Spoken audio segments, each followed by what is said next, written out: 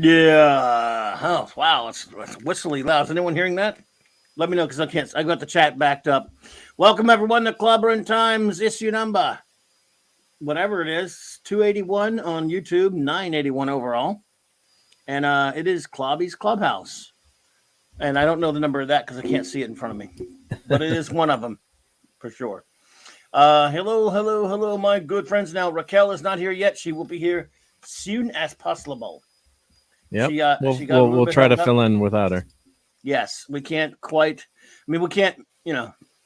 There's no replacing her, and there's no really, sitting in for her. But don't worry, my friends. Raquel will be here. She just got a little bit held up. So don't leave. Yep, don't leave. She'll be here. Yeah, or if you want to leave, we'll text you when she gets here. Because that's probably what they're going to want to do now. Hello there, my good friends, and welcome, of course, right now with me as always is the great Chief Engineer Mark D with a C. Good to see you, man. Thanks for being here. Thanks. Yep. I don't know if the whistle. I'll mute myself, and we That's think maybe the whistle's on now my it's end. not doing it as much. That's really weird because now again, my setup. Did they hear anything? I can't see the Crazy Junior saying here he hears the whistle. Okay. No, I'm just going to say hello so I can get my chat up. Yeah. Lord Thoth, Avon lives, long live the Legion, my brother. And Steve, good to see you, bro. Steve Mitchum, brother. Yeah, Avon shot first. That's actually fact check true. Avon actually did shoot first. And only. Stuart Mitchell. What's up, buddy? Holly had braces. Good to see you. And as Raquel would say if she were here, she had railroad tracks. The Comic Relief Crusader. Hey. Oh, my goodness. The Bronze Surfer is here. Eric K. What's up, brother? Good to see you, bud. Let's see here. J-Man. Always a pleasure, Kimasabi. Good to see you. Let's see here. Hungry Jack. Gobble them down in the plate, comes back for a Hungry Jack. I couldn't resist. Sorry. I know they don't have that commercial anymore. It's only for the 70s. Jesus. Hungry for no more bad reboots. I like that. What a name. Aren't we all? Let's see here. Some weirdo named Mark D with the C's in the chat. I don't know who that is. Yep. Kick him out. Decepticon, what's up, buddy? Good to see you, my friend. Always a pleasure, Sean. Kal-El, buddy. All right. Hey. Let's see here. Crazy Junior. Well, thank you, Crazy Junior. I appreciate that. Let's see here. We'll get there. Now I'm up to speed at least. Oh, JT Kirk. Good. What's up, bro?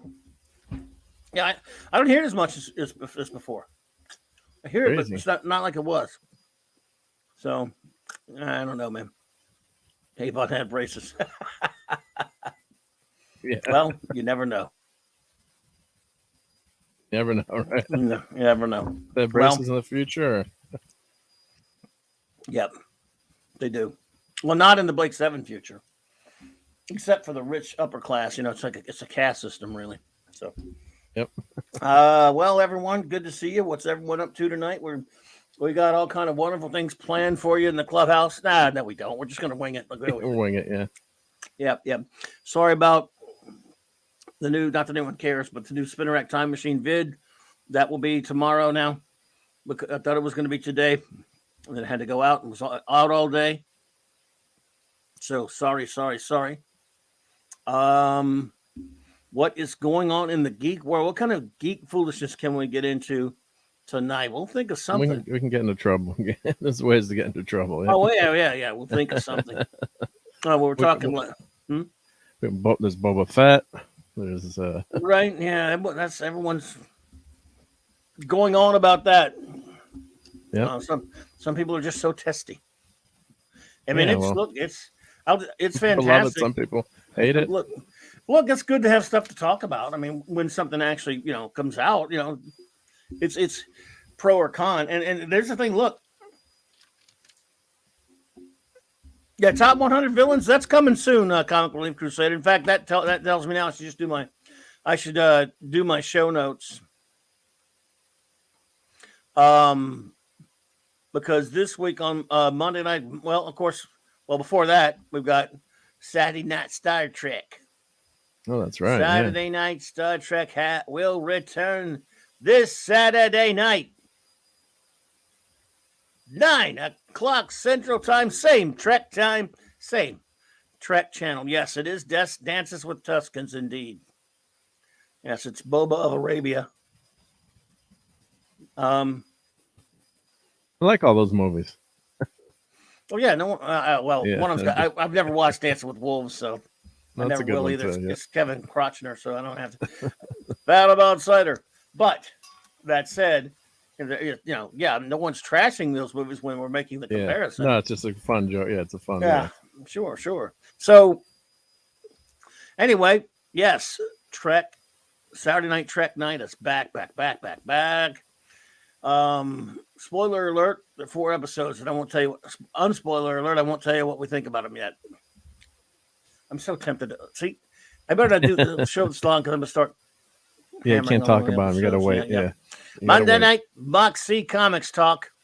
Last week I did individual heroes, my top 100. Well, there aren't 100 super teams to do, really. When you think about it, there aren't a lot of super teams, but I'm just gonna do a top 10 super teams. CLOBBY'S top 10 super teams, of course. I'm not sure who's going to be number 1. I think I have my top 2 that I would pick for you, but I'm not sure. I'd have to flip the coin to guess which one is going to end up as. Yeah, I could be wrong. Obviously, I don't know what you're thinking. Obviously, number 1 was a mystery for my, my characters. Yeah. Damn it, Decepticon! You had to go and blow the number 2 one. That's number 2. Number 1's the inferior 5, of course. No, Great Lakes Avengers are awesome. The Great Lakes Avengers. I mean, are there even 10 teams? I might not even be able to put 10 teams up there. It might be 8 teams. 8 teams or so. When you think about it, yes, there aren't really that many super teams. Champions, Defenders, Avengers, X-Men, Thunderbolts. Sorry for missing it. Oh, my daughter and I were watching 67 Spider-Man. Excellent. Fantastic. Nice. Love it. Raquel would love to hear that.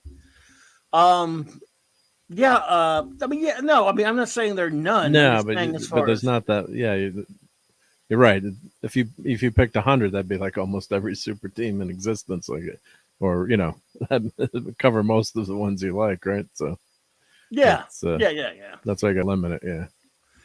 I mean, the inferior 5 are a great group. Who even remembers the inferior 5? I don't know who that is. Really? No, who's the inferior 5? Inferior 5? I bet I know. Phantom Outsiders and D-But if you were here, they're fans of the inferior 5. It's sort of a DC comic from the Silver Age. They're it's kind of a spoof comic. They're a really ridiculous group. Yeah.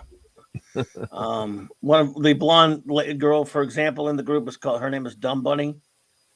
Oh no, that ain't flying today. Yep. I know you remember the inferior 5, Hungry. Sabrina and the Groovy Ghoulies. That's a great team, yeah. Well, even though there were, yeah. Well, I'm counting super teams that originated in comic books, by the way. Just so you'll know, Aqua Teen Hunger Force.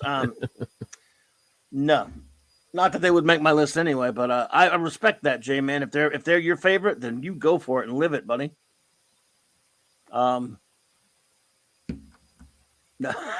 Yeah. Power Pack, Comics Relief Crusade. Oh, yeah. Power Pack was good. Franklin Richards. I'm too old for Power Pack.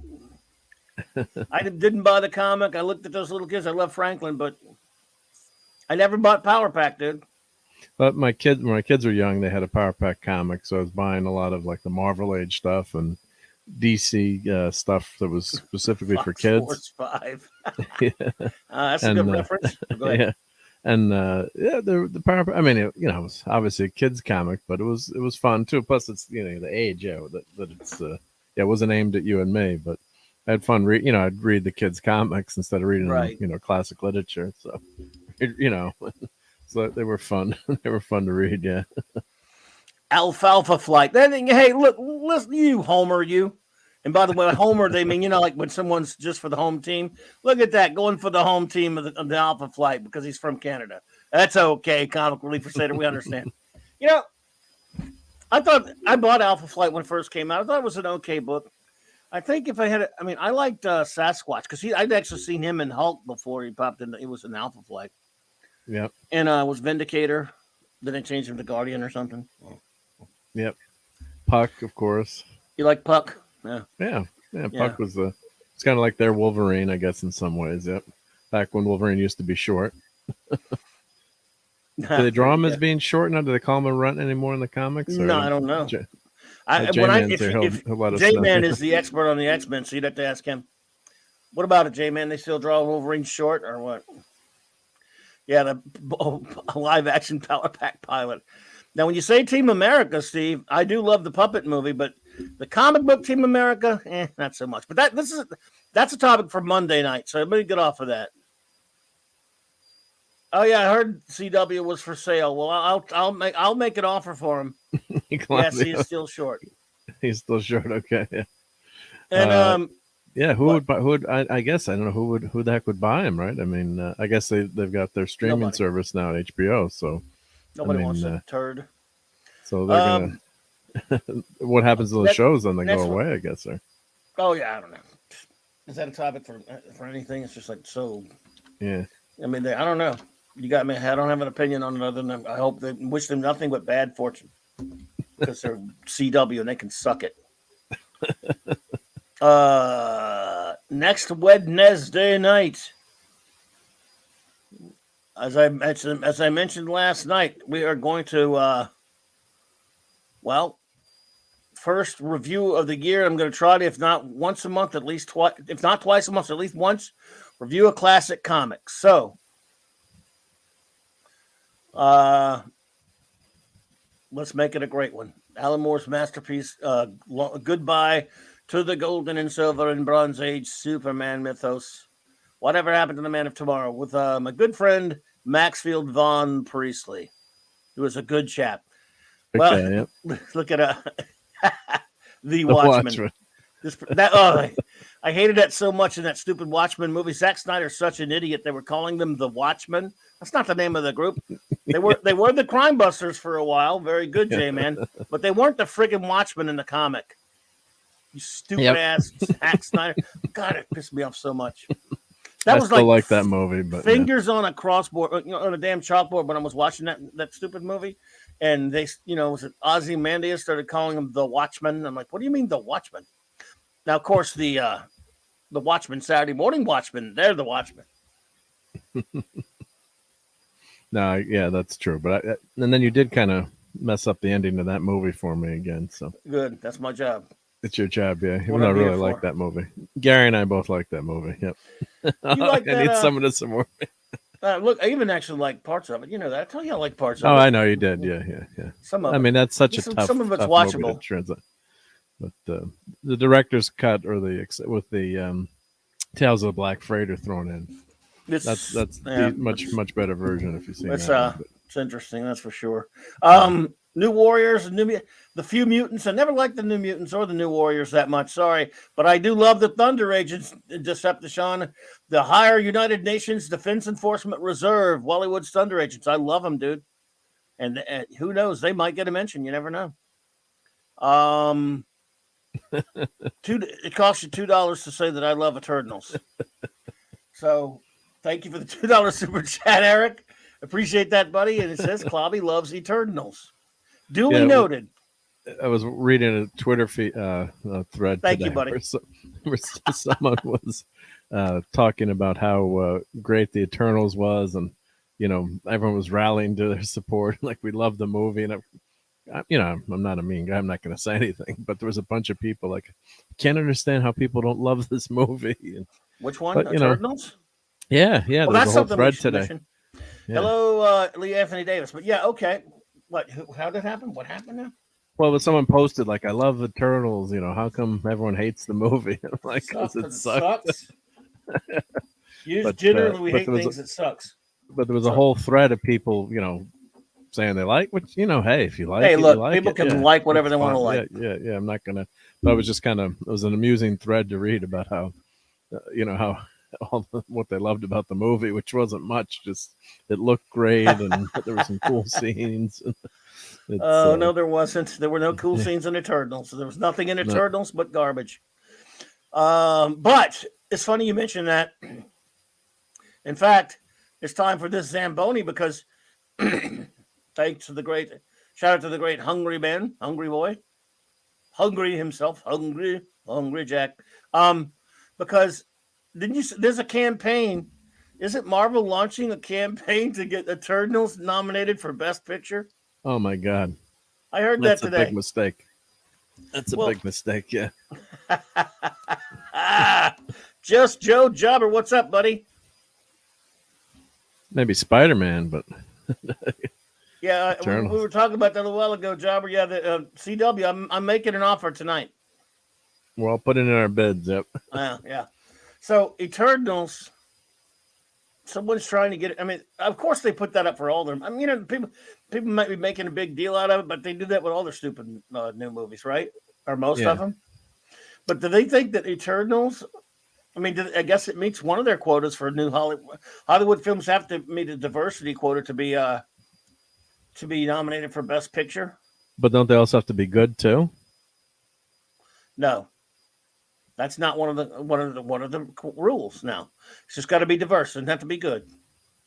So you're saying there's a chance they could win the Oscar then, maybe? I hope it gets Like nominated. like I'm, 1 in 100? the only danger in this movie getting nominated for Best Picture is me being able to survive the laughing fit that I'll be on. I mean, I could die, the old die laughing thing. I mean, it might give me it might make my head explode laughing so much. I might not be able to breathe from that piece of garbage. And watch that, but Spider-Man won't. Of course. Yeah. And I'm not saying Spider-Man should, even though I don't like any new movies anyway. So yeah, why not? It was great. Well, the whole Academy, Yeah. all these award shows are just so ridiculous. Anyway, look, these, the Oscars never got any respect from me anyway. But yeah, it was a time. my favorite one of my favorite movies, Patton and George C. Scott. he turned down the Academy Award too. He refused to accept it. He said, was saying what a joke the group was. And I mean, whenever these award shows, I'm like, are they gonna? It's basically advertising for the studios, right? And or whatever, I'm like, are they gonna pay me to watch? I mean, there was a time, even I didn't like all the snotty awards, but I'm talking maybe 10, 15 years ago or more, actually did sort of watch the Oscars and stuff. I haven't watched them in 15 years or whatever, but it used to be kind of just fun to watch at least. yeah. And I don't know anyone who watches that crap anymore. But the thing is, even before Lord of the Rings, not Twin Towers, the third one, Return of the King, won Best Picture. Yep. Almost no fantasy film ever even got nominated, let alone win. Yeah, that was a big shock and surprise. In fact, that's the first one, really. So 97% of the time, nothing that I cared about was ever even nominated. There were years I didn't see one of the nominees. There was a couple of years where I saw maybe one or two, but that was back when there were only 5 nominees. There are 10 now. Well, now that's why they added an animated film too, so you could have an animated movie, and they don't have like a I don't know, quote unquote lowbrow or normal movie for nomination, or right. But I mean, the one, certain things were fantastic on that show in terms of like the lifetime tributes, like when they gave a tribute to Charlie Chaplin, like certain segments on the Oscars were, I have to say, were pretty memorable. Or when you remember like John Wayne was on, or back in the day, but then they got uber political his award shows, and now they're wondering why. Hey, Sherry. Hey, lovely Sherry. Hey, lovely Sherry. Saying good night already, Sherry? No, I think she means like hello, good night, maybe. I don't know. Hello. But it's lovely to see you, Sherry. Yep. It's a good night. Yep. Yes. But there's some classic segments on the the Oscars, and it had a kind of like a grace and dignity about it, and but now with Hollywood, now with the the way Hollywood stars are every single thing about them on the internet. Before it was kind of a mysterious, there was all their image was obviously cultivated by their agents, but everything was kept out of the press, or it was just a different age. But yeah, Hey, award big, shows are insufferable to me. It's welcome, just, Big Chuck D, and just sub. Well, thank you for that sub. We appreciate you. thank you, Big Chuck Good D. to see Yep. you. Well, yeah, but see, you know what? I've always thought the Oscars were snooty. I mean, listen, how Yeah. many great films that our ilk or even love even got nominated? You know, Star Wars got nominated. They gave it to a Annie Hall. Poo poo on that. Um, Around the World in 80 Days. Yeah, there you go. That actually got that. Did that win or it just got nominated? I can name very few Oscar Best Picture winners that I even care about or even watched. I love Patton, and that went up against MASH. Yep. And so That was a both good they year. had two great movies that year. I remember was it 87 was one. I mean, no, let's see, 97 was one of those years, and I'd have to look at it to make sure that I saw 4 of the 5 nominees, and that's unbelievable. That's insane for me Yeah. because usually I don't see. If it, back when I was going to movies pretty regularly, maybe I would have seen 1 or 2 of the nominees. And that was, if I'm getting my gear right, it was LA Confidential, which I loved. Yep. Good movie. It Yep. was As Good as It Gets, uh, Good Will Hunting, Classic. and Yep. Great movie. Yep. what else came out that year? Oh, was that Titanic that year? Well, didn't Titanic win everything that year? Right, Probably. I'm saying Titanic. 1997. Yeah, what did 97? What were the 97 ones? Oh, let us check. Let's check. So all I know is LA Confidential should have won that year, no matter what. Titanic sucks, but I did see the Full Monty was the only movie I didn't go see that year. That was but I saw the 4 that were nominated, and I just hadn't seen the Full Monty at that point or whatever. Well, 97 was The English Patient. So Okay, so 98 then. 98. Let's see what. Let me check it out. Yep. I went to. Let's see. Braveheart was the year before that. But Saving Ryan's Privates got beat by Shakespeare in Love. Something. Oh, Titanic won 11 awards. Yep. So that's the 70th annual. So it is 97. That's 97. Yep. Channel 66. Good to see you, my friend. So yeah, 97. It was Titanic, LA Confidential. Am I right? Yep. Good Will Hunting. As Good as It Gets. Good Will Hunting. LA Confidential. And the Full Monty. Character. The Full Monty. Jerry's Game. Long Way Home. Men in Black. A Story of You. Well, that's they were. No, I'm talking about the Best Picture. Best Picture. Yeah. Best Picture. Yeah. I actually saw 4 of that's rare for me to see 4 of the Best Picture nominees back when there were only 5 nominees. Yeah.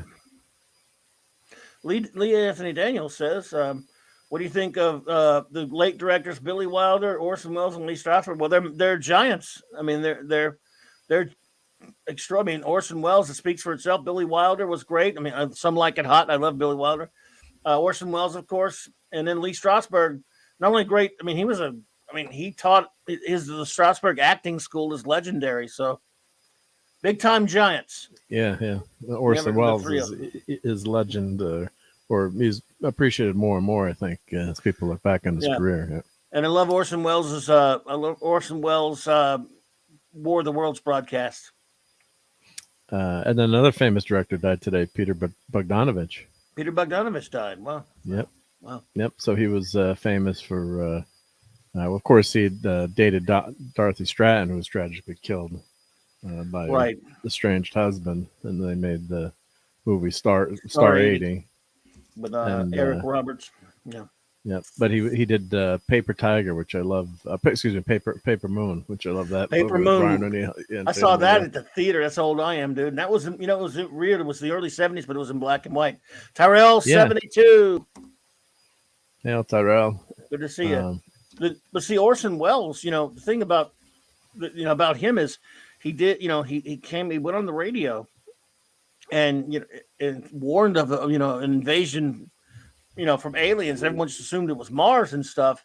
But then, when the electroids hypnotized him and saying, "Oh no, it was just a hoax," and then they went to New Jersey. That's okay. You know what I'm talking about, right? Boom. You get where I'm coming from, or no? Yep. No, it was. Oh, the hoax, right? Yep. Well, yeah, but I was just being ridiculous because one of my all-time favorite movies is The Adventures of Buckaroo Banzai Across the Eighth Dimension. Okay. Yeah. In that, the Lectroids from Planet 10 by way of the Eighth Dimension are the ones who came through and they hypnotized Orson Welles into covering it up and saying it was a house. Yeah. Oh, And I like yeah, that's a the line when crazy they're classic reading movie, about yeah. it. When they're talking like it's Orson Welles. You mean the guy from the old wine commercials? I didn't say like Yeah. Orson Welles, the director of Citizen Kane, Yeah. the guy from the old wine commercials. Remember when Orson Welles did the voiceover for the trailer for Star Trek: The Motion Picture? Oh yeah, I've seen that. Yep. Yep. Mm. Yeah, a great voice. Yeah, great voice. Yeah. No, what a career, Orson Welles. God. We'll sell no wine before it's time. J.T. Kirk, why in the heck would you invade New Jersey of all places?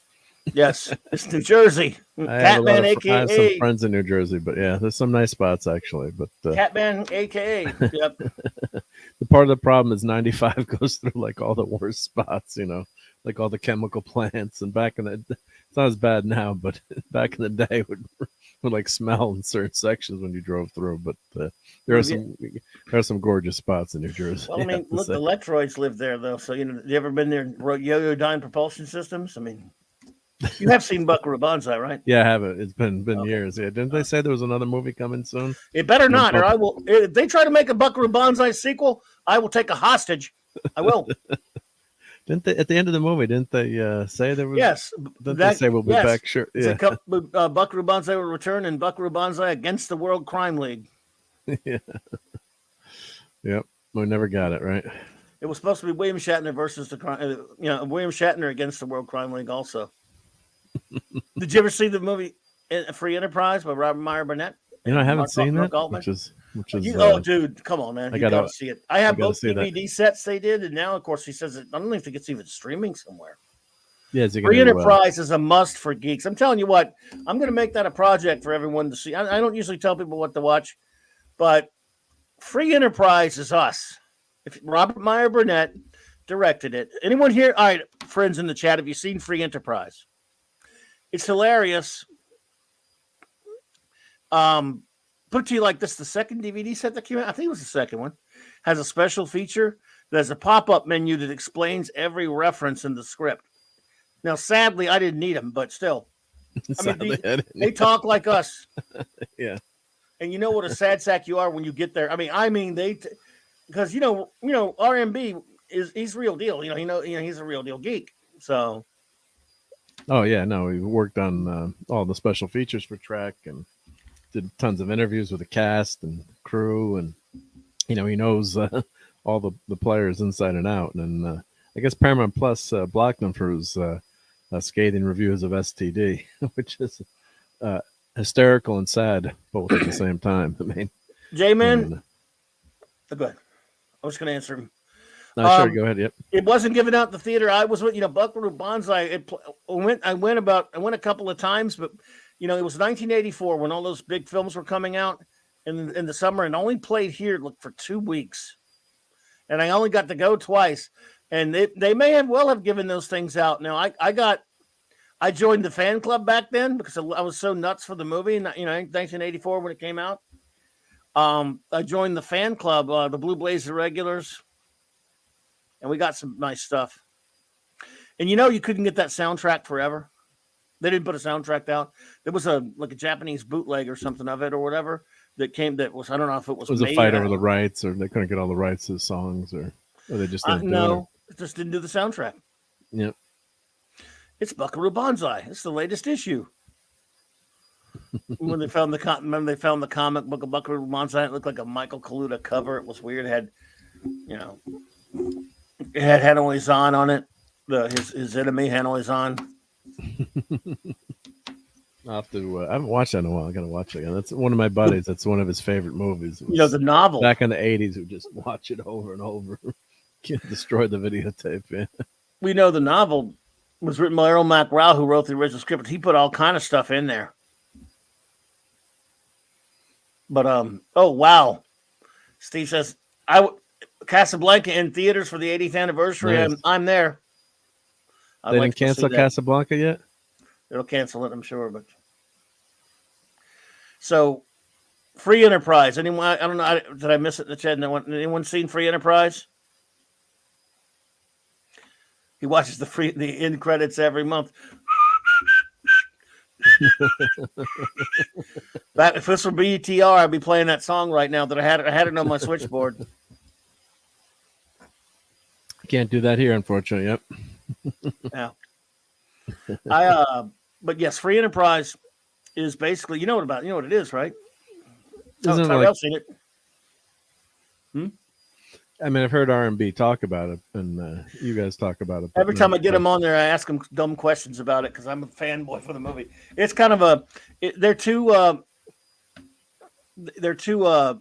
like Star Trek geeks, of course, and it's a sort of somewhat about autobiographical about them, and oh wow, now I'm jealous, Sean. I want that in my I want that. I gotta get that and put it in my ringtone. But yes, it's basically they're a couple of Trek geeks, and they love other stuff too. And it's just kind of a little, love comedy. And when they signed up, when they tried to approach William Shatner to do it, he turned down the first script because he was too perfect, and they were like fanboy worshiping him and stuff like that. Yep. And later, when they got him on the phone, I remember they said something about, they said, he says, you guys can call me Bill. They were calling him Mr. Shatner. After they got off the phone, he said, you can call me Mr. Shatner now. And later, they thought he weren't going to be able to get him to do it. And they even thought about all these different alternate, actors, like getting someone else and basing someone on Shatner or whatever. Yeah. Then he called back. He said, I'll do it, but I got to be pathetic. He wanted him to be a pathetic kind of character. He wanted to kind of poke fun at himself and stuff. He did, and he is in this movie. He's a drunk and he's a dumbass. And he's playing himself. And they meet him at a bookstore, and it's hilarious. They fanboy all over him. And they become friends with him, and they hang out with their buddy William Shatner. But it's also there's a scene. But is he William Shatner in the movie, or is he? Yes, he plays himself in the movie. Okay, plays himself. Yep. And it's hilarious. And they got they have a line in there when they're talking about he's hitting on this chick, this woman, he falls in for or whatever, and one of them says to him, just go up there and be yourself, Bill. So, yeah, and one of them says, yeah, she couldn't hate you any more than your co-stars do. And they thought he was going to be pissed off when they put the line in there. Yeah. And he looked at it and they go, he loved it. He said, no, you're leaving. He thought that he liked that line. That's what kind of guy Shatner. He thought it was funny because it was making for. Yeah, so they really make fun of him in this film. He pokes fun of himself. But all the dialogue, every single inch of the dialogue is geek conversation. They talk like us because they are us. Yeah, right. But they know all the inside jokes. Like, yeah, I was watching Galaxy Quest years ago when it first came out. And Mrs. D was watching it with me. And she's like, why are you laughing so much? And I'm like, because, it's all the inside jokes in Star Trek. In the movie, and if you don't know anything about Star Trek, and the missus doesn't, God bless her, it's okay, I still love her, and she's like, what's funny? And then I'd have to pause and explain it to her, and Shatner never wanted to do the conventions in the beginning, and all all the different things, and then the best part, then we're watching the movie. I've told this story before, but she's like, what idiot would actually have like starship plans or plans to a fictional spaceship? Like, I pause it and I go and I get the all the plans are the plans of the Enterprise D next generation. I had like on the bookshelf, like on there, like, let me show you the blueprints. She's like, you're on the couch tonight, but it's it's just a love, it's a love letter to the fans. So yeah, well, this one again, Rayford Weigel plays R&B, and this guy named Eric McCormick plays Mark Altman, but they're real guys. They're real guys in real life, and I think R&B directed it, and and it's about their kind of it's fictional, but it's semi-autobiographical, and it's about them. They're working in Hollywood. He's an editor for this real cheesy low like a Full Moon type video type one of these little B movie companies or whatever. And stuff like that, which is what he really did, and Mark Altman was making a magazine called Sci-Fi Universe at the time, you know, so he made a geek magazine and stuff. It was about them and their friends. And I mean, in the movie, they do things, all the stuff we do. They go to comic shops, they go to Toys R Us when it existed. They go, in this case, this was the 90s, so they were obsessed with Laserdisc. It would be Blu-ray now, but yeah. So they're going buying they're going to the bookstore, then they all go out to eat. They go do all the same crap. The only difference is these guys actually get hot chicks. So that was a stretch, but still. But he meets a super hot chick in the comic shop. Oh, that happens all the time. Yeah. I mean, it actually does happen, but, you know, and more now. But there was a time when that was kind of a rare thing. And he meets her, and he goes, you know, she's trying to buy this comic he wanted or whatever. And he goes, well, you know, he says something. I know you'd think that'd be great for you buy that for your boyfriend, all, but I need that graphic novel. He called it that hardcover. It was a Sandman hardcover. He didn't call it a graphic novel because they're smart. He called it what it is. It was a hardcover. Yeah. He said, actually, it's not for my boyfriend. He goes, who's it for? He goes, not that's any of your business, but it's for me. He goes, yeah, but you're a. She goes, oh, what? He goes, a girl. Yes, you're very observant. You know, so he's like hitting on her or something like that. Because did you figure that one out? Yeah. Oh, Audie England. She was fantastic. Oh God, that girl's so cute. So it's kind of about, you know, that little romance of them and stuff like that. But it's a cute film, but again, it's just such the geekness. It's just hilarious. I love it. I love it. Can you buy it on? Can you buy it still, or is it? There are two different. There was a DVD. I have both different DVD versions. It'll never be on Blu-ray. He tells me, but I don't even know if it's streaming. Yeah. Healy Chow, Roll Tide. Why wouldn't it go on Blu-ray? Oh, I guess it's just the cost. I guess to put it on Blu-ray. Yeah. I don't think so. I mean, he told me this. I'm not going to do it here, but he told me the story about how, you know, that they tried to get the sequel made and it didn't happen. But if you ever see it, I'll tell you the whole crazy story about that. But yeah, it should have been made. But anyway, don't worry, everyone. Raquel will be here eventually. Don't worry. Yep, she'll be here. Yep, don't leave. You're not stuck with us all night. We're filling in for a few minutes till she shows up. Yes. Yes, indeedishness. Oh my goodness. Well, I guess it's not for sale. I guess does R&B, could he sell this movie, or like it's not on his website or anything? I don't know. Wonder who has the rights to it. I don't know. It might be rare to get right now. I'm not so sure. I mean, like I said, I bought it, and then a number of years later, he did a bigger set of it, and I got that again. And that's been a good long time now. I remember before that, you know how I saw it? It was making the rounds on cable. Like, Cinemax or one of those that night. It was on there, like a bunch of times. And Claude or someone told me about it. So you should see, this is hilarious. And they talk like us. Oh my God. I mean, it starts out with them as kids. One of them is waiting to see Star Trek the Motion Picture. He's waiting in line as like he's 12 years old or whatever. And the other one's wearing a Kirk shirt at school and getting beat up by a bully. You know. Well, yeah, it's all the inside stuff. Yeah. What was the movie when the kids had a buddy who had cancer and they wanted to take him to see go to Lucasfilm and see that was called Fanboys. That movie sucked. I hated Fanboys. You didn't like Fanboys? A friend of mine forced me to watch that. Now, the punchline at the end is really hilarious, but the movie is Free Enterprise is a movie about geeks done right. Fanboys is insulting, stupid shit, and has that moron Seth Rogen in it. Shatner actually appears in it for a second. Yep. But I hated Fanboys. I thought it was a bunch of crap. They had all this unfunny, forced bullshit crap humor. Like there's a scene where I think they go to Riverside, Iowa, whatever. They're going across country so they can break into George Lucas's ranch. And they run into a bunch of Trek fans, and they're all the and they get into the fight. Stereotypical Star Wars fans fighting Star Trek fans. I'm like, who does this? This is bullshit. You can love both. You can love one or the other, and you can love neither.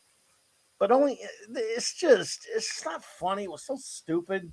It's full of all the dumb stereotypes. I don't mind making fun of geeks. It's fine. We should make fun of ourselves too. But this was just Hollywood being shitheads to geeks. And the guy, I couldn't. And then they had stuff with different comic shops and different. I mean, in other words, it did all the stuff wrong. It did everything wrong except the end punchline was kind of funny. I friggin' hated Fanboys. Yeah. What if the movie sucks? Oh, you saw? Yeah, guys. What if it sucks? It ends like that. It's actually good now, relatively speaking. Yeah, what's that? I mean, compared to the new Ah, trilogy. yes. I mean, God. Winky Wanky Woo. Are you a Derek and Clive fan, Winky Wanky Woo? Because you must be with that. I don't know you, Winky Wanky Woo, but I get the reference of your name. The geeks shall inherit the earth. Yes, we shall, and we have. I haven't seen 8-Bit Christmas.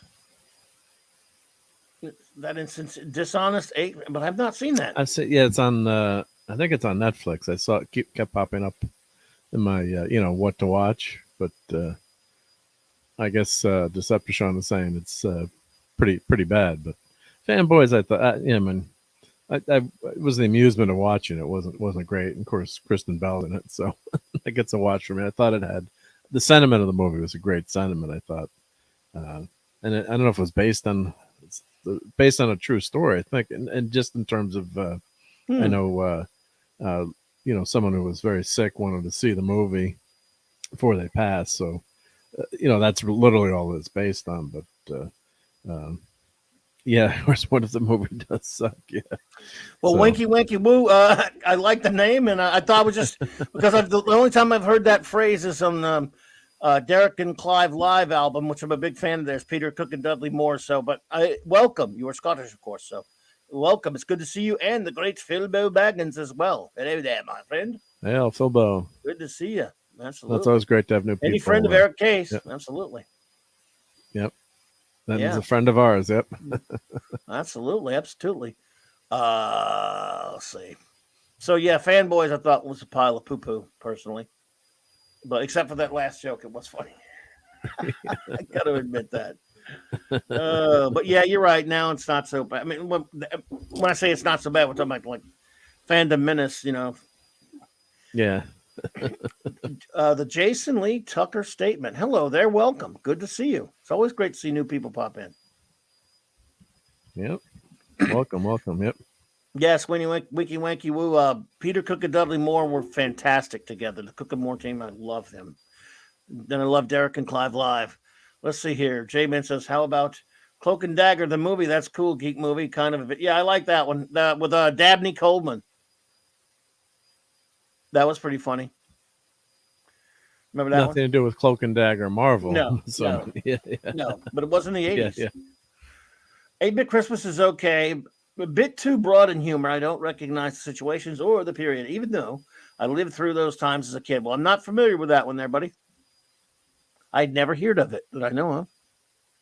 And you think I would know since I'm me. Well, not all the time. Sometimes I'm me.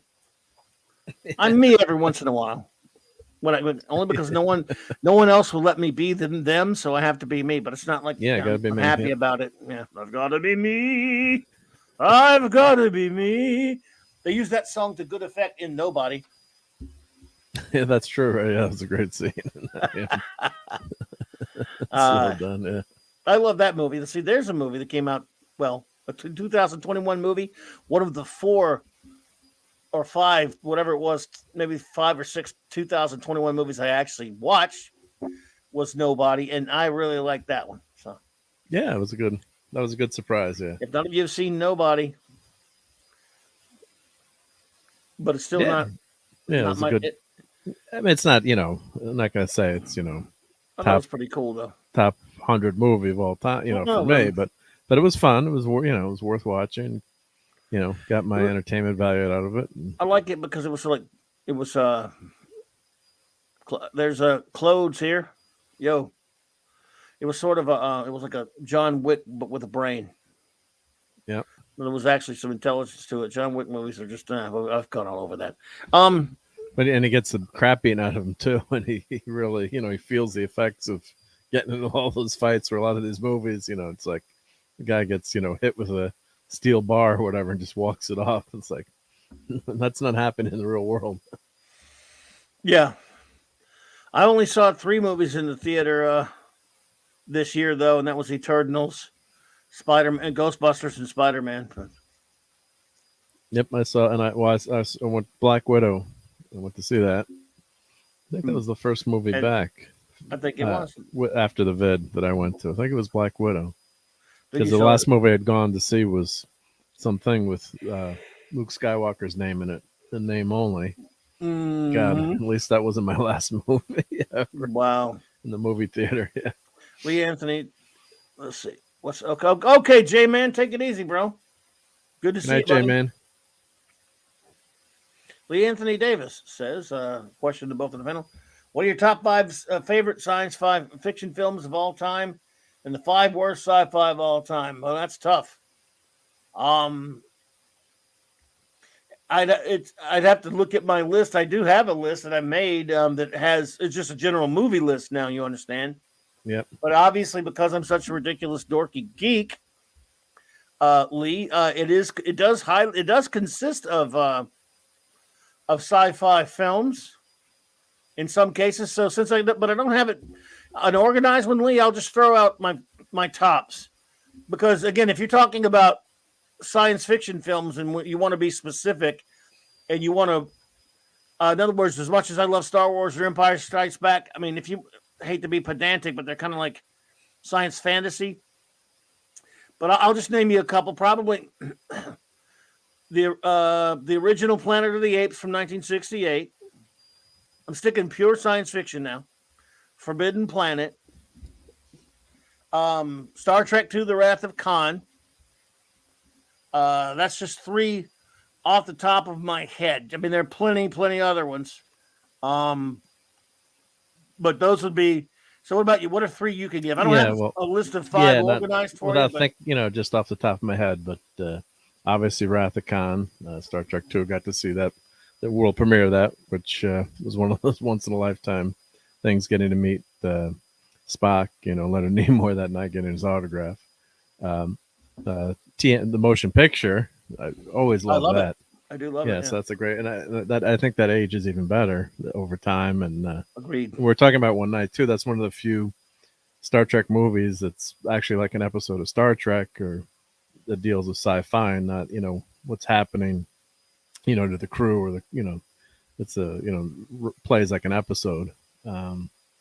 Let's see, Forbidden Planet has got to be one of the my top sci-fi movies. Mm-hmm. Let's see what else would trying to pick out. When you're trying to name when you're trying to go for top five too. It's it's tough. I don't know. Empire Strikes Back would obviously be in that top list for me. I mean, Empire Strikes Back is my all-time favorite film, but I don't really know if it's science fiction. It's kind of science fantasy adventure, but I think you could get away with that with most most people. I think I agree. It's more fantasy than science fiction. But what was cool about Star Wars was that the gritty, worn universe that wasn't all flashy and new. Oh, in 2001, A Space Odyssey. I just have to look around my room for different toys. That's probably one of the greatest science fiction movies based in reality. Is that five? I only really came up with about three anyway, but there's so many. I don't really know my order. I would have to look. Yeah, but as far as worst, that might be a little easier. And again, here's the thing about that though, Lee. And Flash and I, when we did some bad movies list once, they're bad movies and they're disliked movies. In other words, there's low hanging fruit. I mean, you don't want to talk like Plan 9 or something like that. That's easy to pick on because they're AK. Yeah, they're just so So just pick ones that are considered that were Drama Strain. That's a great one. They're Hungry Boy. Pick one that's supposed to be good and just fell flat or was a problem. Wow, that's a toughie. Because then again, I don't want to pick the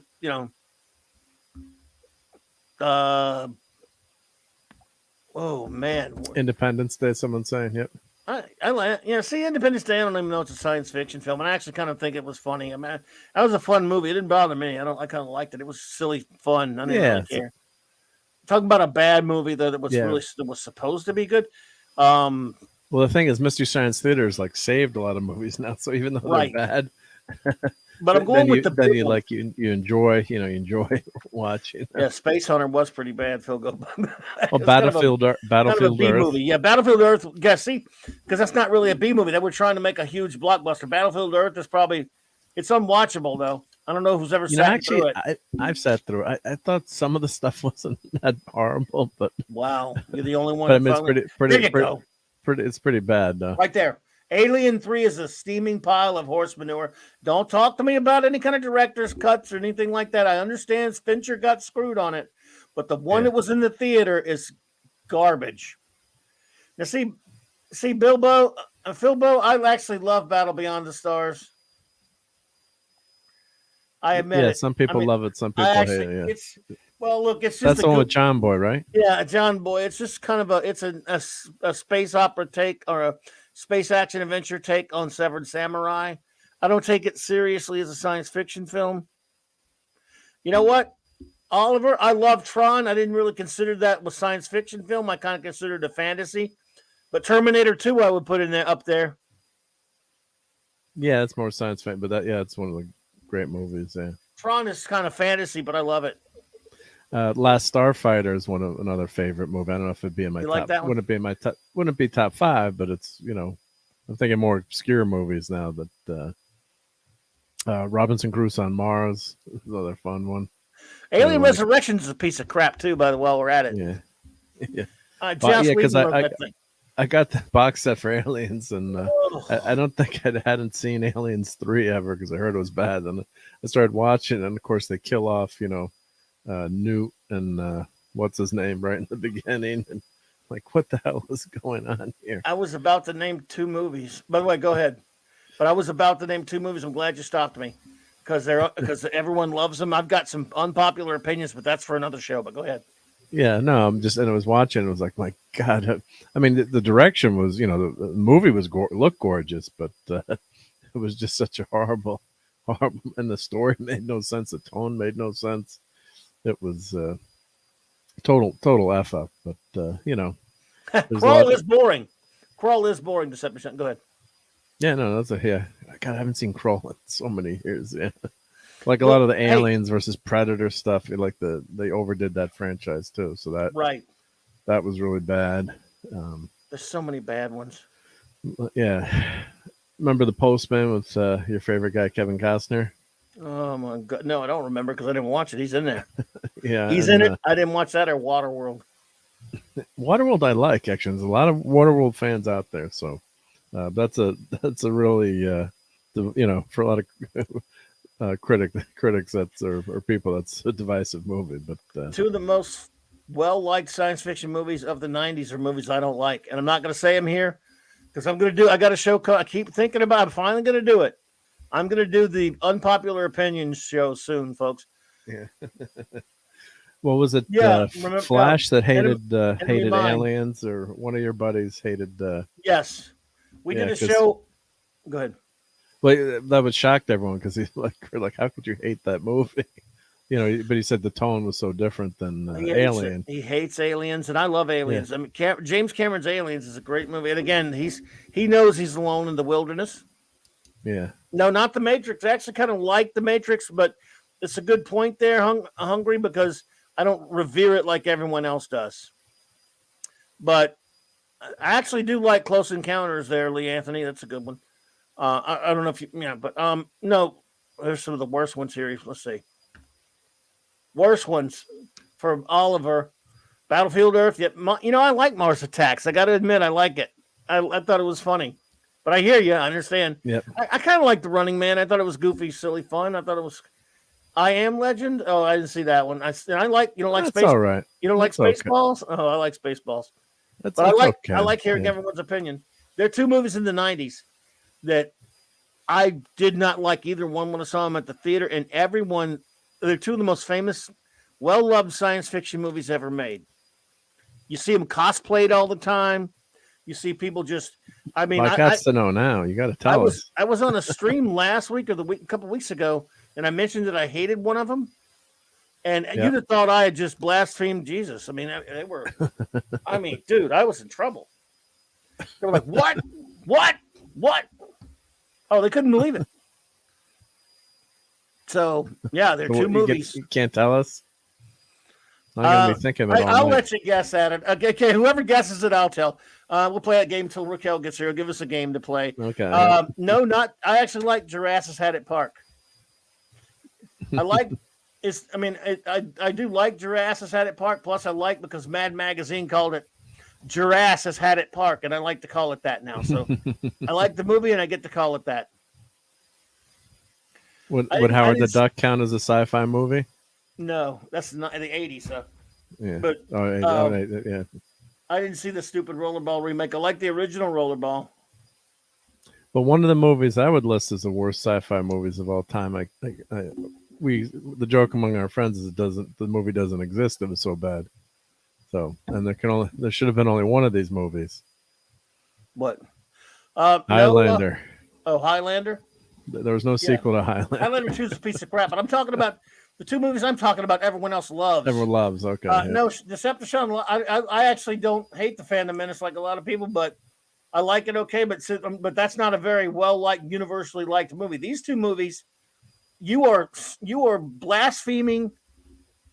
You could go straight to hell for blaspheming these two movies, and I think they suck. And they're both very famous. I've seen both of them cosplayed at cons a good bit. This is the 90s, remember? Not Harry Potter. That wasn't the 90s. Yeah, Highlander 2 is a piece of garbage. Yeah. Garbaggio. So bad. Total Recall. Cal says Total. No, I love Total Recall. The remake, maybe the remake. But that's not the 90s. Yeah. I'm just seeing their guesses. I want to see people. Yeah, my girlfriend walked out of Highlander 2 in tears. I walked out of Highlander 2 asleep. Yeah, my buddies are like, don't go see it. Yeah, they're like, don't buy. I'm like, we bought our tickets. We'll give you your money back. I'm like, it can't be that bad, Bill. He's like, trust me, it's that bad. You don't want it. No, it can't be that bad. Sean Connery's in it. And then we went to see it. So it's a joke. Like, remember, he gives advice. It's like, remember what I told you about Highlander 2? or the movie that shall not be named, as you would say, yeah. Hudson Hawk. Get out of here, Phantom Outsider. It's not a side. Oh shit, Phantom Outsider. Something, boy. No, sir, not Bill and Ted. I like the Bill and Ted movies. I even like the second one no one else likes. Someone did just get one of them in the chat. Oh. Hungry nails it. I hate Starship Scoopers. Yeah, see, I like that movie. Yeah. I love the book, and I like the movie. It's nothing like the book at all. Well, they don't have the battle suits. It has a bunch of stupid lefty crap too in it, but it's so anti the book, it's ridiculous. I hate Starship Scoopers. All my friends that I went with, remember, they're around my age. Tina Meyer in it, though. We all have, so that doesn't matter. That means you can't dislike a movie if they have a good-looking chick in it. That means you like every movie ever made, just about. It's Hollywood. Well, if it's got a good-looking redhead in it. Well, man, you're 15-yard penalty. Recognizer, please. No, but see, it's Starship Scoopers. And all my friends, we all saw it. We hated it. We just, for years, talked about it like it was the worst piece of crap ever. And then I find out now everyone reveres that goddamn movie. And our wonderful first officer is here, Raquel. Oh, great. Hey, Raquel. I'm so sorry. I'm late. Your agonizer, please. I have a good excuse, everyone. Mr. Angel. Today is Little Christmas in Ireland, especially the area of Ireland from where my family is from. They get more than one Christmas? That's no fair.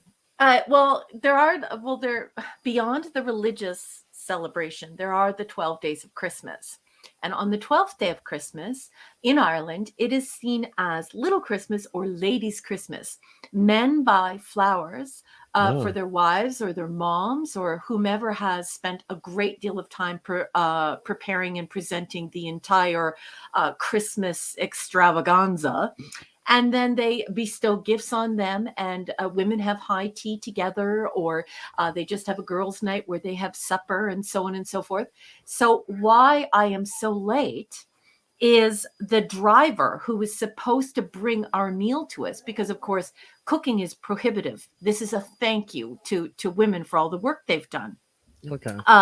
He was 2.5 hours, nearly 3 hours Whoa. late with our food. The Wow. restaurant had to remake our food 3 times tonight. Wow. 3 times. 3 times? Three Holy crap. times.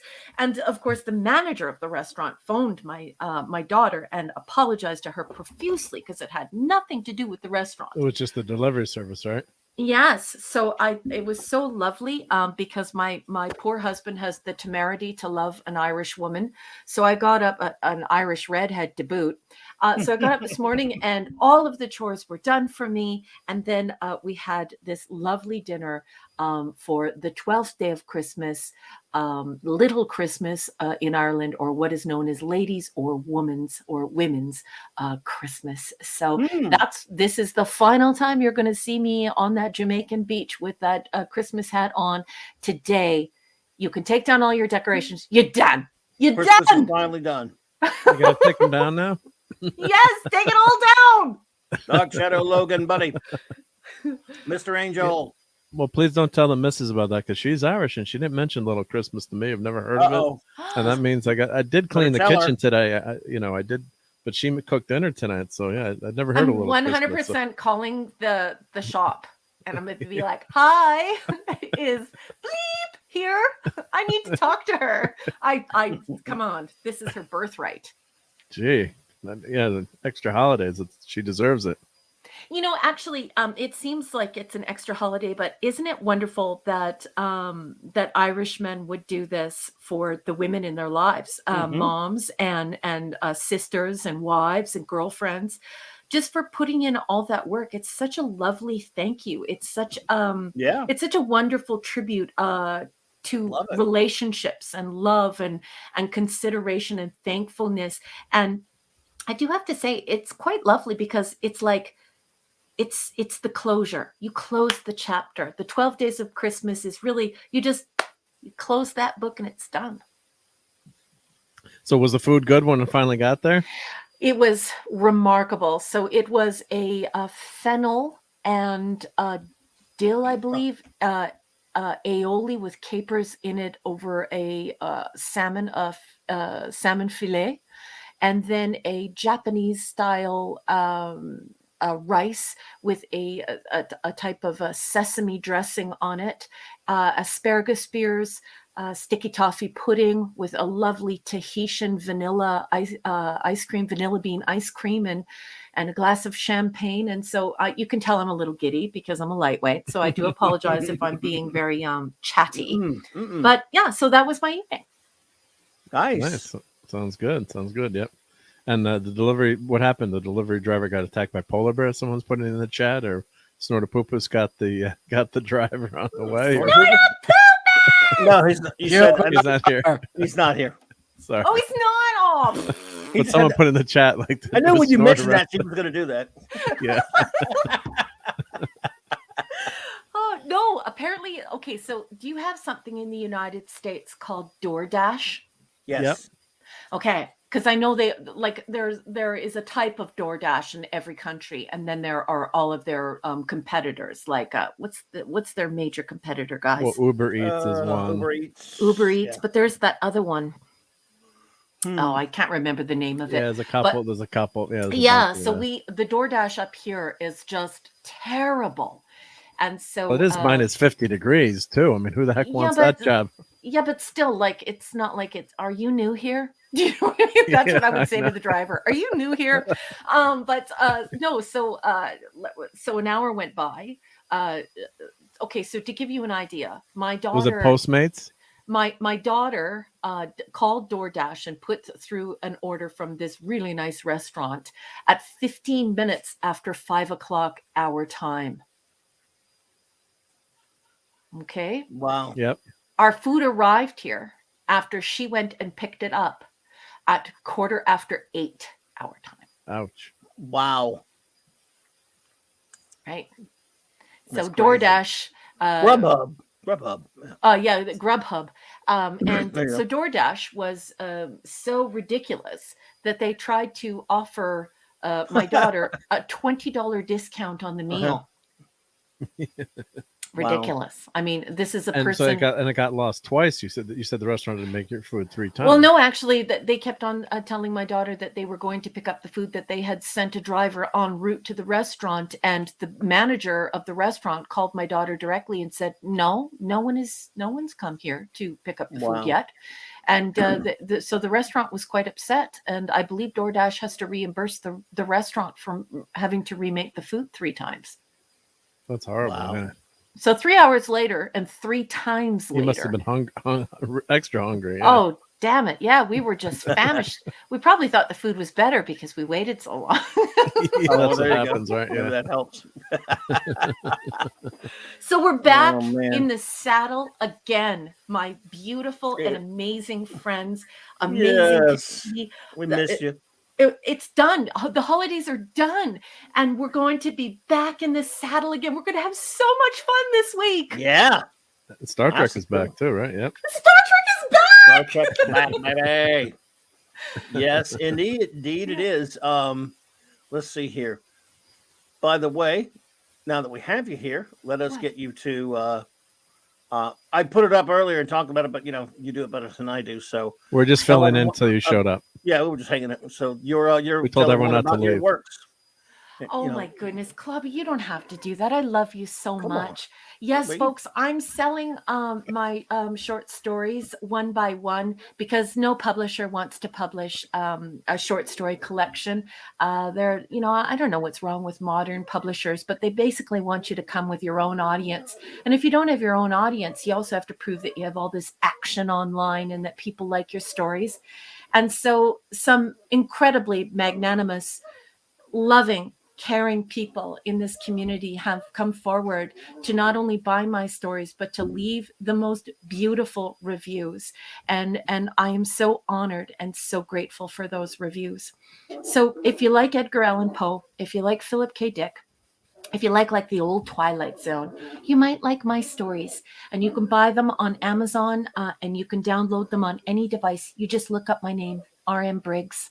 And that's as much as I'm going to say on that, because I don't want to derail a wonderful stream. And I'm so grateful to have Clobby in my life and to have Mark in my life, helping me to meet all of these new people who are so interested and caring and smart and funny and people who have just been there for me. I love you all very much. It would have to be on some rails to begin with for you to derail it. We were just screwing around, and I was just messing with. By the way, you guys guessed one of the movies, so I'll give you that. So what are we guessing? Somehow, I don't know how we even got there. We were all over the place, but you never know. I got sparked a show I want to do. I just mentioned that we're talking about science fiction films. Ooh. And named that they're 2 of the most famous science fiction films of the 90s that I actually hate. That I got. One of them I was on a stream on somebody else stream a couple of weeks back, and when I mentioned that I hated it, you thought I just blasphemed. I was going straight to hell. It was whoa. Really? But I was a kid. When my friends and I saw it, I hated it. And that Starship Troopers, and it was Hungry Boy guessed that one, so he's got Hungry guessed that one. But I initially hated that movie. Top 5. I had to be convinced to like that movie. So you're not alone, Clobby. Mark, what was your response to Starship Troopers? I like Starship. I mean, I like obviously the book is a classic, and I love reading the book, and it's. I think for the satire, I like the political satire. It was Paul Verhoeven. It was so antithetical to what Robert Heinlein wrote. But I enjoyed it. I enjoyed it. So you're messing with a book. You're messing with my captain. It had but there was another one, and again, that, and the other one that I hate is I've seen it cosplayed a lot. Oh hell no! I love Dark City. Oh, Dark City is an incredible movie. Great movie. Yeah, no. And I like someone mentioned Matrix. Come on, what do you take me for? I like the Matrix. Okay. Well, there is one Matrix film. Only one. And there's one. I don't worship, but Dark City is the Matrix with a brain, by the way. Ooh. Matrix is fun, but Dark City is. Oh God, that's a great movie. Brilliant movie. Yep. It came out the year before it too. I've got that on got that one on Blu-ray. Yeah, Yep. it's been a long time since I've seen that one. That's a much more clever science fiction film. But this movie I'm talking about is like I say, I've seen it cosplayed a lot at cons, and it's one of these things that when I saw it, some Hungry Boy got it again. Hungry, you're on fire. You got it is Fifth Element. What was it? What was it? The Fifth Element. I hate it. I'd say another movie I like. Let me rephrase that. I hated it when I saw it in 1996, 7, whatever it was, and I never went back and really watched it again. But I thought it was really stupid. Pop Culture Republic, hey there. So wow, I don't like it that much. I've caught bits and pieces over the years. I don't hate it or anything anymore. But I'm just saying, it's one of my unpopular opinions. That's actually not unpopular with me because that's another movie that I wasn't too keen on, and I couldn't figure out why everyone loved it so much. Only on several rewatches did it become tolerable to me. But initial watch, no, I didn't like it at all. See, I always liked that movie, but that's okay, right? Yeah, it's true. Yep. That's why we need you, Clubby, and I need you. And I just bought that on 4K. Yep. I mean, I can see where it's a polarizing movie, though. That's a strange movie. I don't even really have any bad feelings about it anymore. I just shut that 12 Monkeys right off. Like when I saw 12 Monkeys, I was like, I'm not watching this crap. The TV series was better. It's well liked, that movie, but I never watched it. I like the 12 Monkeys TV series. That was actually. I don't watch movies with Brad Armpit. Usually. What a great name! I've always called him that. And actually, I did like him in some stuff, but I mean, I don't know. You liked him in Thelma and Louise, I'm sure. No, probably, I right? didn't watch that. I'm a man. This is one of the few times she's like, "Could you rewind that scene, please?" Men don't watch that movie. Like, what scene? What scene? Just rewind it and shut up. You want to know why? Because no Little Christmas. She's aware of Little Christmas, and you're not. I'm gonna ask her. I don't think she knows.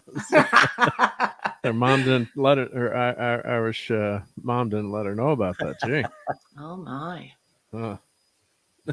Yep. Some things don't get passed down, so we'll see. Yeah. You're getting a lot of support here from the chat, Clubby. Dark Shadow Logan agrees with you and I.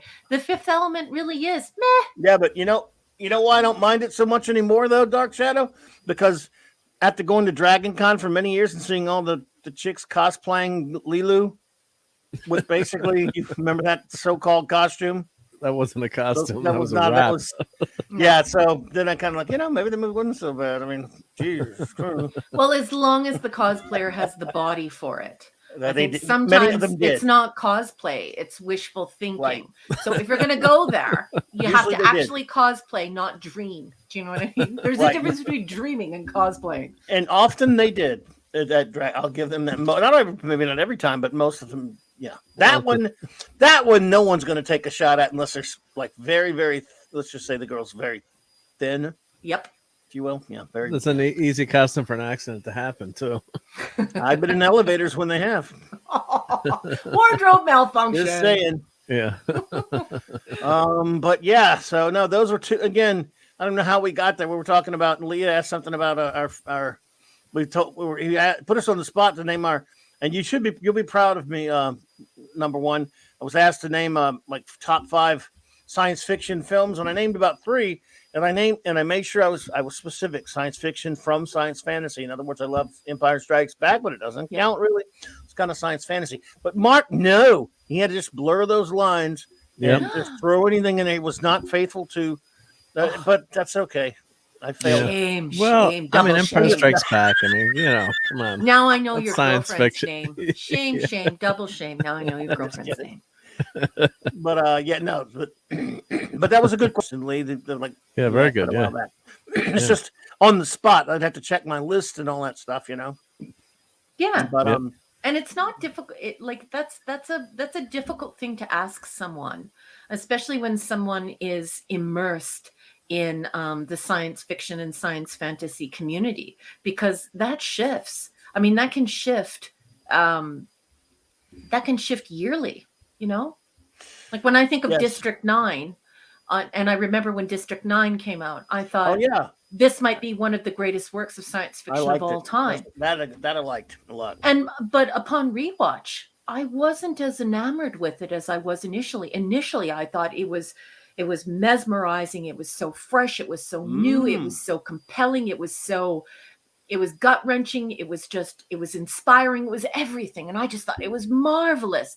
And then I rewatched it and I was like, yeah, that's good. But I wasn't like, yeah. I've only seen it one time. Only saw it the one time in the theater. And so now I don't want to watch it again, just in case. Don't do it. Don't do it to yourself. Don't do it to yourself. Again, to be honest with you, even though I liked it a lot, I never really wanted to watch it again. It's one of those that was rough. It was good, and I admire so much the way they crossed narratives was so different. So like they went from video games to they made it feel like a video game. Yes, they made it science fiction. They found footage, all these different. I thought they did a really good job of combining all these different storytelling narratives into a pretty good story. But I didn't walk out going, I got to watch that over and over again. I just walked out going, that was pretty good. It was because it was so satisfying. It's not even like, and I don't want to say that because I also find Star Trek incredibly satisfying, but it's just, I sort of felt like the story had a beginning, it had a middle, it had an end. And I was satisfied with the closure of that particular story in my head. And I mean, I suppose someone could start the next chapter and we know what happens in the next chapter. And that is very intriguing. I'm just wondering if it's even possible to do something like that again in the political environment that currently, is destroying popular culture. So not a chance. But I totally agree. What's really weird is I'm like Chris Persia and I'm also like Eric K. I've been going back and just watching all the old stuff just because I'm so sick and tired of watching crap. And I think Critical Drinker is doing that as well. Like there are just many of us who are just sick and tired of crap. So we're just watching all the old stuff again. Oh yeah. Sean, by the way, but yes, you do get 2 no prizes. Hungry, by the way. Yeah. Sean, I think that might be this. Was that The Sphere? Was that Barry Levinson film, The Sphere, you're talking about? Let's see, sci-fi 90s to 2000 sci-fi movie when they were stuck in a spaceship, floating in space. Then it's revealed they were in the ship at the bottom of the ocean or an alien planet. Not The Sphere. The what was it? No, not The Sphere. That's a book, and I've been trying to reorder that book because I read it years ago, and it's been out of stock. What's that book? Damn it! A movie though. It's the movie. I know, but I could tell you the name of the film if I could remember the name of the book. The Abyss? No, that would be the 80s. It's not the Abyss, right? Because like on the ship, so much time has transpired. I can't remember if that's in the film or in the book, or it might be in both. But so much time has transpired that there are folks who are living in the bottom of the ship who have actually evolved. And they're cannibalistic, and there are things that are wrong with them. Their eyes have changed due to living in total darkness. And then they cut open the hull of the ship and they're on an alien planet in the water. And that is a marvelous book. Children of the Sky. Children of the Sky. Is that the name of the book and the film? I don't know. Let me go look it up. I think it's Children of the Sky, and I can't remember what they called the stupid movie. Shit. Anyone famous in it, or? Damn. I had a glass of champagne, otherwise I wouldn't have cursed. I'm sorry, folks. I think it's Children of the Sky. No, Phantom, I've not seen that. I've not seen that, sir. It's Werner Vinge. Yeah. Pandorum?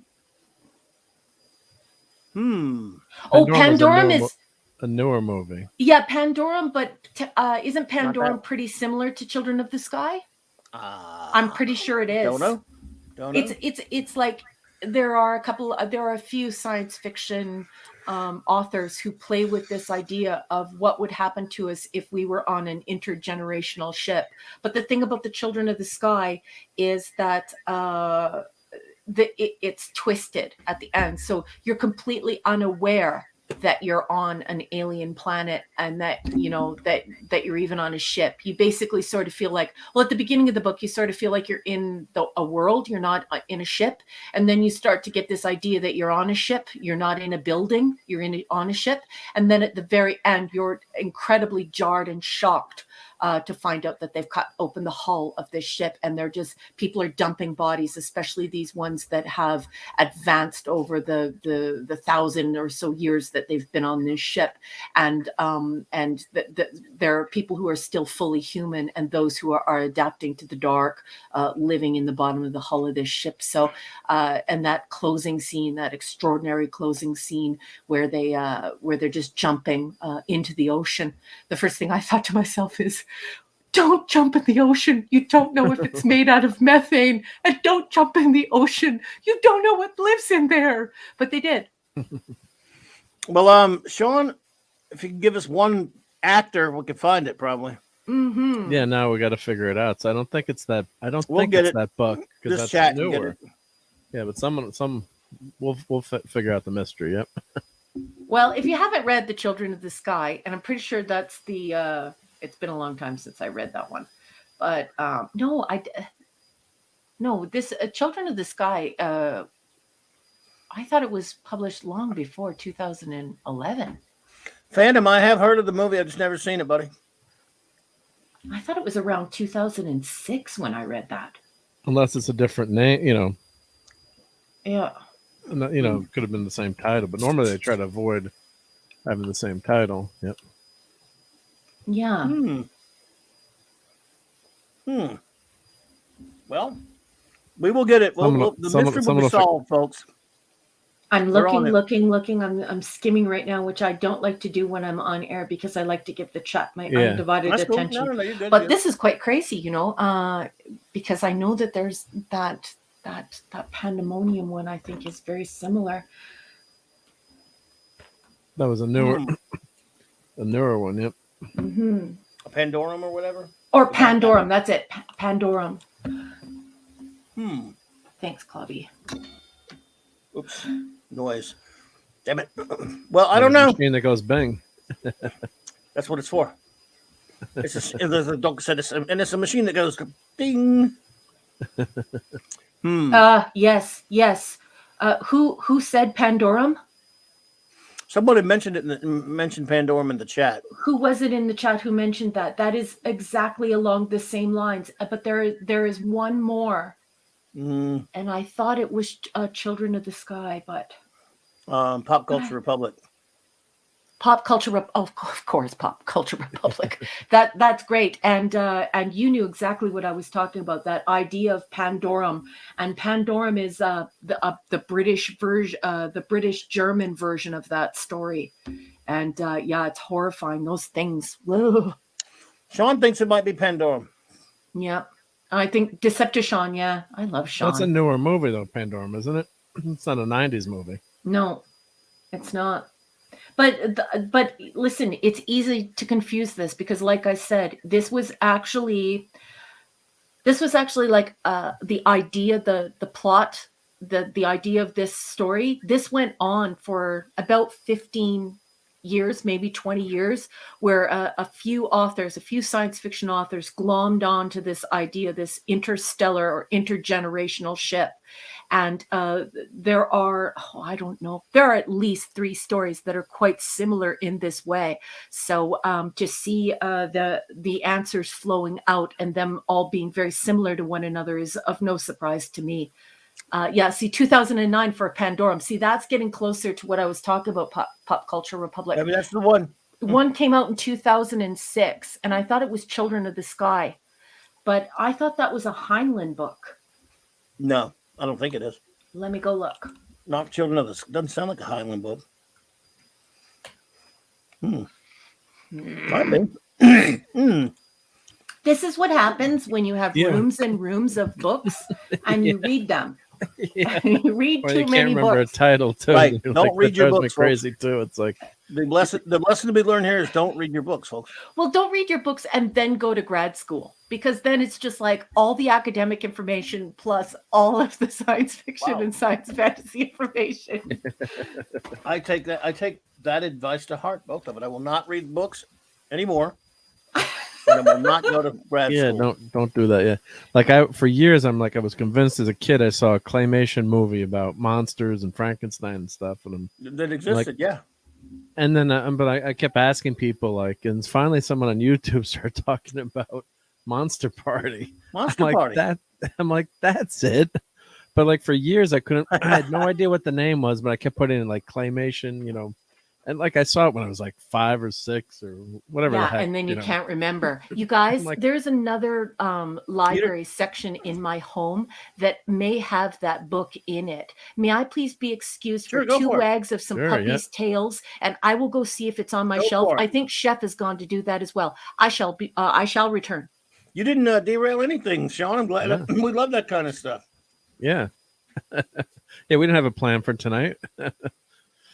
Yeah, what do you expect us to have a plan on Clubhouse? Is not for a plan. Well, Raquel plans things out, not CLOBBERIN. Yeah. No. It was a plan. No plan. Oh, it was Puppetoon, Hungry Boy saying the Monster Mash. All right. Yep. But like the doctor. Orphans of the Sky. Is that the name of the book or the film? That's the name of the book. From the book, okay. Highland Orphans of the Sky. And I'm pretty sure that's the thing that they turned into a movie. Thank God for books.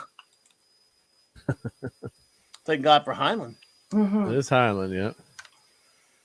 Robert Anson Heinlein was amazing. And he wrote Farnham's Freehold, The Rolling Stones, Starship Troopers, Stranger in a Strange Land. When are they going to try a movie of that and ruin it? Oh, God. Yeah, he discovers the true nature of the ship. Yeah, it's people. Hugh persuades Jim to complete the mission of colonization, since he's noticed that there is a nearby star that Jim remembers is growing larger over the years.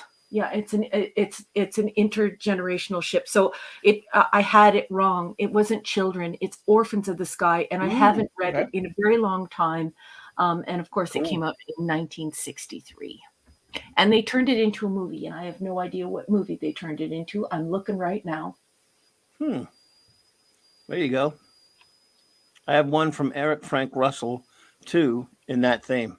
Yeah, see, it's like it's a theme, right? So it could be any number of stories, Clobby. I love that you all know that. I love you all so much. They keep mentioning Pandorum, but that's a great book. That's a great one, Sean. I haven't read that since like the 80s. Moon is our mistress. To quote Heinlein, like you said, an armed society is a polite society. Robert A. Heinlein. Or maybe that was me. Him quoting me. Yeah, well, when I was in Texas, like, wow, people don't seem to honk at each other, in traffic as much as in cities. Like, would you see all the gun racks in everyone's cars? It's like, but they don't shoot at each other. Yeah. Oh my goodness. Yep. Okay, so there's a C also within Wikipedia, and normally I don't view Wikipedia as a source, but it's not a bad place to do some purling. So I'm just going to rattle off some close titles to that. Okay, folks. Captive Universe, Proxima Centauri, The Oceans Are Wild, The Book of Long Sun, For the World is Hollow and I Have Touched the Sky, Mission of the Darians, The Star Lost, Maro, Pandorum, exactly like was suggested, If the Stars Should Appear, that's an Orville episode, and Metamorphosis Alpha by James Ward. So those would be all of those intergenerational stories that would end in that way. And probably more. I wouldn't exactly say Wikipedia is exhaustive and reliable. Sometimes it's a good starting point. Just to Well, it's good for purling, right? It's good. Yeah. It's very good for purling information. It's like you get one little idea and then you go through and you start finding all of the ideas surrounding it. So actually, I do like Idiocracy, but I consider that a horror film. Actually, a documentary. Oh no, well, documentary. It's futurism, is what it is. Yes, futurism. It's It's going to happen. It's on the way. It's happening now. I can't even quote from it. I was about to make a quote from it, so it better not. I was about to say something naughty.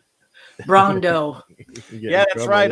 Harlan Ellison did create the Star Loss, and then he took his name off of it and put it. Or he wrote. Did he create? Did he create it? Take his name off of it, put Cordwainer Bird on there like he always did. He used to put Cordwainer Bird on something if he hated it. He wrote. Yeah, yeah. Unless it was Star Trek, because he did. Yeah, out of it. I'm saying that he left. Yeah, Harlan Ellison got in a fight with some people in a disagreement. Do you believe What? that? Shocked. What? Come on, you're fibbing. I'm fibbing. Yep. Not Harley. Oh God. Cover your boobs.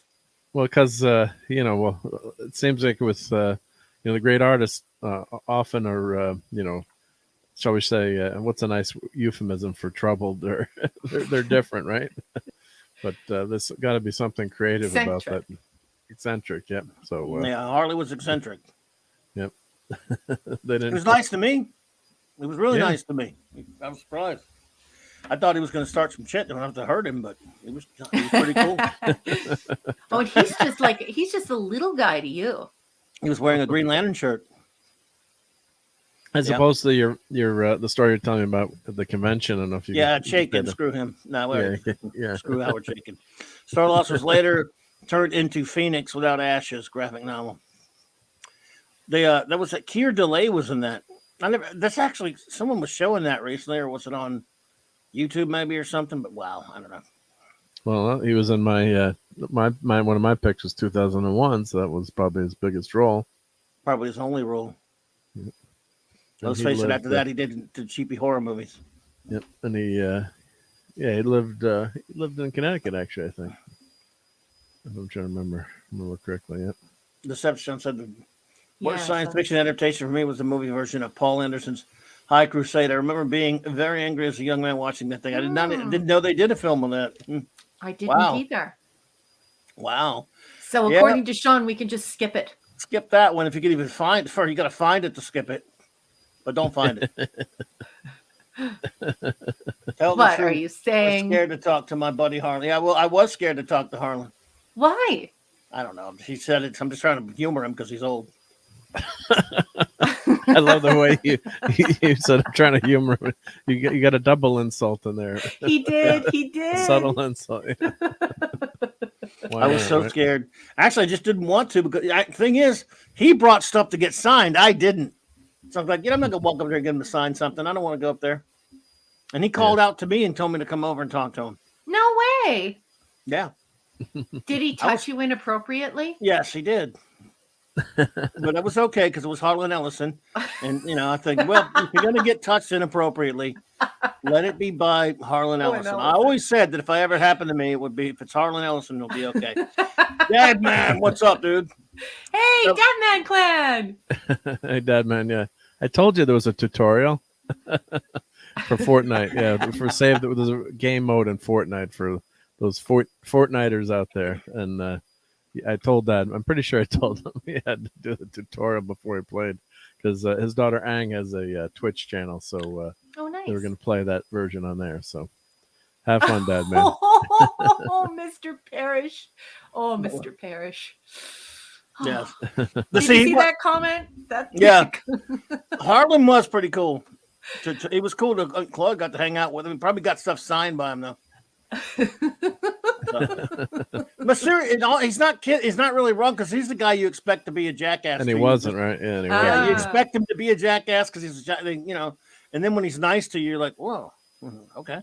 Yeah. But because you're like, I thought he was going to insult me, and because he's, what are you going to do? Beat him up in the con and get kicked out? So he's like, whatever. Yeah. But anyway, so there you go. Oliver Belamonte says, Clobby Mark, go. Ever watched WW2 sci-fi films? Yeah, the Final Countdown and Philadelphia Experiment. Yeah. Yes. Yeah, Final Countdown is one of my favorite movies, actually. I haven't seen it forever. With my dad, and love that. We love that movie in the theater, and I love the ending too, which I won't spoil because if you unlike me earlier when I ruined 12 movies for everyone by revealing the plot of Orphans of the Sky. Yeah. But final Yep. and then Philadelphia Experiment, isn't that with the ship? Yeah. I haven't seen That that. was in years. there were The two of ship those. I disappears, think there and were then two of those, wasn't there? it comes Michael back or Puri was in something. that. Yeah. That was back when they just made science fiction movies. The hell of it, and not some people they got under the radar a little bit. Now, they won't. But Yeah. Well, the some final good ones got countdown. The made once in a premise of while. that was really interesting. Was if people don't know, so there's the battleship aircraft carrier Nimitz. They're near Pearl Harbor, and this crazy storm happens, and no bird of prey flies through. No, and there's a time, and they drop off a whale and they drop off. Whale. Yeah, they go through this wormhole and go back in time, and they're like a week before Pearl Harbor, and there's a big debate, and Martin Sheen is in that. Martin Sheen, Kirk Douglas. Yeah, Kirk Douglas is a commander, or the captain. Other people. Brian Dennehy, I think, is in that. Maybe it's the Senate. Oh, wow. Was in the Senate, I think. I could be wrong. But I just mainly remember Kirk Douglas and then Martin Sheen. But the big debate is do they change time? Do they change history? And what happens? And they've got some. It's not really a dogfight. They're going to get against Japanese Zeros with F-14s, but some combat and fights that happen. But there's some great twists and turns, and really the ending was really well done too. So it's a fun. In some ways I thought it was better than Top Gun in terms of having a story versus Top Gun. Everything's better than Top Gun. Right. Versus really good volleyball game, and the obviously the combat, the watching, the combat scenes are beautiful to watch. Whatever you think about the movie, but there's really not much of a story in Top Gun. What'd you think of Core? What? Which movie? Which movie? What did you think of the movie Core? I don't know if I've seen that. Everyone hated that, and I saw it in the theater. What's that about? And I loved it. What is it? I can't tell you. Core. Yeah. How do you spell it? Spell it? Core. Like Core. C-O. Oh, core. I've heard. Yeah, core. The Earth's core type thing. Yeah. Yeah, I don't think I ever saw that. Wasn't like Hillary Swank in that one or something? Yeah, and everyone thought it sucked, and I actually thought it was pretty good. I never saw it. It's like one of those movies where like I'm always telling everyone that I want to audition the idea of like movies that people make fun of or they think are terrible, but like hardcore science fiction fans love them. Yeah. Oh yeah, Armageddon. The core, yeah. Yeah, the Core, yeah. What did you think of the Core, Steve Mitchum? Everyone was like, that's a stupid movie. I was like, oh, well, I thought it was pretty good. I actually enjoyed myself. It was pretty good. Armageddon is stupid, but I haven't seen the Core. See, Hungry Boy's with me. Yeah. It didn't it have that beautiful B movie quality? Yeah. I have to add that to my movie. James Farentino wasn't in the Core, was he? I don't remember. People just put an actor's name in there, expect us to know what they're talking about. I guess he means that he was in the Core. That was Aaron Eckhart, Hilary Swank, and Stanley Tucci. Sun Tuk-Oh was in the Core. Why are you putting those names? Go ahead. So Catman saying Core was better than Armageddon. Yeah, Kal-El liked it. Armageddon's garbage.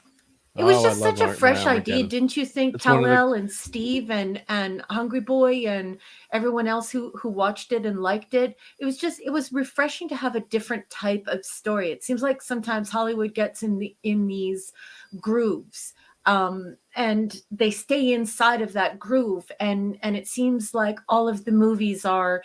They share a theme, a common theme, a parallel theme, a close theme, and everything sort of seems to be centrifugal to that theme. Whereas the Core felt like something completely different, an entirely different idea. And so maybe it wasn't so much even the quality of the movie. It was the fact that it was such a high quality B movie and it was fresh. It was different. You're putting putts, dude. You're telling us names of a movie we talked about 5 minutes ago. I'm supposed to know what you're connected to, but I'm the putts. You're the putts. Look, Mr. Parrish, don't make me come over there.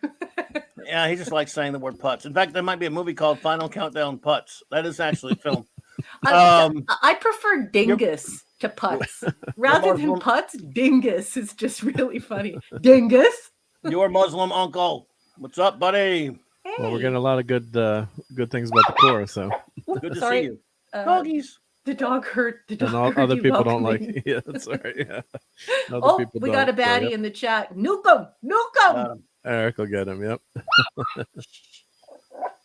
Doggy, I got him. Oh, we got this new feature. I wonder if that'll Yeah. mess things up like the other one will. No, anyway, we got a new got the- feature, Raquel. Yeah, and StreamYard had What's some the new updates. feature? All right, at least I can. I Watch gotta this. send you the. I gotta. I did send my- you the, I did my engineering work. Oh, good. You were You could- chief engineer. You could take a chat,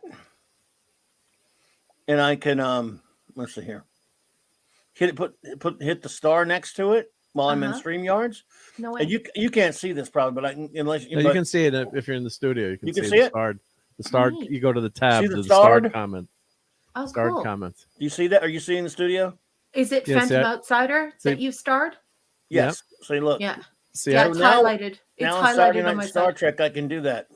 Oh, that's going to be amazing. That's going to help so much. see, I disagree with that, Phantom, because it did have one of the great movie quotes of all time when Bruce Willis is telling him what all the guys want, and when he's like they don't want to pay taxes. He's like, ever again. when the guys are growing up, I enjoyed Armageddon. I thought it was fun, but You know what I like the most about Armageddon? when Bruce Willis dies, No, I like Bruce Willis. When that movie came out in 1998, I think it was. A buddy of mine who we did a lot. We had writing buddies together, movie buddies. We wrote like script stuff together, stuff like that. I got them a job a friend of mine. I got a friend of mine to hire him to work at this theater, and he only worked for a short time. If you're out there, buddy, and listening, you know who you are. And he was in the box office for a few days, and he would come out and tell me. I'd go pick him up from work and stuff, and he would tell me all the stupid things people would say to him when they would walk up and ask for a ticket for a movie, and they were always so stupid they couldn't get the damn titles right. For example, I'd like a ticket to Armageddon. Oh no. And every movie that came out, some idiot couldn't even say the damn movie title. Oh no. And that would be his highlight of his day. So, well, he went to see him Armageddon. And he hated it so much. He spent 5 hours because he used to do when he would hate a movie, he would either call me or if we were having it at the time, if we were out hanging out somewhere, or if he lived somewhere else at the time, he's got to call me and tell me how horrible it was. I haven't done that in years, by the way, dude. I'm mad at you. But anyway, if you hear me, you'll hear this at some point. So he went, and he makes a movie that I'm never even going to watch very entertaining because of the way he hates it and tears it to pieces. And he said it was one of the worst pieces of crap ever. And I said, well, I'll trust you because I'm never going to watch that garbage. Well, speaking of pronunciation, tonight during Ladies' Christmas, I received some feedback from my family. Claude, no, it was not Steve. And you know I better. want you all to know that Clobby and Mark have ruined the way that I say pajamas. I now say pajamas like an American. And so now we've converted you. Now my Canadian family cannot believe that I say pajamas the American way. How are you supposed to say them? Claude, I got him a job with the Lone Ranger hired him, if you know who that is. Steve never met him. Go ahead. Pajamas. Pajamas? Is how pajamas. Pajamas or PJs or Jim Jams is how you say pajamas in Canada. And now I'm finding incredible difficulty saying pajamas instead of pajamas because of all of my American friends. So tonight I was called out during dinner and called an honorary American, and I was told that Mark and Clobby are turning me into an American, and I can't say pajamas anymore. Jammies. I'll just call them PJs from now on so you don't get into trouble. Well, yeah, but here it's really popular to say Jim Jams. So Jim Jams? So people still wear pajamas? Wow. Yes, I wear Okay. pajamas. I totally wear pajamas, but I don't think that they're I wouldn't consider them to be the kind of PJs you would imagine. They look more like house clothes from the 60s. I really like house clothes from the 60s, like a silk suit or a silk caftan or things like that. That to me, those are jammies when really Jammies. no one would even recognize them as jammies. Well, if you're a swimmer and you wear jammers, those are you're wearing the shorts instead of speedos, basically. So they call them jammers. Yes. The swimmers call them jammers. Yep. I don't know why they call them that, but I'm not going to elaborate. But yeah. Well, we have all of these people from all over the world, and as you all know, I've said it many times. There are more than 7,099 languages in our world today. And we have people from the UK, we have people from New Zealand, we have people from Australia, we have people from all over the world here. And I try to explain to them what it's like to have 1 foot in Britain, 1 foot in the UK, and 1 foot in the United States. And that's how Canadians are. Right. We love our Aussie friends and we perfectly understand our UK culture because, Commonwealth. But we also love our American brothers and sisters, and we fully understand them. Yes. Thank you. Mixing Well, language. I got a question. What do you put on your ice cream? Jimmy's or sprinkles? Woody? Oh, they're definitely sprinkles, and I would never put. But we all like when you put the sprinkles are the candies, okay? But if it's chocolate, then it's chocolate. But if you're in the Northeast and you're in Boston and you go to park your car, you put Jimmy's on your ice cream. You do what to your car? If you park your car, Boston.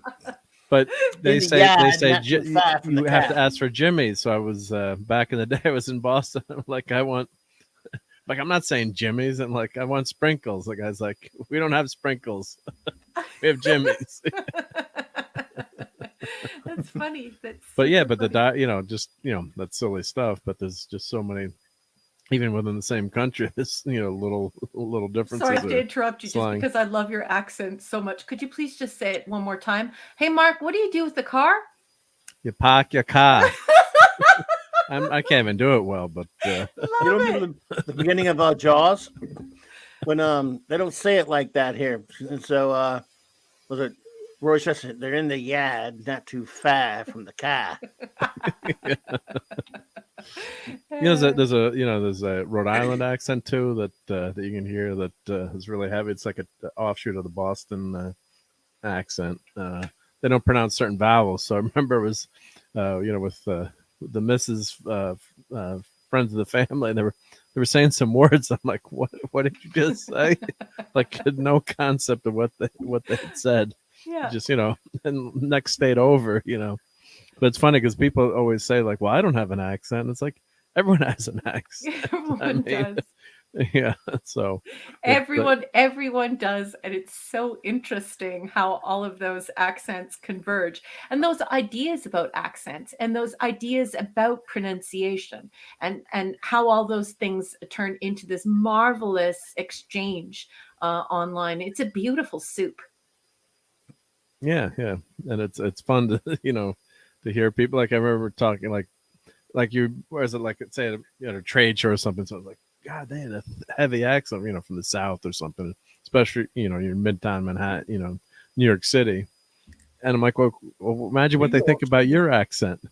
Yeah, you have a New York accent. Like, I don't have an accent. It's like, what do you mean you don't have an accent? What are you, nuts? Yeah, we have friends who are from Vermont. We always laugh whenever we're talking, whenever we speak of them and how much we love them and how much we miss them because we vacation with them. Yeah. The first thing that comes out of our mouths when we mention their last name, which I won't say on air, we always say, "Let's go to Vermont." Go visit Newhart in Vermont. Yeah. Oh man. So Raquel, what would you? Well, I would say we had to pick our top 5 sci-fi movies. Well, What would you pick? Although I added you don't have Empire to to pick that. five. I didn't even pick five. Yeah, or if you have a few, you I just could went with name. three. We'll put you on Oh, the spot, well, or name a couple. obviously TMP. It will always be my favorite science fiction movie of all time. Excellent.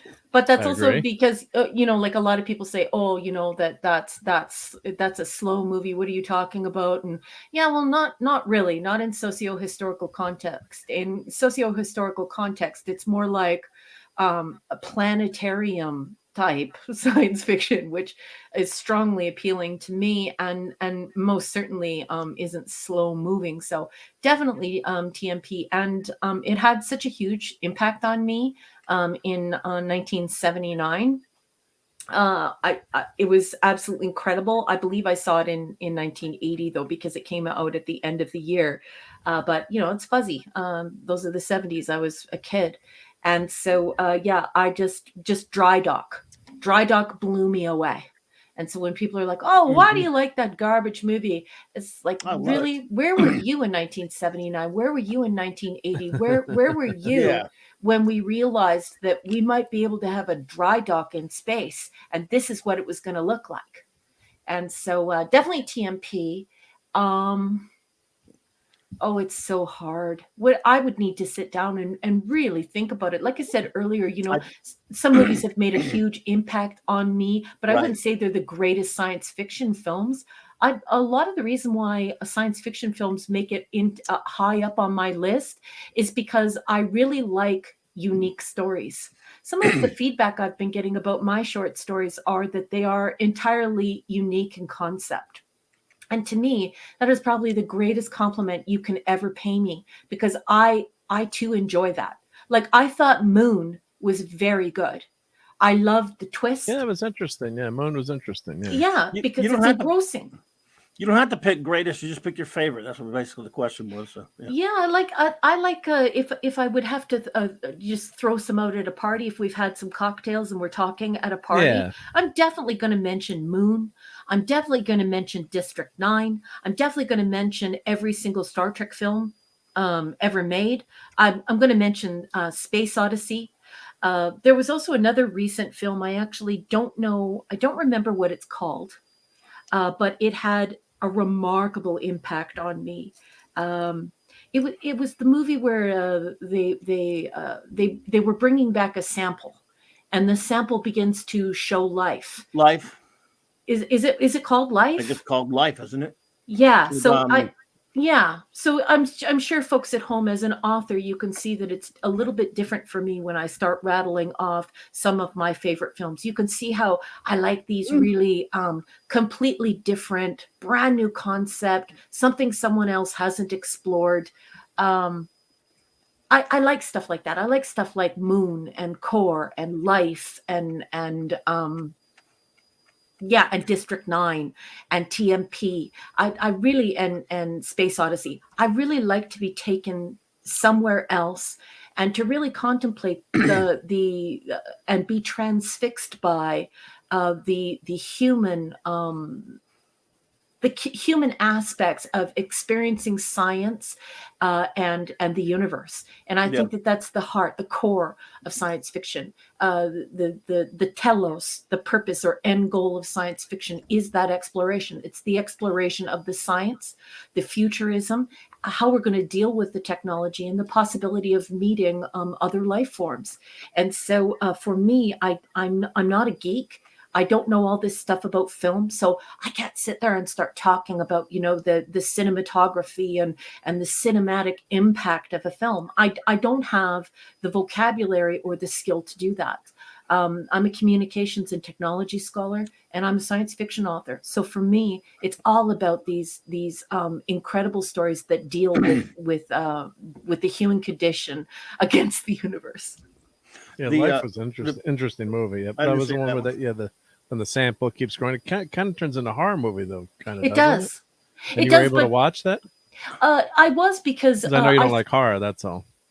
The thing is that the movie must be watched by everyone, because it really is somebody, whomever wrote that story, actually has read extensively. They have extensively read Stephen Hawking. It's evident because what they did is they went and sat down at a desk and wrote out the story of his warning, which is, if we reach out, let's not be too overzealous and let's not get ahead of ourselves and think we're extra special, because what reaches back might annihilate us. It might kill us. We shouldn't be willy-nilly sending radio signals to the Pinwheel Galaxy, let's say, for instance, because we're not sure what's going to reach back from the Pinwheel Galaxy. Might not like the answer. Yep. Exactly. And right now I'm no longer paraphrasing Stephen Hawking. Now I'm merely speaking as myself. But, the Pinwheel Galaxy is extraordinarily interesting because the Pinwheel Galaxy, it has the mathematical possibility of having the same kind of thing going on that's going on in the Milky Way. So you reach out there, but what reaches back? Be careful with that. And it might not be an Andy Weir kind of experience. It might not be this pleasant and beautiful and wonderful and hopeful, incredible thing. It might be the end of humankind. So for me, life exemplified Stephen Hawking's point. And so point taken, point received, point taken, point executed, concession. And so I find it a great piece of rhetoric, and I think everyone should watch it. Yeah, that was good. Had you seen Forbidden Planet yet? I'm not sure if you'd seen. That's in my top all-time favorites. I wonder if you'd seen that one, Raquel. We might have mentioned. You guys, it's a big soup because of books. Hold on for a minute here. Okay. Eric, thank you so much for the $5 super chat. I appreciate you. He says, Raquel, I just watched The Twilight Zone to Serve Man tonight. That's a great episode. I love it. That's a classic there, brother. It's a cookbook. Yep. Forbidden Planet. I've seen this, but when I was much younger. That's one of Gene Roddenberry's favorite science fiction films. Yeah, it is. Took a lot of Star Trek from it. Yep. And some people call that the first Star Trek movie in some ways. Yeah, it's I love that movie so much. Yeah. Leslie Nielsen, Walter Pidgeon, and Robbie the Robot, Warren Stevens, Robbie the Robot, Richard Anderson. Yep. So Jack Kelly. Speaking of robots, did you gentlemen imbibe this Amica? That is exploding all over the place. The Amica. CNET today released the footage of a full interview with Amica, and she is quite extraordinary and quite frightening. Like a artificial human, or it is, yes. It's a humanoid, and the folks who have made Amica have basically made it look like this Isaac Asimov iRobot type of artificial life form, due to the human response when they were trying to make the synthetics look too human. So they were trying to humanize them, and they were finding that human beings respond better when the quote unquote robot looks more robotic. And so Amica came out and startling. What could go wrong? The scientific advancements that have happened in robotics when it comes to facial expression. Today, I knew about Amica, but I didn't realize just how beautiful she is and how outstandingly talented she is at emoting. Her eyebrows are just absolutely unbelievable. If you haven't had a chance yet, I strongly encourage you to go to CNET. CNET, it's a nerd. Geeks and nerds love CNET, forever and ever. Go there and look up the Amica interview. It's a video interview, and it will blow your mind. So Amica is AMECA. And she is just absolutely lovely and totally blew me away. Blew me away today. Well, because you could argue that Walt Disney had Walt Disney Company and the Imagineers had when they did Lincoln for the World's Fair. It's not a robot per se, but auto animatronic figure. Just incredible technology back then. It was of course pneumatic and primitive, and things keep getting better and better and better. It's just amazing how with the computer control that they have now. And Walt Disney, when they did it, was all mechanical, and it was all logic and valves, and very very high tech for the time, but obviously today primitive, and people just went crazy when Lincoln stood up at the World's Fair, and then look how far we've come from that, and that's still one of my favorite exhibits at Disney World is the Hall of Presidents, because you can go in and you get AC for 20 minutes, you can relax, but it's still amazing. But yeah, this I just was checking this out, just incredible. We have a big transition happening, right? Where we have fewer and fewer inventions and more innovation. And of course, I think that that's very dangerous, but that's a highly cerebral, academic, scholarly topic best left for another session between all of us. And certainly I'm not prepared to talk about that, but this acceleration of innovation is quite an intriguing topic. If one of you wanted to go on our Twitter, Clubby's Clubhouse, our private chat, Clubby's Clubhouse, I would love it if one of you would produce the image and you could just shut the volume off. But I would just love to show our listeners just how beautiful Amica is. She's just absolutely the most beautiful creature. And I cannot believe that robotics are going in this direction, because, of course, 5 or 10 years ago, I was horrified at the direction we were going in, where super creepy, but she is you almost feel benevolence.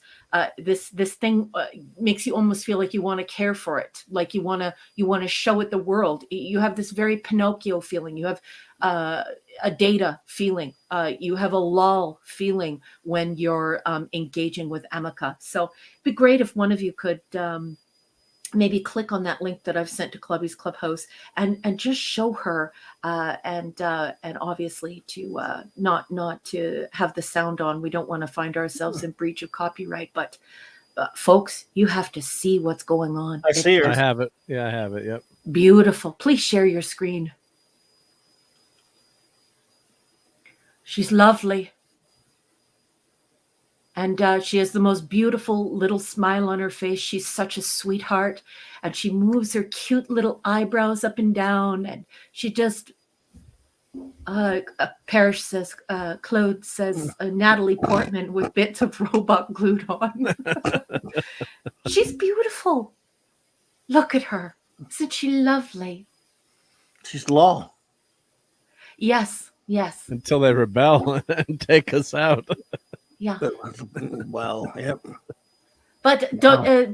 Look at the face. I mean, this is really truly the way that this team has reached out within a social science to look at the psychology of how we receive these robots, how we interact with them, and whether or not we actually even support the technology is based. And they talk about this in the interview.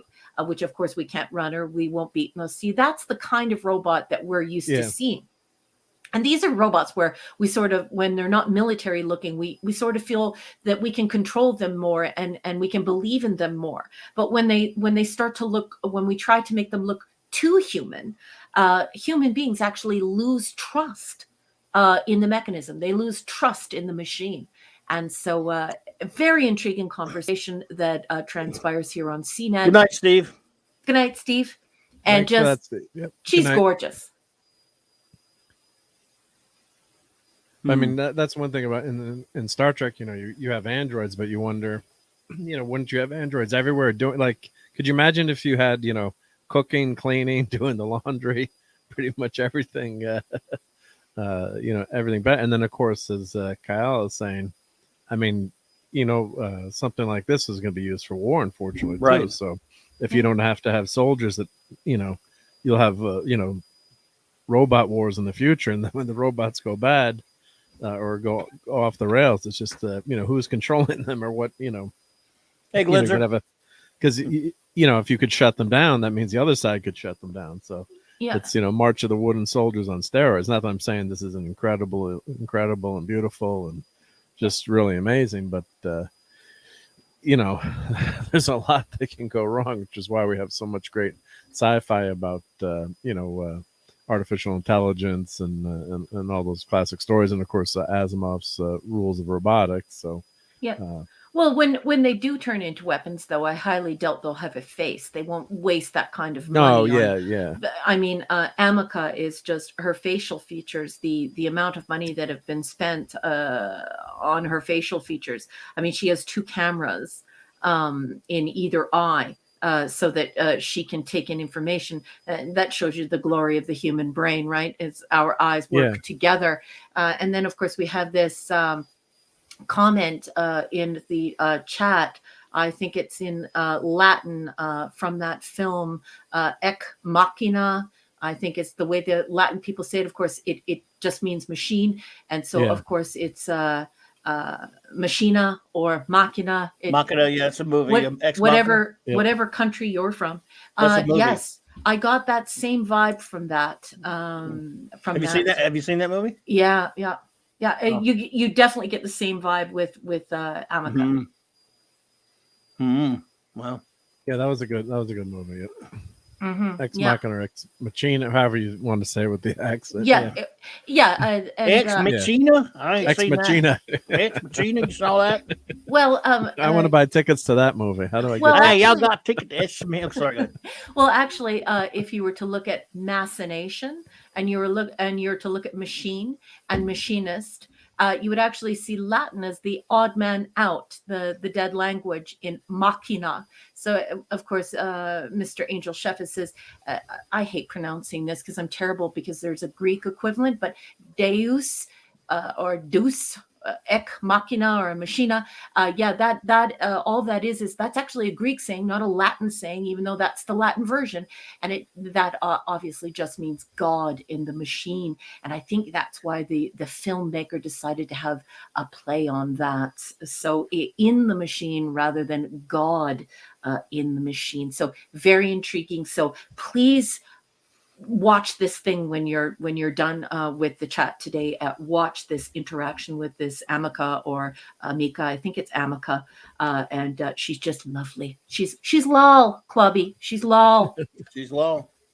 Wow, that's amazing. Have you guys ever seen Love, Death, and Robots, the Netflix show? Mm-mm. That's kind of an anthology series. A lot of tech in that. It's kind of like a heavy metal. This is a reboot of heavy metal reimagining. Yeah. So some of the first season was really good. I don't think I watched the second season, but a lot of short stories, which I know Raquel loves. Short stories and anthology series. So I do. So some of them are like there was one episode that was really good. It was farmers in like an off-world planet, and they've got mech suits. They've got to defend their farm. And just a really cool, sci-fi concept, and just the way the animation was done. It's really cool. Yeah. But it's and then you have stories like that where you just you're in and out too, which I love too. You don't have to be invested for the whole series. So they're all different standalone stories with a sci-fi or AI theme to them. So it's really, really interesting series. So. Yeah, I love short stories, because I think short stories leave room for the human mind. They don't have to play out every scenario. They don't have to tell you every nook and cranny. And it's really wonderful, because you can have someone read a short story, and what was written on the mind's eye for that person can be completely different than what was written on the mind's eye of another person, because there's so much room to conceptualize that universe. And then, of course, we have Steve Mitchum saying amico, or friend, probably of Latin origin. Okay, but when you're looking it up, make sure that you use the E, because that's how you spell her name, the robotic, AMECO. But very interesting. Yeah, once again, those 7,099 languages in play, as well as the dead language. Hey, Haster, what's up, dude? Good to see you. Nice to see you. Good to see you. Talking about science fiction films, is one that people always forget because it's a sequel to one of the most famous films ever made. But I still kind of liked it. 2010. The second. Yeah, sequel second it 2000. came out in 1984. I think it came out in 1984. Yeah, 84, 5. Roy Scheider.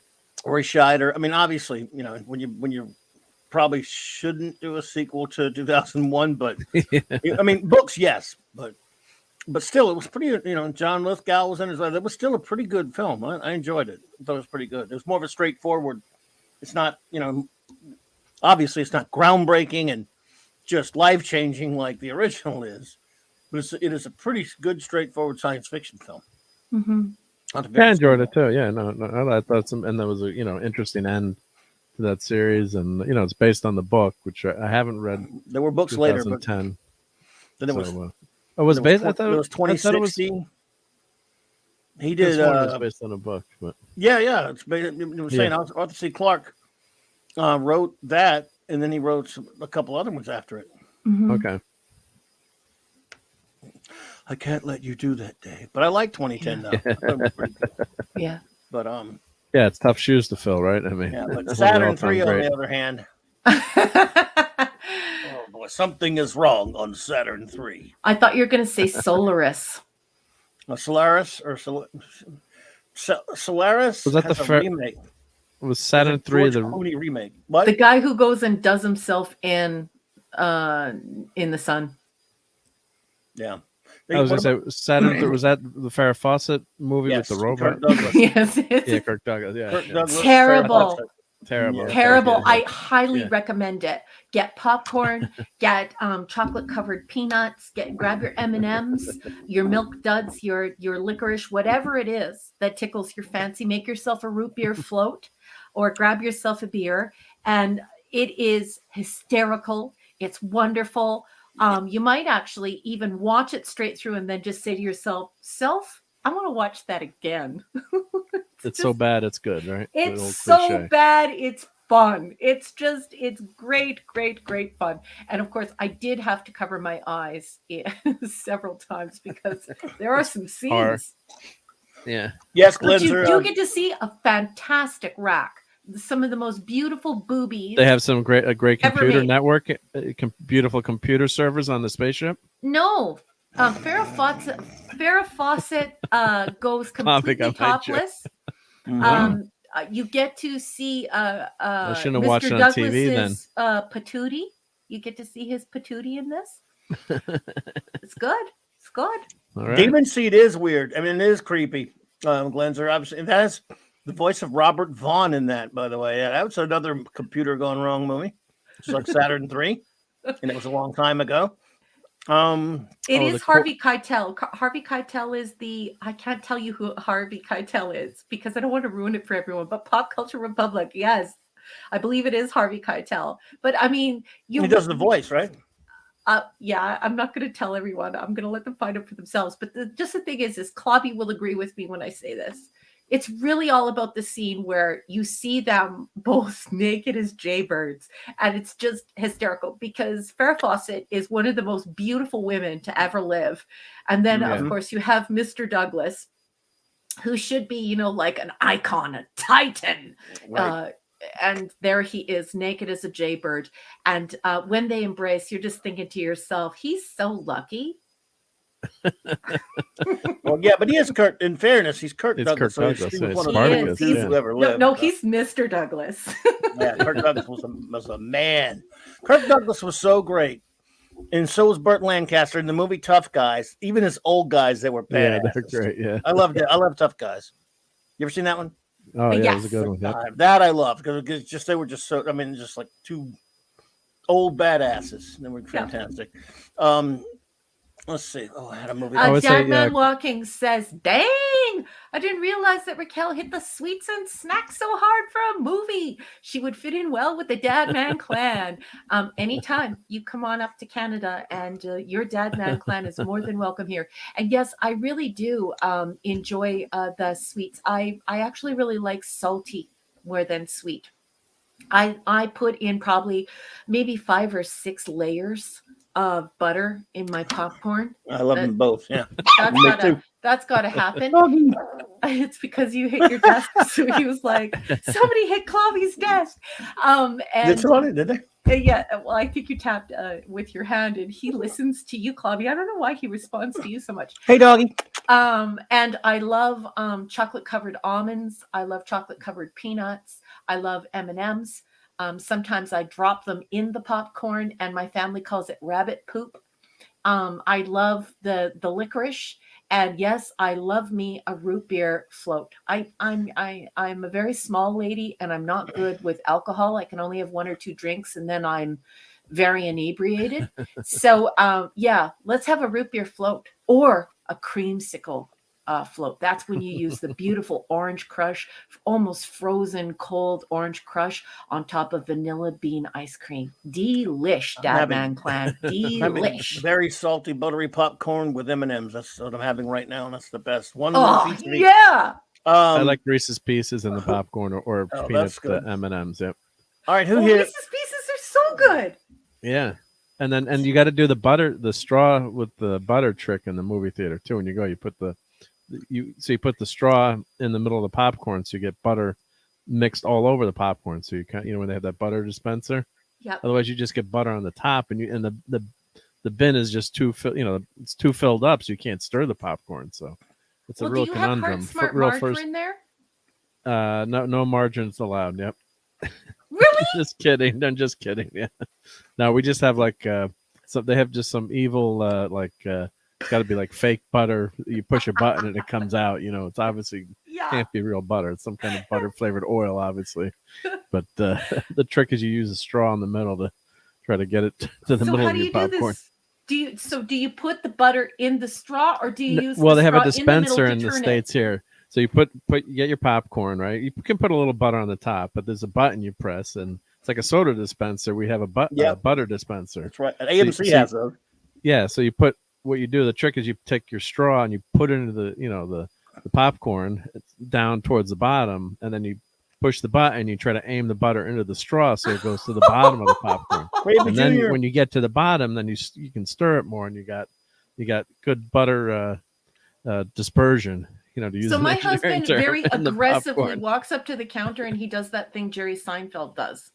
So I don't know anything about Jerry Seinfeld. That's not my kick. However, my husband thinks that this person is hysterical. So he very aggressively walks up to the counter, and he will tip up to $5. And he makes the layer motion with his hands, like I believe it's Jerry Seinfeld who does it, where you're layering with your hands. Yeah. Okay, so he does that instead of the straw trick. I highly recommend the aggressive Jerry Seinfeld layering gesticulation. Yeah, see, in our theater, we've had the guys, he's like, stop.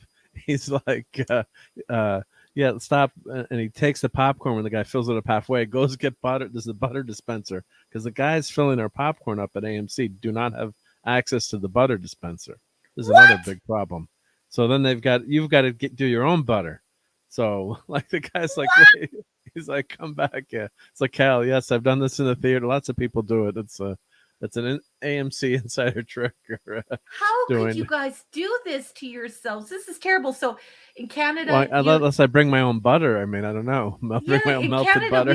we make them do our butter for us. And you have a choice. You can either have real butter, and it is actual real butter. Yeah. Or you can have the Heart Smart margarine. So it has like no trans fat in it. It tastes like butter. It's pretty good. I get the Heart Smart margarine, and I think it tastes just like butter.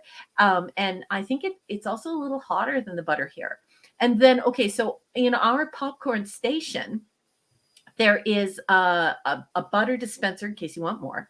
And then we have all of the flavorings. Do you have all of the flavorings? They used to have some flavorings, but not anymore. Yep. But you can now order at AMC. You can get like cheddar cheese flavor or caramel flavor, Right. but you buy it just like that. But some theaters used to have like different jars of stuff you could throw on your popcorn. But yeah, we're not allowed to. We don't get a butter choice in the States that I know of. And then my friend who worked in the movie theater, it wasn't real butter, so they got into trouble. So they had to say, "Would you like a butter substitute on your popcorn, please?" Back in the day, Butter substitute. What the heck is butter substitute, I wonder? We don't know, but But you eat it anyway. you eat it anyway. What are you going to say? Yeah. Well, I was fascinated when Clobby taught me that popcorn in the United States is made with coconut oil. Yeah. It used to be. Yeah. Well, not anymore. I mean, Yeah, because then, well, what happened was all the food Yahtzees, we'll call them. They banned. They said, any kind of lard or butter or anything all natural is bad for you. So they replaced them with all kinds of oils. They replaced them with trans fat oils, like soy-based oils that gave everyone gave everyone heart attacks. So, like my grandmother always said, like, only have real butter, never have anything that's fake. Or olive oil is okay if you're Italian, but yeah. So they replaced all those oils with trans fats, and it was actually Mayor Bloomberg, who became mayor of New York City. It was one of the big guys behind getting coconut oil banned from movie theaters because coconut oil was bad for you. He's a moron. This was in the late 70s, early 80s. So all the movie theaters, this big movement, and then the popcorn never tasted the same again. So that's why I buy coconut oil now. And of course, coconut oil now is more expensive too. So once they had changed it, they got to use all these trans fats. Yeah. Well, now they've banned the but it's funny. It was there were plant-based oils, but they're actually bad for you. Yeah. So it's amazing. Science is always evolving and changing. So it's just so I use coconut oil, or you could use olive. Being Italian, we use olive oil, but now lately I've been buying coconut oil. Making my oil is very expensive for whatever you're making, or not expensive. Oil is very important in imparting flavor in what you're making, is what I wanted to say. Yeah. Like when you have a very expensive peanut oil. Oh my goodness, peanut oil is so good. If you're making French fries, like real French fries. And canola oil is great if you don't want to impart any flavor at all into the food. And so, and olive oil has this really rich, salty flavor.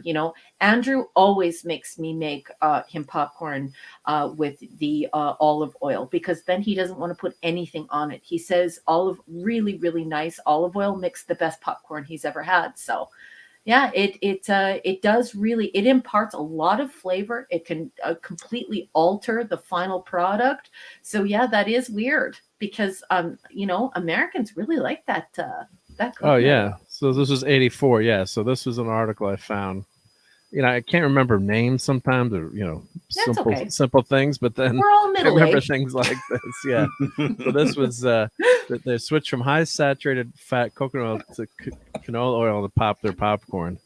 But right. So it's but it was a big heart healthy movement, and they were totally wrong. The science was all wrong on that. So it was this was in 84. So it's and it turned out like some of these groups were just like groups with back then it was a fax machine, and they were like faxing things and just trying to get things changed, and it was all bogus. So they ruined our popcorn. They ruined popcorn for no reason. Yeah, it was a I Center for remember when they Science and told the us we Public couldn't Interest. eat eggs, and I was like, no, I'm going to keep eating eggs. Thanks. Yeah. Yep. Yeah, and it turned out polyunsaturated fat is actually what causes heart disease. So saturated fats, hey, consult your doctor, That's right. There's a lot of stuff that says it's not, in moderation, it's not as bad for you. There's still a debate about, what's happening. But the long and short of it was, it's like, how much movie theater popcorn do you eat? I mean, you're going to the movie theater every day. It's like if you have 3 or 4 popcorns a year, at a movie. A guilty pleasure. Is that gonna kill you? And wouldn't you agree that it is quite lovely that movie theater popcorn has it becomes a distinct experience. When we were young and we would go to the theater and we would get popcorn, first of all, it wasn't so expensive, but when we did get it, it was such a distinct flavor experience, and it was a wonderful experience. And now it's just sort of meh. But there are some theaters that are still doing really good popcorn. And I know folks who will drive by the movie theater, run in, go and grab some popcorn so that they can have it for streaming. They just go home and Netflix and chill, and they're eating the popcorn from the movie theater that they picked up on the way home from work. So quite brilliant. Yep.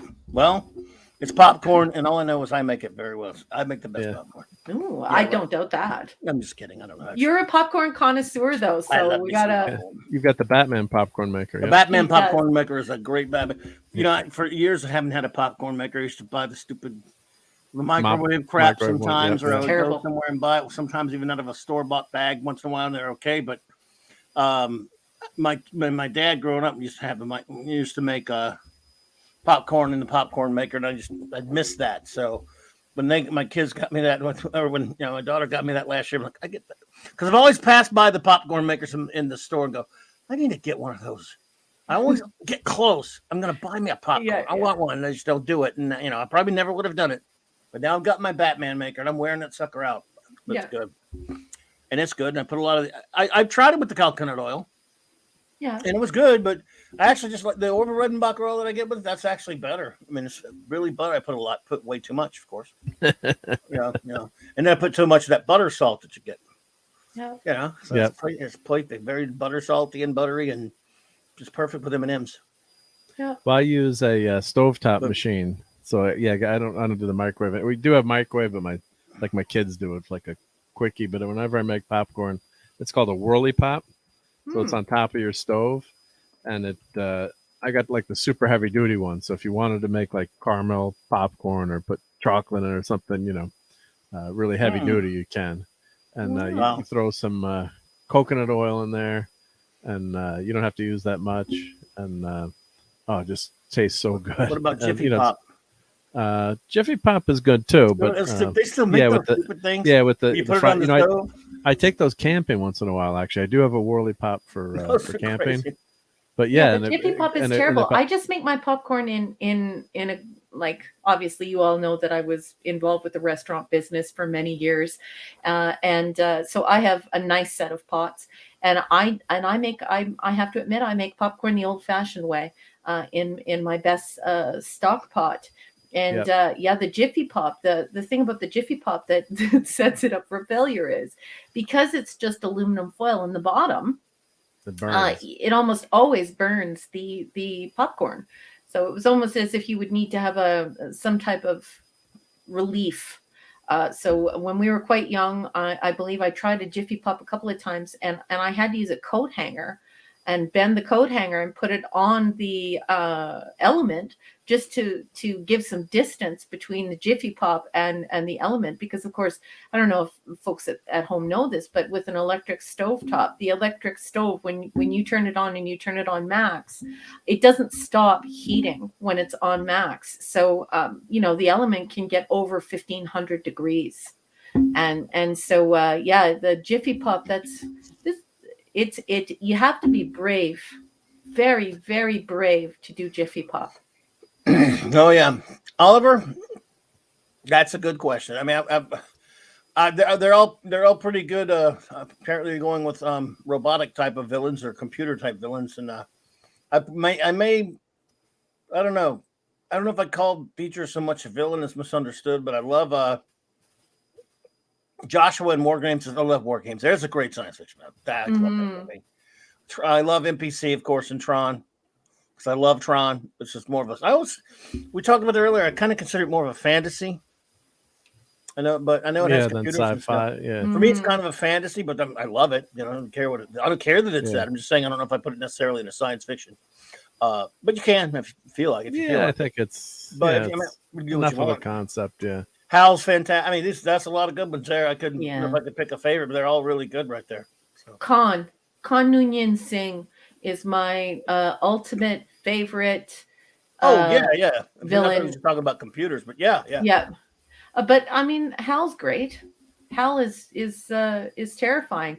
But the minute you say villain and 1980s, the first thing I think Khan. is it's Khan. It's Khan Noonien Singh. Magnificent, magical, marvelous. Absolutely. Speaking, he was talking about the science fiction films. One more, at least, that you should kind of mention, because I wonder how many of you have seen A Clockwork Orange. Oh, I've seen that. Yeah, That's I rough have stuff very not- fun there. movie. I have not watched it. I need to watch it, but I heard it's quite violent. Yes. So Well, I'm worried about it. But Yeah, then yeah, again, I did. I watched Soylent Green. That's pretty messed up. So back when Clockwork Orange was came, it was rated X. It was So X, that's yeah. Yes, because of the it violence, was. but Yeah. it's disturbing. It's interesting though. I mean, I was throwing one out there because that's one of the people of Kubrick films. They mention it a lot, but Yeah, and But, also Star Trek villain too, Malcolm yes. McDowell, right? Yeah. yeah, Mhm. I do hate that movie, but Zod is great in it. I'll give you that Zod. one. Just have to show Kneel. Kneel before Kneel. God. Kneel to your dear. God.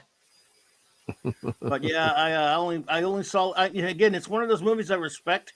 A Clockwork Orange. I never need to see it again.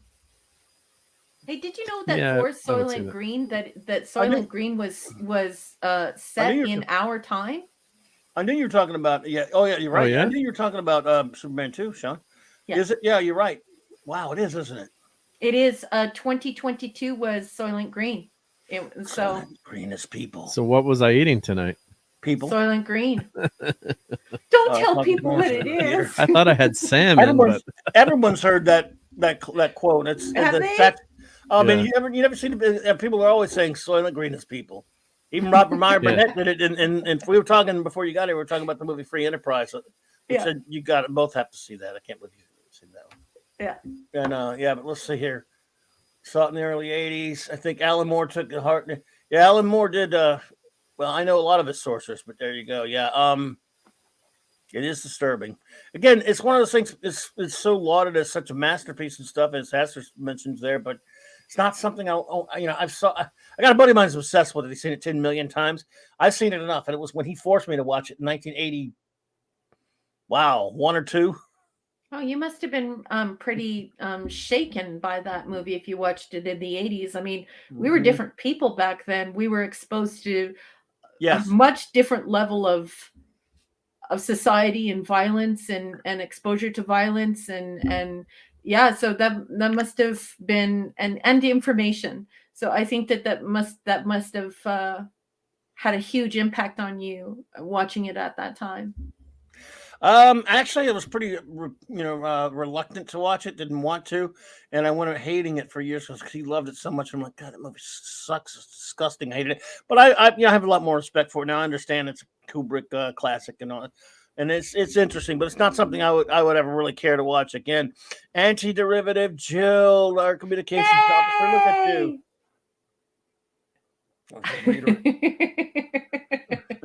She says, yes, I bet everyone here knows that, Raquel. Come on.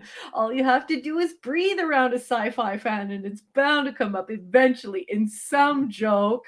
Look above. See Phantom Yes. Outsider. All right, Sean. Take it easy, Sean. Have a great night. Thanks for being here with us tonight. We appreciate you. Sean's leaving. Sean, I love you. Have a good night, honey. Take care, brother. But yeah, let's see here. We talked about. We had nothing to talk about tonight. We made again, but we figured it out. Raquel I still can't get over what you did last week when you came up with those cards. That was fun. I don't think we expressed enough how great that was because like what a topic to talk about. I don't think we did. I did it justice either because I was so shocked. I was so unprepared for it. But that's the kind of thing that was. I'm blown away. But did you tell? Did you tell the hubby about what we thought about the cards and stuff? Yeah, but I think he knew because remember the only reason why he had those other comics was because he knew a guy who was like you, Clobby, except for the fact that he had really awful taste. And so when Andrew was around him and because Andrew, as you all know, Andrew's not really a geek, Andrew's a nerd. So when he was around him, he was like, yeah, you should try this comic and this comic. So Andrew was sort of meh. He wasn't really too sure about comics. But when he saw those cards, he just started to fall in love with this whole idea. And he began to understand Marvel and Marvel Comics and DC and DC Comics and all of these things. And it really inspired him. And he thought that they were really beautiful. And My husband won an arts award, an industrial arts award to do art installations and things like that.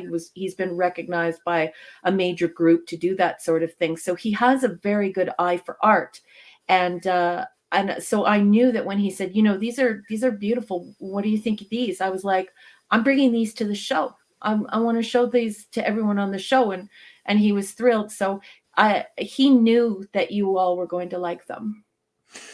Well, absolutely. Oh man, I just love that stuff. I love that stuff. Let's see here. What? Oh, yeah, I love that kind of stuff. I was just so happy to see that. They're amazing. It made me want to go back and look at my old card collections, which I don't have all those ones he has. I have some of them, but yeah. I was just blown away by how you didn't really need to read 50 years of comics or 60 years of comics or whatever the amount of decades there are of comics in order to be a respectable author working in modern comics. In other words, there's no reason to poop the bed. There's no reason to call for the clawbony. You could learn everything you needed to know about canon just by looking through those cards. And then that would set you on the course to asking questions about how to bring these stories together. So to me, I was struck as an author and an editor, professional author and professional editor. I was just struck by the absolute ignorance of those in this modern comic book industry and in these super person films, these superhuman films, with a total disregard for the literature and all the information that's available to them. Doing that research isn't really that hard once you see this wealth of beautiful craftsmanship that has been created in these different forms in the comic book industry and by geeks at large. Well, that's the thing about that too, is that it's not just the cards. We talked about this a little bit last week. How stuff that they would never do today. First of all, they wouldn't do those cards today. Mm-hmm. Secondly, those cards are nothing compared as far as info compared to both Marvel and DC at those points around roughly the same time. Came out with their own little. They had the official handbook of the Marvel universe, and DC had who's who in the DC universe. And again, that came and people. It just shows you how comic geeks just love reading every single thing they can about their characters, not just the stories. And in other words, that people would buy those so they can know all the details and all the stuff about their characters and everything. Shows how deeply involved and how involving, in fact, these characters are. How much we love our comic book characters and heroes and stuff. So. Well, for me, I think because I'm a nerd and I'm not a geek. So, in other words, as a nerd, I'm more of an academic. I read books.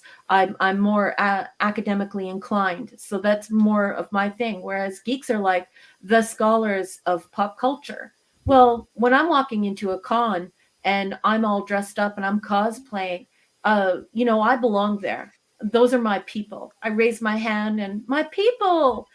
Folks come over to me. They ask if they could take pictures with me. Lots of people ask me different questions about cosplay. I feel like I belong. I love it there. And even I'm intimidated by some of the tables. And so when I saw those beautiful binders that belong to Andrew, I was just thinking to myself, on Clubby's Clubhouse, people like the Dadman clan, Dadman himself, as well as his whole family and others have expressed that this is a place where they can come as though it were a type of a Comic-Con, and all of the fear is stripped away, all the intimidation is stripped away. And when you see these cards on the banquet tables at the con, people get really intimidated by it. First of all, they don't know the value of it. So it feels like it's a whole world, like the statues are a whole world, like the comic books are a whole world. And so they don't want to go near the table.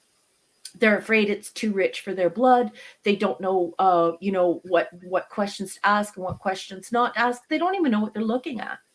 And so I just thought, if everyone's come forward and they've said that I'm helping to facilitate this relationship where people can learn from these you fellas as experts without feeling embarrassed or intimidated by it, why not? And so I just thought of what I felt like when I saw all those tables with all those cards, and the apprehension I see in people's feet and in their body movement when they really, really want to learn about cards, but feel like it's sort of like collecting coins or money. And so they're terrified and they just don't get involved. And so Clubby's Clubhouse became a conduit. It became a place for them to learn about it, where they didn't have to feel like they were dumb or like they didn't know what they were talking about, or like they weren't a true geek or they weren't a true fan. They just got to learn about it without all of the social pressure around it. So it's my pleasure to do that for you. But I just wanted you all to know what inspired me. And it is people like the Dadman clan and others who have come forward and said, you know, Raquel, you're taking all of the you don't belong in this group, or you're dumb, or you don't know about this stuff and you should know about this stuff. Raquel, you're taking all of that away and you're helping me to learn stuff that I want to know. I don't know how to approach it. So that's what inspired me. And I'm glad you had a great time. It was fun. Yeah. It was great to see him and stuff like that. I mean, I loved it because I was, oh, there you go.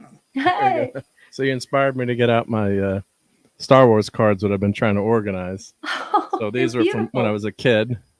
And, you know, the glare always messes up, and I guess you could hold them which is the best way to hold that them. glare has a function, though, doesn't it? Because I noticed that you have the same label that my husband has on his foils, and I believe that is designed to bounce light off of the card so that the card doesn't acidify and it doesn't start to break down. So, yeah, see that little hologram up in the corner, folks?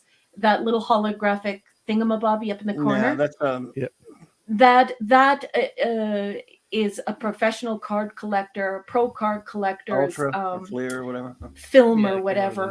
And that's why it's so shiny. And if you buy cards, don't be afraid to buy these wonderful films, because they'll hold your cards. They make sure that your cards don't get dings on the corners. And like I said, they bounce that light off so they don't get destroyed.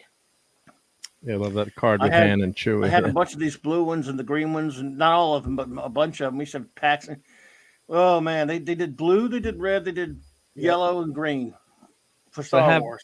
I'm missing some of the blue ones, so I got to start going on eBay and buying. So these are, you know, I left like blanks where I was missing the cards. Yeah, I got to complete the sets. I still have my Star Wars cards. Oh, Dadman Walking, it is my absolute pleasure. You know, the thing is that it's like walking into my classroom. It's like walking into one of my third-year classes, and everyone seems to know everything except for you. And that's the way it is for nerds. Well, it's like that for geeks. In some ways, I think geeks are worse, because geeks have film, they have comic books, they have books, they have cards, they have action figures, they have T-shirts, they have all of these little worlds. And then there's gaming. Then there are all these different game worlds, and there's just so much material to learn.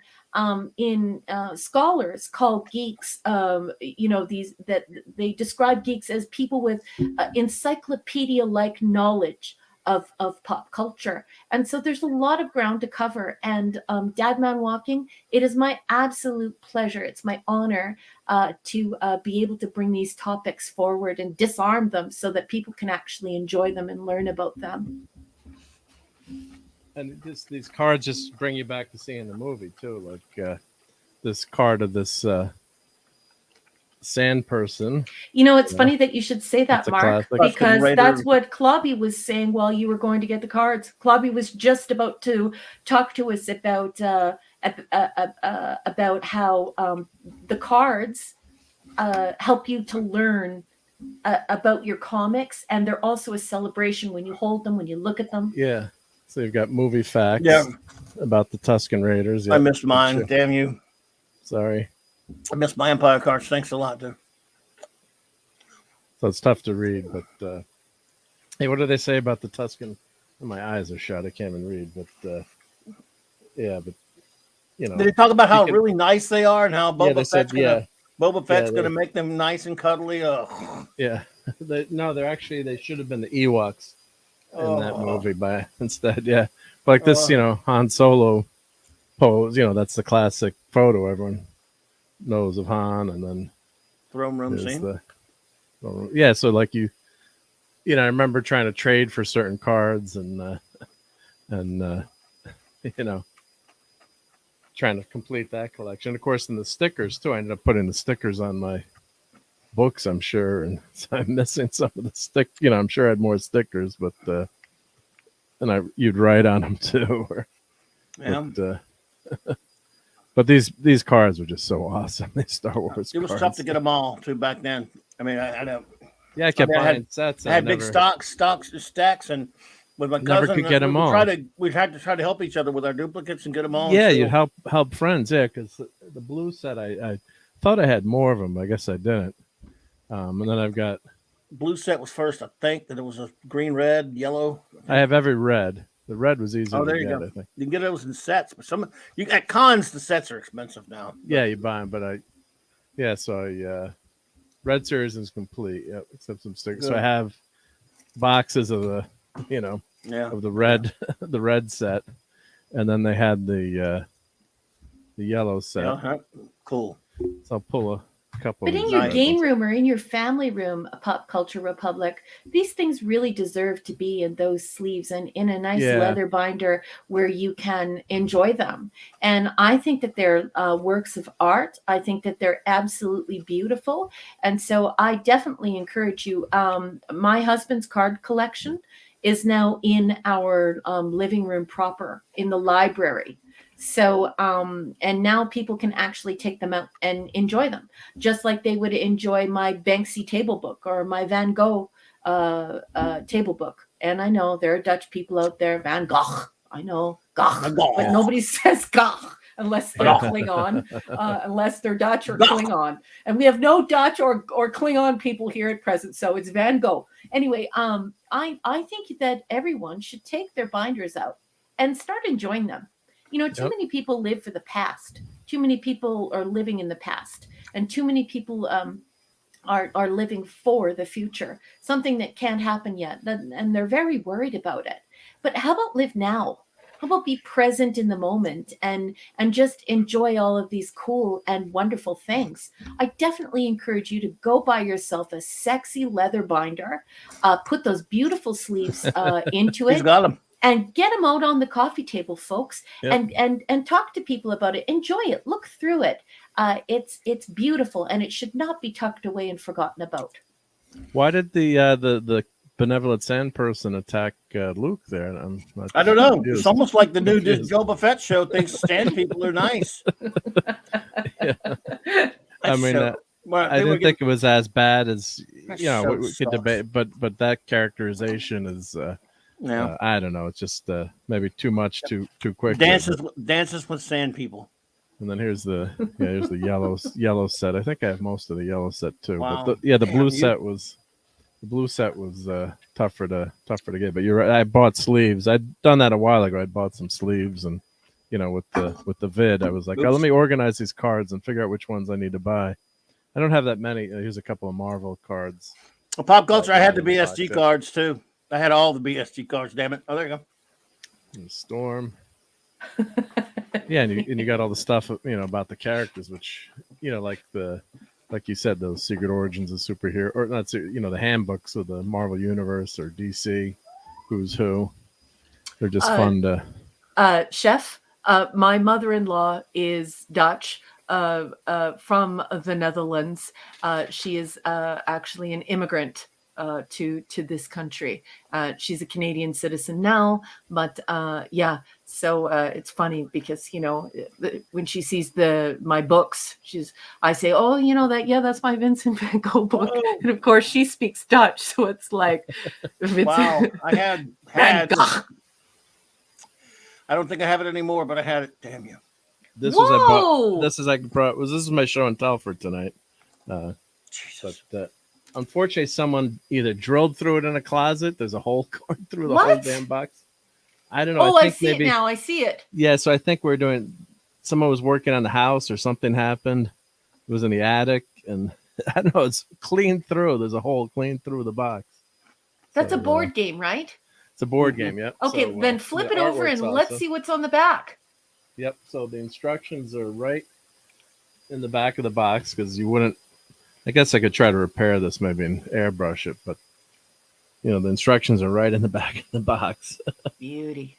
So you wouldn't, print a separate page, obviously, waste What's paper. the board look like? And then the board, of course, it unfortunately has a hole through the whole damn thing now.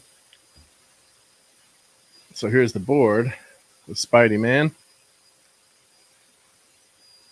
Look at that art. It's great art, yep.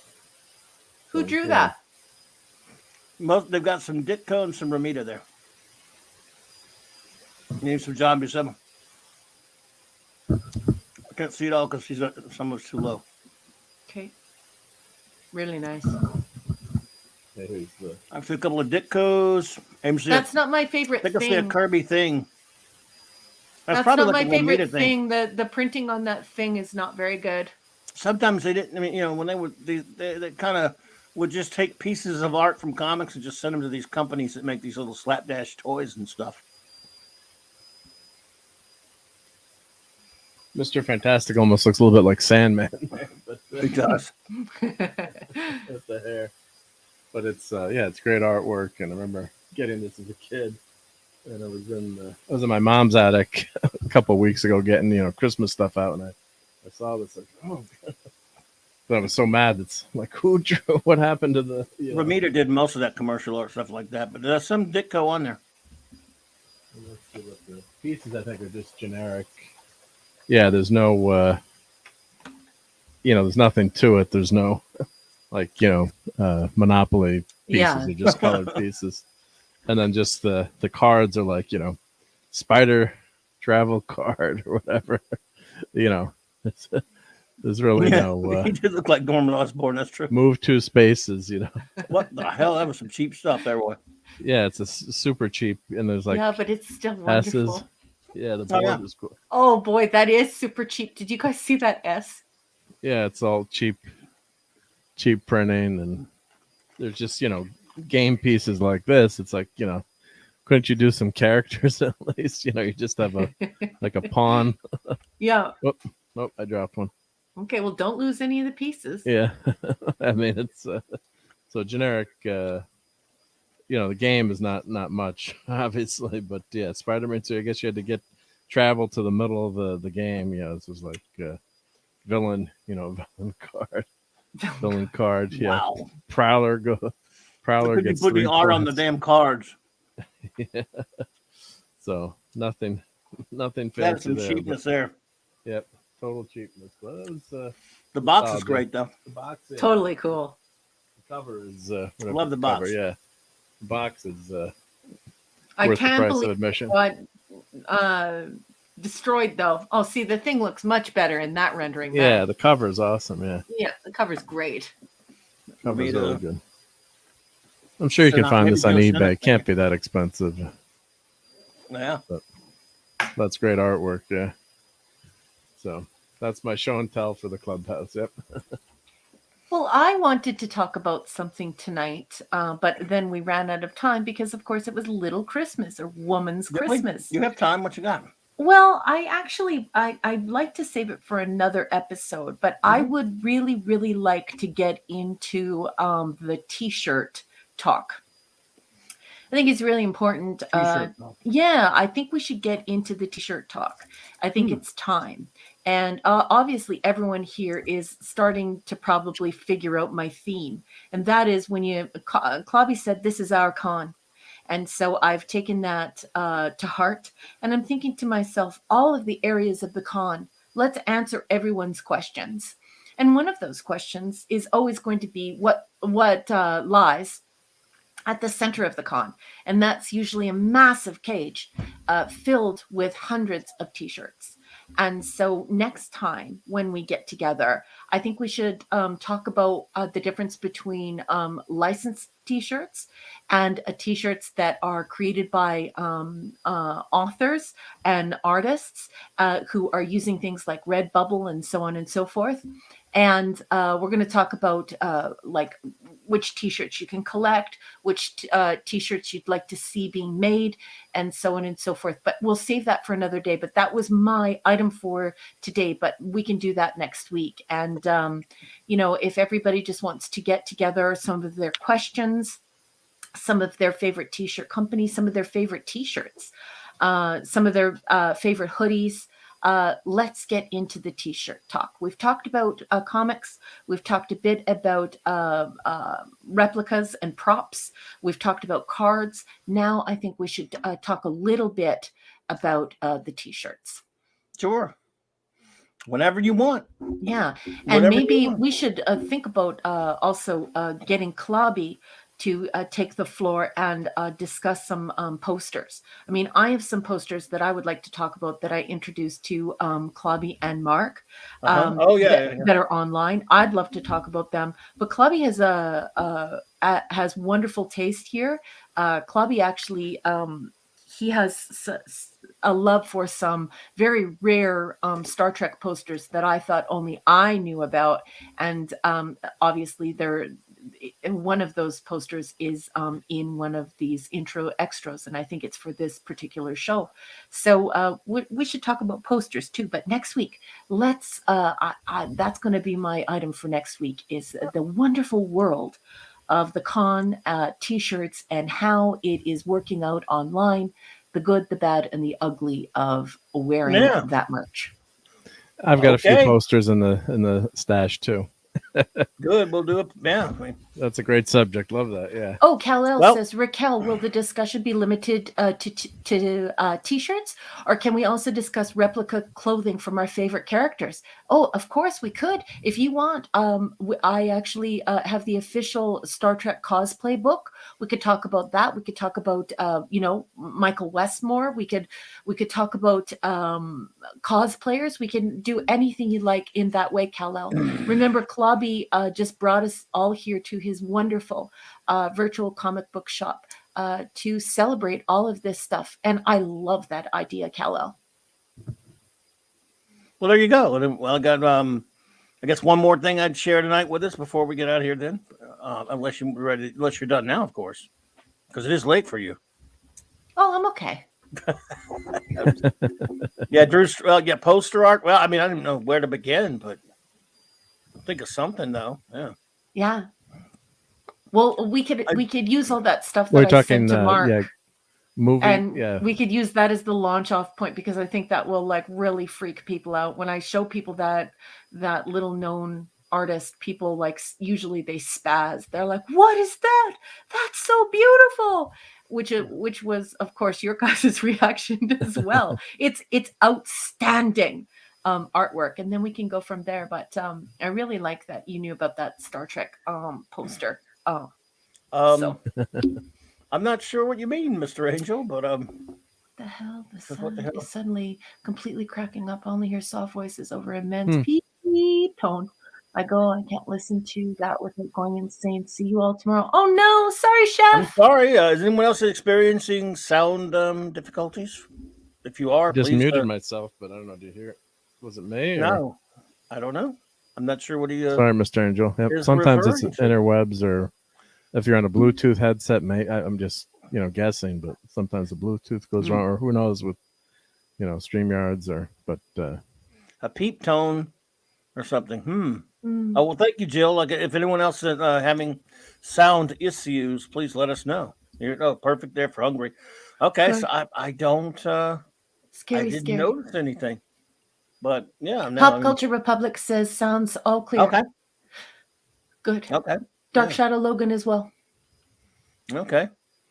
Well, I was just gonna run down I was gonna recap my list from the other night of the top 100 favorite superheroes. If anyone wants to see some superheroes really quickly, sure. Let's do it, honey. 100. Let's do it. Because because I'm not gonna be after this night. I'm gonna move on to super teams. So Monday, okay, super fire. Team, so. Okay. Do the Wonder Twins count as a team? No. Okay. Just to get our parameters straight. Don't sit in a corner. Or even asking that question. I actually remember the Wonder Twins. Wasn't the Wonder Twins the Wonder Twins were on Super Friends? Yeah, the Super Friends. So, okay, see? Yeah. So, middle-aged but not completely empty upstairs. Wonder Twin powers activate. Yes. Form of one could be an animal, another could be an object. Yes, I remember this. They were better than Wendy and Marvin, weren't they, Mark? Yeah. Yep. So You got it. Yep. No, it was. I mean, just as a kid in the '70s, it was just Yeah. they were ridiculous. But they're and then they actually tried to bring them back. I think they did bring them back years later. And then, if you ever watched G4 Attack of the Show, they had they would do a segment with the Wonder Twins as a joke. It was pretty funny.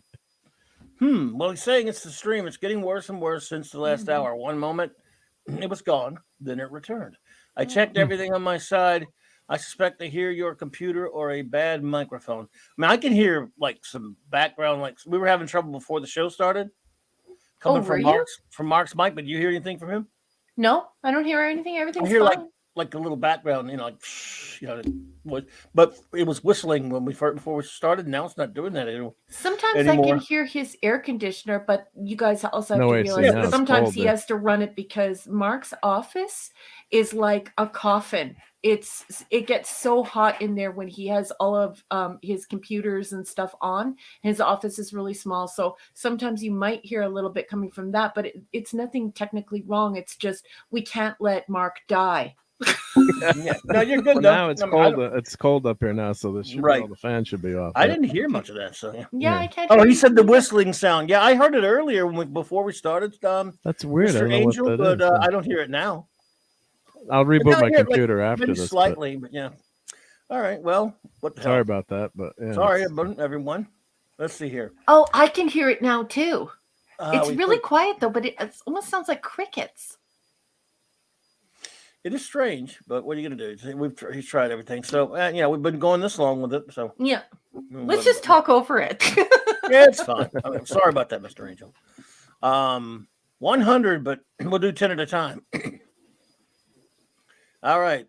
I was actually, I'm not going to do it tonight, but I was going to actually do this one night and play a game and see who could name everybody. But for this crowd, it would be easy. Look who number 100 is. I went with Quizlet. Yeah, because he's weird. Most people won't get that one. The weirdest superhero of all time. I love Quizlet.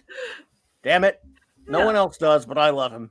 Well, I know, Phantom. Phantom, you love Quizlet, don't you? Come on, man. Yeah. Or else, I mean, do you? That's what I meant. Yeah. So, 99 is Deathlock. Number 98 is Abin Sur Green Lantern, of course. I know some people say Abin, some people say Abin. I don't know. 97 is Commandy, Kirby's Last Boy on Earth. 96 is the Creeper. 95 is Kirby's Mr. Miracle. 94 is Bucky. Kirby's Bucky, I should say, right? You know he didn't draw that one. 93 is Howard the Duck. I don't know. He's a hero. Yep. Some of these guys are anti-heroes. I don't know. Number 92 is Lee Fox 24th Phantom. 21st Phantom, I should say. The 21st Phantom. And number 91 is Pharaoh Lad. Dun, dun, dun, dun. Yeah, this list is biased with Legionnaires. Okay, so I have a question, geeks, marvelous geeks. 94, Bucky. Bucky is Captain America before he's Captain America, right? No, he's Bucky Barnes. He's Captain America's first sidekick in the World War II. He's kind of like Robin to Batman. Pretty much Robin-ish, yes. Okay, that's what I'm remembering. I just couldn't remember, and I saw his stature, and I thought, was that Captain America's persona before? But no, he's his sidekick. Thank you for clearing that up. Good question. And of course, Pharaoh Lad of the Legion is a great hero, of course. They're all heroes. Anti-derivative Jill, if you have any questions, you please ask me. Please do. There are no silly questions here, and let's treat these geeks the way they should be treated, as subject matter experts. They're teachers, just like me, just a different kind of teacher. So, any questions, baby? No question is silly or stupid around here. Let's tap these geeks for all of their expertise.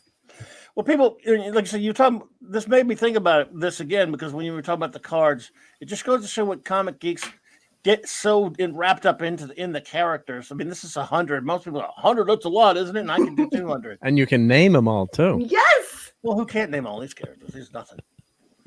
But yeah, and we know about their past and their histories. Most people can't name their senator or their congressperson. I can name mine. Well, I don't like mine, but I am. It's clubby though. Do you know what I mean? When we were doing the cards, at one point I didn't realize that there was like a full bio on the back of a particular card, and it was like a super obscure character. And I was like, Clubby, could you please tell me about this character? And then as I flipped the page over, Clubby started just extemporaneously, absolutely no prep. He doesn't Google anything. He's like me. When he's on the streams, he's on the streams. He doesn't Google anything. And as he began to describe this character, it was almost like verbatim to the back of the card. It was hysterical. He knew everything about this character. He's an expert. It's so funny. Professor, yep. I don't remember that now, but I was probably just got lucky. No. Yeah, look, I know, Phantom, I'm with you. Look, Tomar Ray should have made it. Now I'm mad at myself for not having Tomar Ray on here. Thanks a lot. Now but I'm with you though. I love Tomar Ray. 90 is Robot Man, the Doom Patrol version. Number 89 is Dynamo from the Thunder Agents. 88, Medusa from the Inhumans. Number 87, Phantom Girl from the Legion. Tinya Wasu, I love her. Sorry. Hot. She's she hot. Look at that 70s outfit with the bell bottoms. Yeah, Mad Barber Entertainment. Yes. Hello. Bobby and I absolutely never Google. It's also why I call him a genius, but it's also why you'll always hear he and I say, if I'm speaking about something nerdy or scholarly, I'll say, I'm not sure it's around this number. I would have to check. And we do that because Clubby and I have, like, it's just in our personality. It's something we share. We both believe that we should be fully engaged in the stream when we're on it. So, other people, you can usually hear lots of clicking and people participating in Googling or other discussions and things like that, like being on Twitter and stuff. We never do that. So what you're seeing and hearing here is always extemporaneous, which is why it's so glorious. It's just like meeting up and having a coffee with Clubby. You might hear me dusting my action figures that I'm about to show, though. Just walk through the door. I like the way you pronounce it. You pronounce it better than me. Oh, my goodness. Let's see here. Well, where were we? 86, Nighthawk. From the Defenders. Yeah, Kyle Richmond. 85, Orion. Another Kirby character. That's a pattern, isn't it? 88, I couldn't find a good picture for Wildcat. I'm aggravated, but 84 is Wildcat. Golden Age Ted Grant, not the one they screwed with Bob Haney playing around with forever. 83 is Captain Atom. This kind of encapsulates all of his different versions. 83 is Zatanna. Do I need a reason? Look, she's Zatanna. Mm-hmm. Look at those fishnets. Look at those boots. I love Zatanna. Not as hot as 87, but 82 has definitely got a rock and bod. Oh, I love her. Yeah, I don't know. You don't think Zatanna is as hot as oh man. Back and forth, back and forth. Look back and forth, back. They're both hot. I mean, 82 does have my legs, and I also have those boots. So it's not like 82's chopped liver. Yeah, oh man, Zatanna. Oh my God, I love her. She's gorgeous. She's a lot more popular than Phantom Girl, but yes. 81 is the original Golden Age Human Torch. Yes, the synthesoid. Right. He's one of the first, before there was a Marvel, timely characters, right after Submariner. And he is, of course, an android Human Torch. He's one of the first. I mean, in all of comics, he's got to be the first synthetic person, synthesoid, whatever they used to call him, artificial. Jim Hammond, I love him. What are those things in his arm, Clubby? Are those arrows? On the torch? Yeah, is he taking fire from? Just fire. That's just kind of the way the flame is drawn. Yeah. Oh, it's just the way the flame's drawn. Oh, okay. I was going to say, wow, he's taking some heavy duty fire there. Yes, that's him. Number 80, the Rocketeer.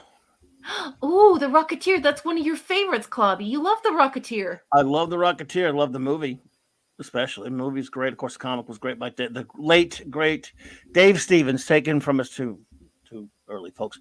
Number 7 is Rom Space Knight. I don't care who knows it. I love Rom. You get picked on for loving Rom, but we love Rom, right, Mark? Rom is awesome. Yep. The toy wasn't so good, but the comic book was great. It was a great science fiction concept too. It was in the Marvel universe. He's this the Space Knights of Galador. Galador. Yep. They basically agree to be put into these different Space Knight shells to fight the dire wraiths who are destroying their people, and of course they can never come out of it. They make the ultimate sacrifice to go in there. Well, he goes to Earth to fight to chase dire wraiths, and in the Marvel universe no less. And it was a toy that I wanted, never got the toy. Toy was expensive. It never worked that well. Yeah, but I wanted it anyway. Phantom Outsider, honey. I know that he's throwing fireballs. I was talking about his forearm, which is why Mark was like, like in the picture, if you look at his right forearm, it looks as though there are arrows sticking in it. And that's why Mark was like, no, that's just the art. So I thought he was taking on some type of fire. Of course. Of course. Yeah, and Rama, it's kind of like the Silver Surfer in a way too, in terms of he's never he's a tragic character. Tragic, yeah. So they can never leave the space. It's not like Iron Man. He can pop. He can't leave the armor ever. Yeah. What? He can't leave it. He can never leave the armor. The Space Knights were desperately needed to defend Galador, and they this armor they were making. You have to go in there, and you ain't coming out. And they all different because it's kind of like a Borg implant. Once it's mated to your body, you die if they try to remove the armor. What? Oh my goodness! That tragic. Makes it such an intriguing character. It's a cyborg. Yeah, and that was great for a children's toy, right? Yeah, there's the guy trapped in here. We don't care. We still want the toy. Kids didn't know that was Marvel. That was Bill Mantlo out to also be cool in the comics. We were cool kids. We weren't so fragile that when we saw nature, we crumbled. There is death, there is life, there is pain, there is sorrow, there is sacrifice. That's real life, baby. And I think there's too much fragility nowadays. Rom is a very intriguing character. Oh yeah, it's very interesting. About sacrifice and about the idea of being a cyborg and about the idea of making the sacrifice to do something greater than yourself.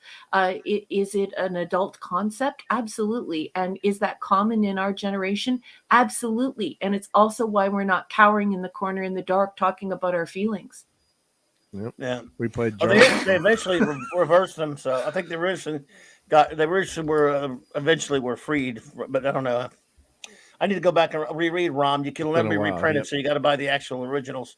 Number 78 is Hour Man. Rex Tyler can take the Miraculo pill and have super strength and abilities for an hour.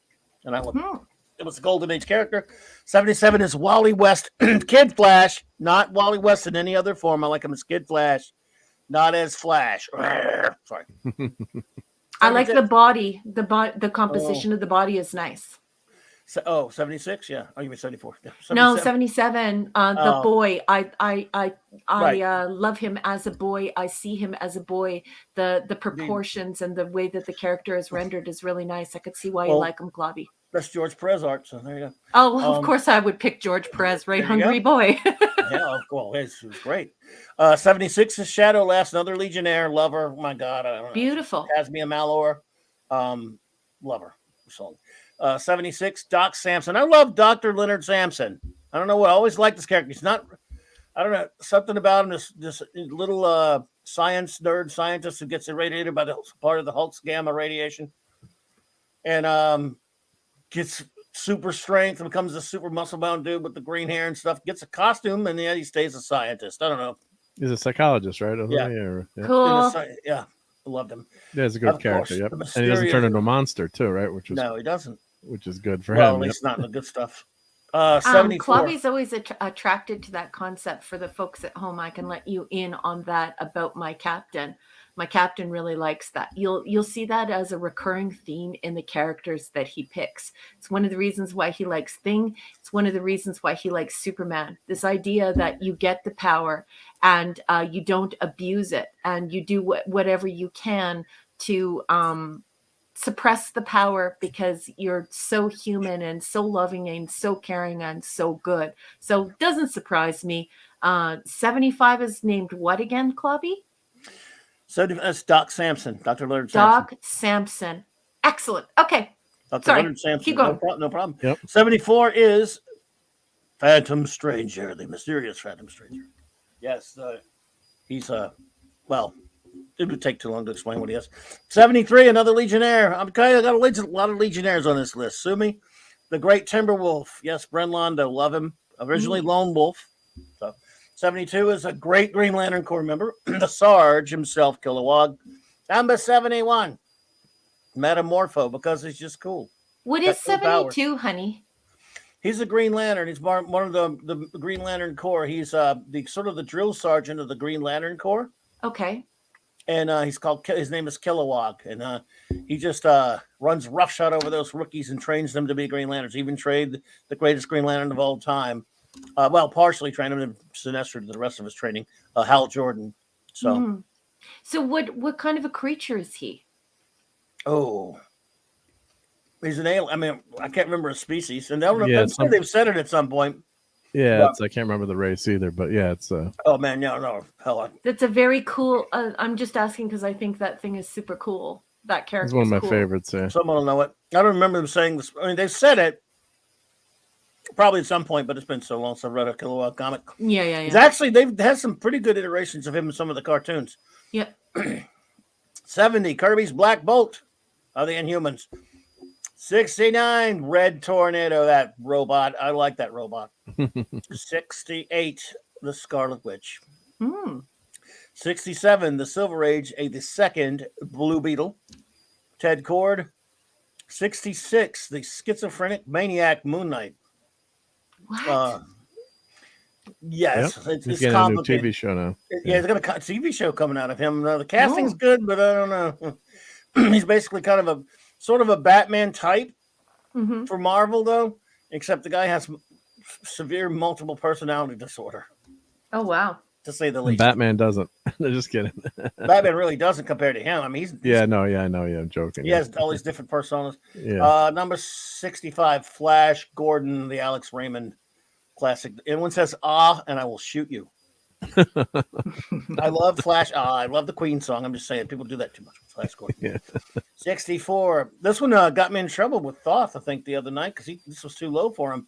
Not in trouble. LT Dr. had Fate. a bone to pick with you. 64 is too low for LT on this one. Yes, Dr. Fate. Well, I mean, I love Dr. Fate, man. But 63, The Wasp, Janet Van Dyne. 62, Samaritan, the only Astro City character on the list, because most of them, even though I love Astro City, they're ciphers and they're most of them are archetypes of other known superheroes. But I love, in this case, the Superman of Astro City. Samaritan is a brilliant character in his own right, even beyond that. And of course, 61, Swamp Thing, because who doesn't love Swamp Thing? I love Swampy. I love Swamp Thing. And this version, of course, the Lin Wein Bernie Wrightson version, but I'll definitely love the Alan Moore revision of him, even though they're still the same, sort of the same. Let's see here. Where are we at? Okay. 60, Judge Dredd, because, well, why not? Who doesn't love Dredd? I am the law. I actually knew that one. Oh yeah, you've seen the movie, probably, huh? There are two movies. No, I haven't, but it's just that I think I saw so many of the commercials for the movie that the helmet stuck in my head. Yeah. Well, I love it when he's drawn by Brian Bolin like that one there. 59, the Silver Age Hawkman Carter Hall. Nice. By Kubert. Number 58, another Thunder Agent, No Man. Love him. An old man scientist who is dying.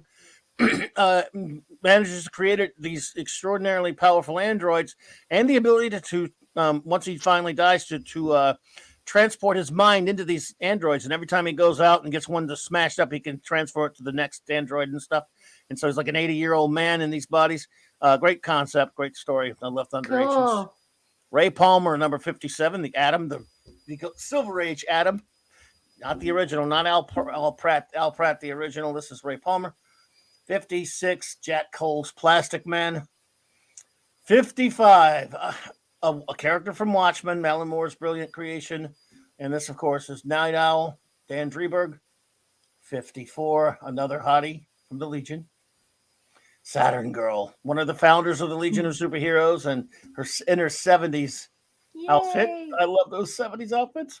Yeah, they're gorgeous. 53, the Spectre, Jim Corrigan Spectre. Not any other one. Yeah, I did use burn art. Hail to our good buddy Mark C. For this one, 52, Iron Fist. He'd appreciate that. I like Iron Fist. Cool character. Steve Mitchum is Iron Fist. Steve Mitchum will tell you himself. He's not here now, but he'll tell you himself he is Iron Fist. Number 51, not the first Captain Marvel, but I do love the Marvel version by Jim Starlin. There he is. Let's see here. Number 50, The Question. And his buddy, The Answer. No, the question. Number 42. Yeah, that's the answer. Number 49, Gone, the Form of Man, Rise the Demon, Etrigan. Another classic Kirby character. Scary. I love the demon. Scary. He's a very tragic character too. Jason Blood betrayed King Arthur on behalf of Morgan Le Fay, and she repaid him, all right, by turning on him, and Merlin turned him into a demon. Oh. But he became, he's working, always constantly trying to redeem himself. Oh. 48, Doctor Strange. Wait a second. Back up. Hmm? He's always trying to redeem himself? Well, I mean, he's a hero, even though he's got demon powers. Get out of here. Yeah, So it's it's a kind cool of like character. that show that my daughter used to watch when she was little, that Angel show. I don't know. It's a demon that is a good guy. Oh, very cool Yep. idea, Could Clubby. be. Well, Kirby. It's Kirby, so he kind of. Of course, is Kirby wakes up in the morning and he pees excellence. That was a man with some the ideas that man's come up with, but just astonishing. Yeah. Of course, Doctor Strange at number 48. I also thought everyone thought that was a bit low. I mean, who doesn't love Doctor Strange, of course? 47, another Legionnaire, the Karate Kid. No, not Daniel LaRusso, but I love him. I mean, he made the Legion of Superheroes without superpowers, folks. Yep. Gotta love that. Wow. Val Armour's a great character. They were laughing at him like, all you know is martial arts. You can't join. You have to have a superpower to join the Legion. And then he throws Superboy, the man who can move a planet. And they said, well, this guy's going to be in the Legion. Boom. Clubby, our professional comic book artist who materializes here anonymously. And I think that that's a great honor. He says, Raquel, Angel is a bit of a ripoff of Demon. And then Kal-El says the same thing. So it is like okay. Angel. And that would make that comic very, very interesting. It would be so good because nowadays, sorry to derail the conversation, but nowadays they're trying to make evil good. They're trying to turn evilness into superheroes for people by sort of rationalizing the violent behavior. And there's no need for that. You can have a character like this demon. You can have a character like Angel, who it was a bad vampire. He was turned into a vampire against his will. Oh, the show Angel, you mean? The TV show. Oh, yeah, that. I'm sorry, you said Angel. I thought it was about. I'm sorry. Go ahead, though. Go ahead. Yeah, and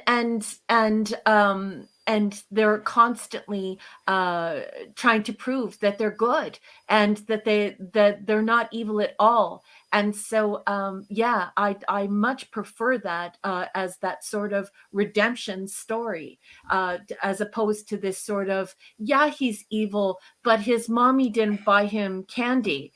And it's really disturbing. I don't like it because, the next generation of children are gonna grow up and they're gonna be sort of like, okay, he's a terrorist, but like his mom didn't take him to the circus when he wanted to. Like I don't buy that. I don't like that. So I really like the idea of the Angel character, and I really like the idea of comic book 49 or character 49, the demon. Great. You can show that bad people can become good without making evil look good. Evil deeds cannot be explained away by shared trauma or whatever the other crap they say these days. I for some reason didn't click that you were talking about the Angel TV show, which I watched as well. Angel, who came from Buffy, he was when he got bitten by the vampire back in like the 1500s or whatever it was, he became like legendary as one of the most horrible evil vampires around, called Angelus, and he was horrible. And then he kills this gypsy girl hundreds of years later, and they curse him by giving him his soul back. And so, like 100-something years, he's walking around with all the guilt and all the horrible things Yeah. he did. Now that he's human again, or he has human. He's a vampire with Yeah. vampire-like abilities, with his human soul back. Yep. So yeah, that was a great show. We're getting some really nice comments here, Clubby. So I'm going to read them if you don't mind, boss. Go for it. Kal-El says, I agree, Raquel. I'm all for the redemption of characters, but not the rationalization of their past deeds. Yes. And also when they continue to be evil, they're not actively seeking redemption. It's just the backstory of the evil. It sort of is teaching children that it's sort of like everyone is evil. And I'm not sure I like that idea. When children are small, it's really nice to show them that, instead of trying to prove that everything is a moral gray area, Right. Children don't have the philosophy to understand how a moral gray area can become a slippery slope. So beautiful comment, Kal-El. Totally agree. And I actually participated in some streams with regard to what happened with Cruella de Vil. I absolutely thought that it was deranged. It was disgusting. And I totally agree with you on the word appalling. Says, like Cruella de Vil, cruel devil, being turned into something good in that appalling movie. Listen, this person, this Cruella de Vil, was some type of devil. When we were growing up, we always thought that she was demonic, and she had a puppy mill. She raised puppies and would skin them alive and turn them into clothing and furniture. Her whole house were these Dalmatian coats, and so it was supposed to teach children that this depravity, this evil that they can't even imagine. And to turn around and make a movie about how like she was like the hero, it was the most effed up thing. And I can't believe that people allowed small children to watch it. And then Hungry Boy says, Bradism and tantrums versus heroism, Raquel. And then our wonderful artist, Andy Masterson, who makes the most marvelous action figures and statues and things like that. He's a maker. He says, Raquel, incredible stuff. Yeah. If everything is someone else's fault, then nothing is anyone's fault. And here, Andy Masterson and a Polynesian minion and her pepperoni just walk through the door. Paul and me, hello there. Good to see you. Odd Man Out, hello there. Hey. Not sure if I know Odd Man Out, but hello, good to see you, my friend. Great to see you, Paul and me. So there you go. And that's why comics are in the shape they're in. They used to be good teachers. Comics were good teachers of morality, and now they teach even worse than moral relativism. They teach them backwards. Anyway, we won't go there. Yeah. Number 46. I really love that though, Clubby. This is really incredible because this is a modern issue. Even this wonderful person, Odd Man Out, said, I can enjoy a villain seeking redemption. I can't stand a villain who is being painted as misunderstood. And that distinction is so important to rearing a child and giving a child a sense of honor, duty, ethics, morals. Odd Man Out, I totally agree. So Odd Man Out, if you're just joining us, Clobby has given us one of those wonderful examples of how you can actually want people who have made mistakes to want to seek redemption in this character that's in front of you under the number 49.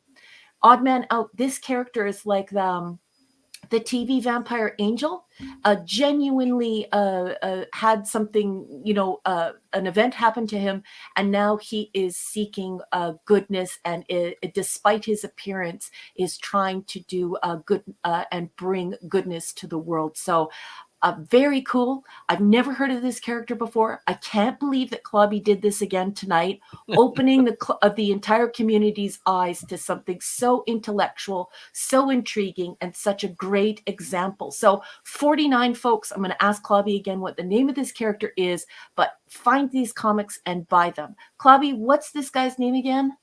He's Etrigan, the demon that formed. He was it would take too long to elaborate, but Phantom Outsider's taken upon himself to do that. So he basically was bonded with Jason Blood to defend Camelot, and then the two they're bonded in the sense that he They Kind of like trade the places Hulk in a way. in a sense, yes. And they they made a pact, but yes, he uses the demon's powers to put it just to but when for good, and has been living kind of in isolation for many years. But Wonderful. It's The just DC wonderful. DC character. Yep, DC. Yes, character. DC. Clubby, you are just outstanding. And I have to say on air, because I know my husband's going to watch this later, or he might have turned it on for everyone at work. Now I know what you're talking about, Andrew, about how I needed to hear Clubby out when Clubby and I first met, Clubby said, I can show you how DC is not dark, how DC is not irredeemable, how DC isn't this evil dark place all the time. It has lots of really beautiful things about it, Raquel. And guys, here it is, 49. Buy that comic. This character is so cool. It's only like buy the the Kirby TV ones. angel. Just buy Buy the Kirby ones ones. or the Matt Wagner one. Andy Masterson. No, you're thinking of Gargoyle from the Defenders. He does sort of look like him, but he came later.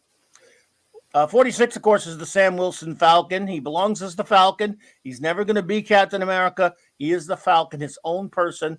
When I first started reading Captain America comics, it was Captain America and the Falcon. And Sam is a character among himself. He doesn't have to have Cap's legacy passed down to him. That's a bunch of crap. He is. Agree. Well, I agree. I agree with that. I thought they were a team. Yeah. Only the rhyming demon. You're right, because he speaks in rhymes. By the way, Raquel, the real one, the Kirby one. We have to when you're done with this top 100 list, I'm going to let you burn through it here, boss, and I'm not going to interrupt you unless, of course, you decide to shake the whole earth again by introducing something totally cool. But I would love it if Mark, if you could please show us a cover of this character, Sure, so that if the folks at home want to buy this comic, they can, because this is pretty outstanding. That television show Angel was such a great example of how someone totally off the rails, beyond the beyonds of evil, can just turn into a pure and good heart and want to do good. And what a great example. Let's do that for later, if you don't mind, please, Chief Engineer. I'll find a few covers. Yeah, thank you. Yeah, I go. And now I'll be quiet unless Eric Oh, says, Raquel, interrupt all you want. Well, the thing is Eric, isn't it cool? Like, these guys are geniuses. And when they say cool stuff. Phantom's a genius around here. Actually, a lot of people, I'm going to out him now. Phantom is actually running the show. I'm in the chat, and Phantom Outsider is really clobby. I gave your secret identity away. I gave his secret identity away. 45 is Wonder Man, aka Simon Williams, in his two different forms. Another story of redemption, who started out with the Masters of Evil, but he had no choice. He was an innocent. He wasn't evil at all. He was co-opted. Long story, but you all know it. But anyway, I love him. I kind of love the green outfit better than the red one that he had later there, but that was the kind of, most people remember him as in the red one there. But Wonder Man, I've always loved him. Great. Simon Williams is a great character. Number 44, Back to the Legion. One of the founders. Cosmic Boy, Rock Kren, love him. All Legion fans do. So, number 43. This is an anti-hero right here. Jonah Hex, the great bounty hunter of DC Comics. One of DC's greatest Western character.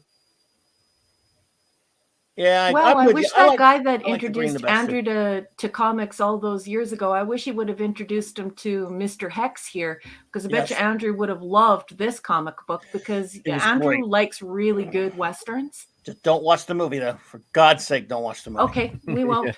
With Josh Brolin. Woo-wee. Was that bad? Number 42, Captain Marvel Jr., Freddie Freeman. Yes, Elvis's favorite comic book character. He even based his look on him, as you can see. And that's not Tom. That is the truth. Hey, what's up, Tom? Good to see you there, bro. Hi, sweetheart. Nice to see you.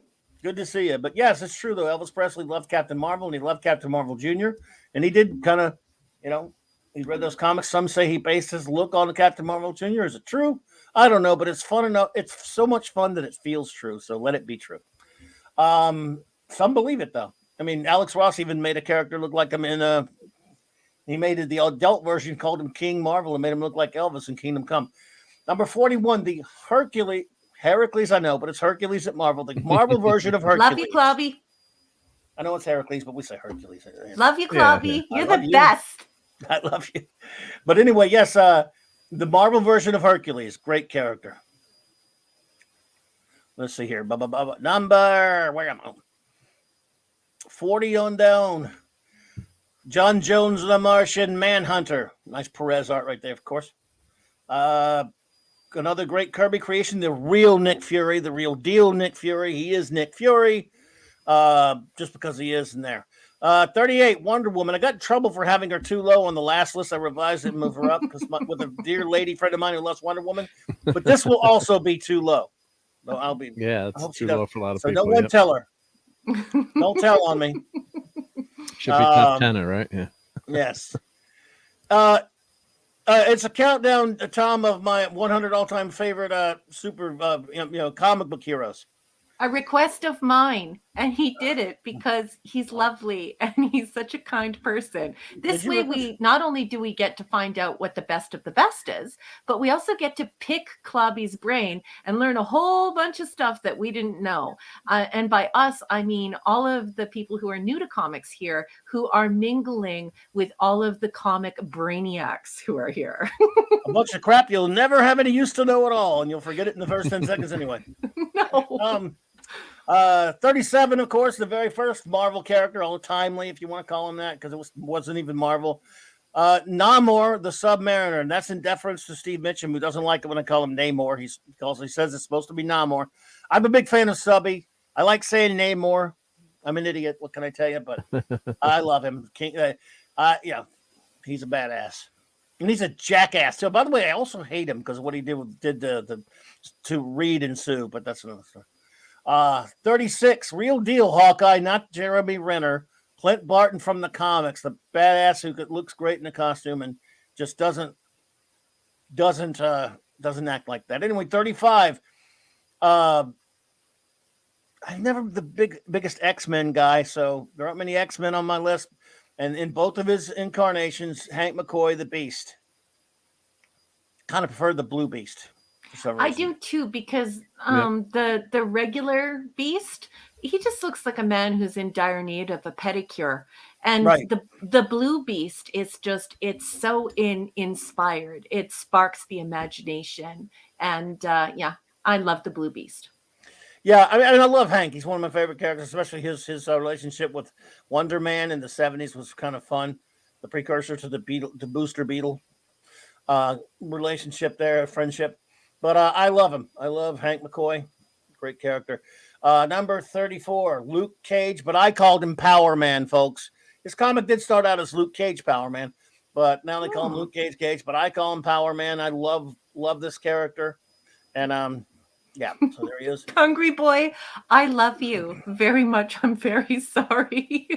Remember, newbies can say things that may wound you.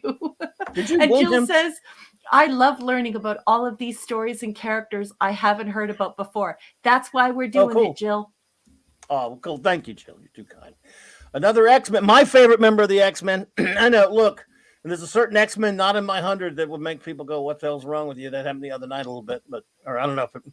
But my favorite member of the X is the leader, Scott Summers, Cyclops. Not too many people pick him as their favorite X-Men for some reason, but he's mine. And number 32, another Legionnaire. A lot of Legionnaires in this one, don't I? Shocker. Ultra Boy, Joe Na. And another, what is it? There's something that I love. I love tragic characters. You may have noticed. Yes. Yep. Well, number 31 is Boston Brand, aka Dead Man. He's a fascinating character to me. He was a circus aerialist, of course, who was murdered, and he was taken by the god Ramakrishna.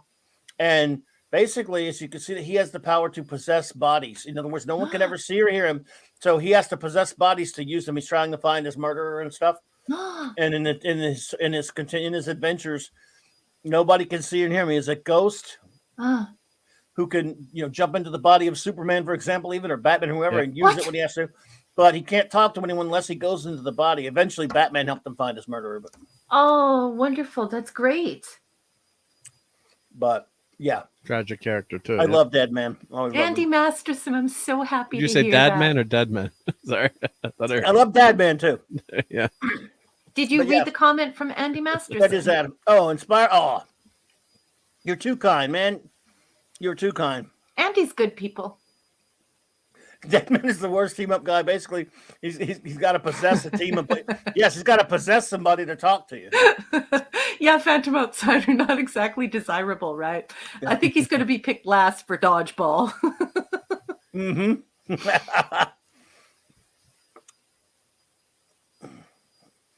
30 down. All right, another member of the Legion. This is someone. I guess I don't know. Some people don't like him, but I love Brainiac 5. Querl Dox, another tragic character in a sense. This extraordinary genius whose only superpower is his genius. In the 30th century, trying to live down that horrible legacy of the Superman villain Brainiac. He's a Coluan, not like the revisionist versions of Brainiac, where he's a Kryptonian computer on that animated show or all this other crap. Yep. You know, he's a Coluan. And he's called Brainiac 5. He purposely named himself after that infamous Brainiac as a redemption. In a sense of what his horrible ancestor did. I love Querl Dox. Had a tragic love story with Supergirl, but he's a great character. I always loved him. Oh, Andy Masterson, I am so happy that you are here. This is a room full of experts celebrating what they love with a bunch of newbies who would like to learn canon.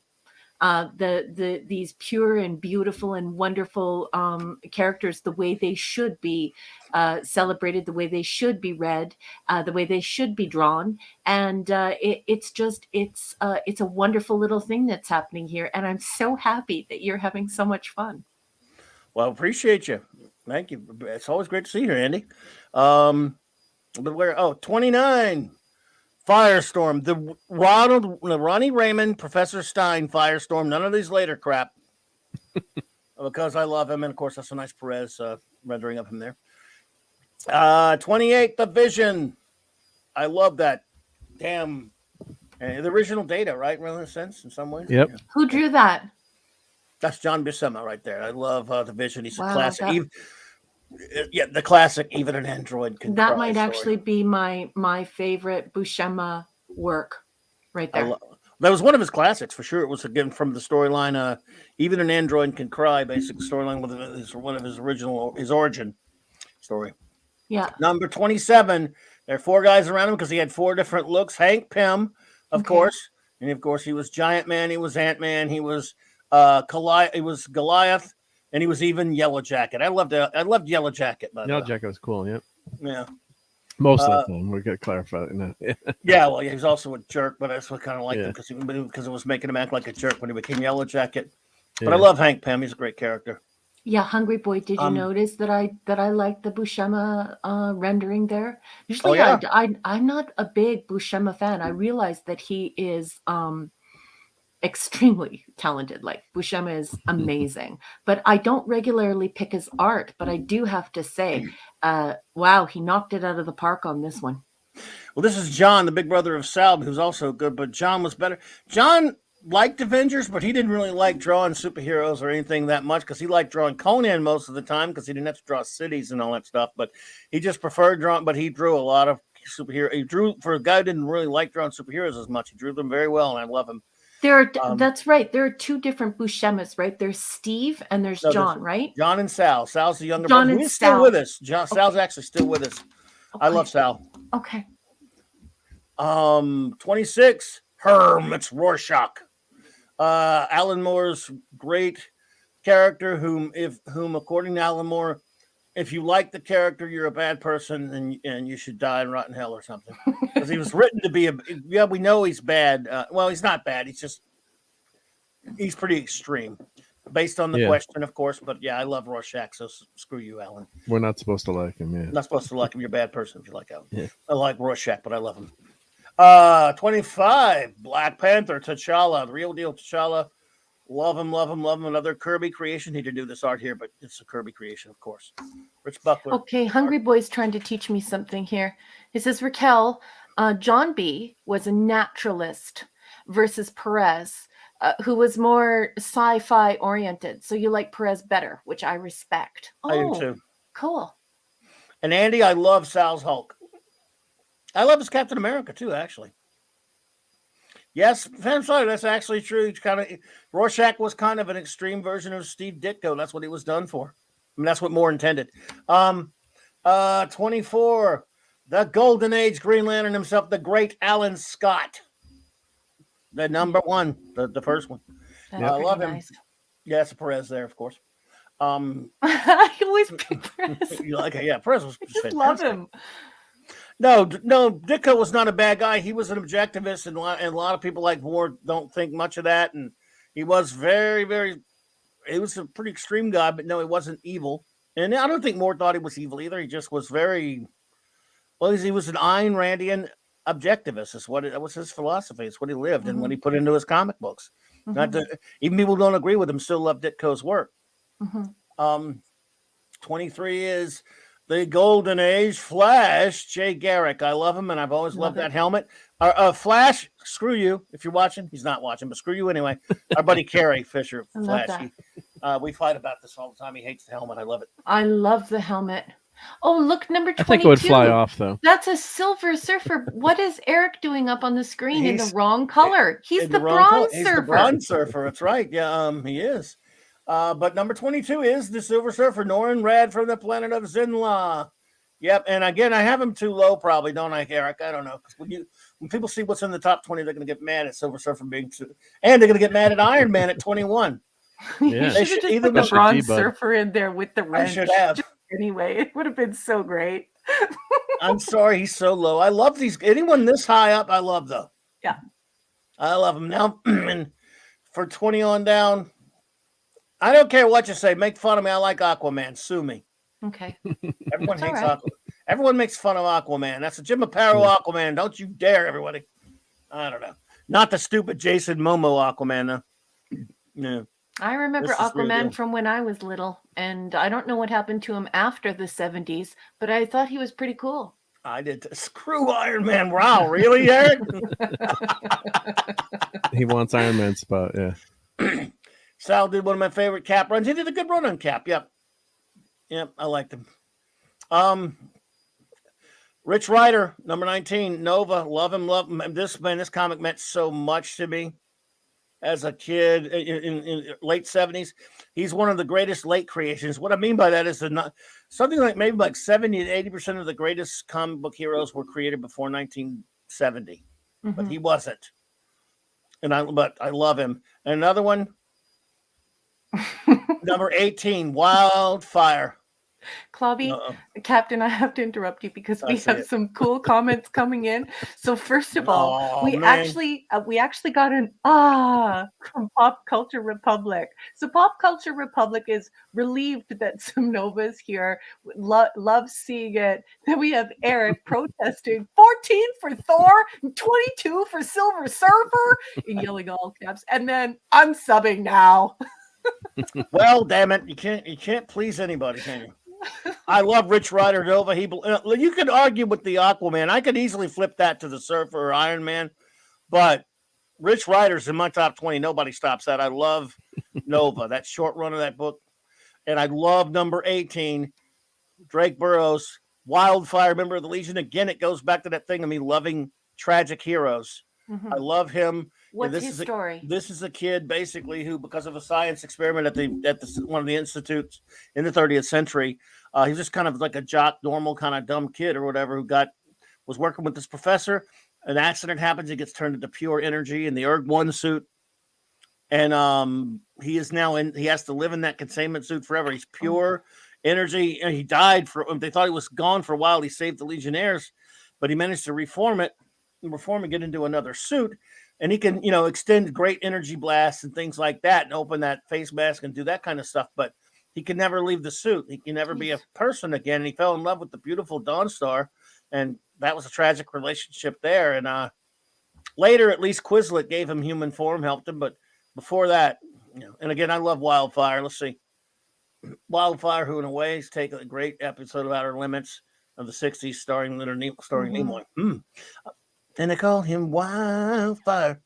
But I love you like Hawkeye better than Green Arrow, huh? Well, I mean, I can't blame you.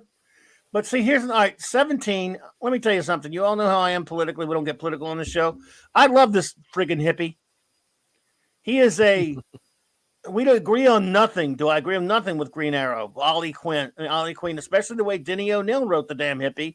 This from the Adams Hard Traveling Heroes right here. But I just love him. I love this. I've always loved Green Arrow. Sue me.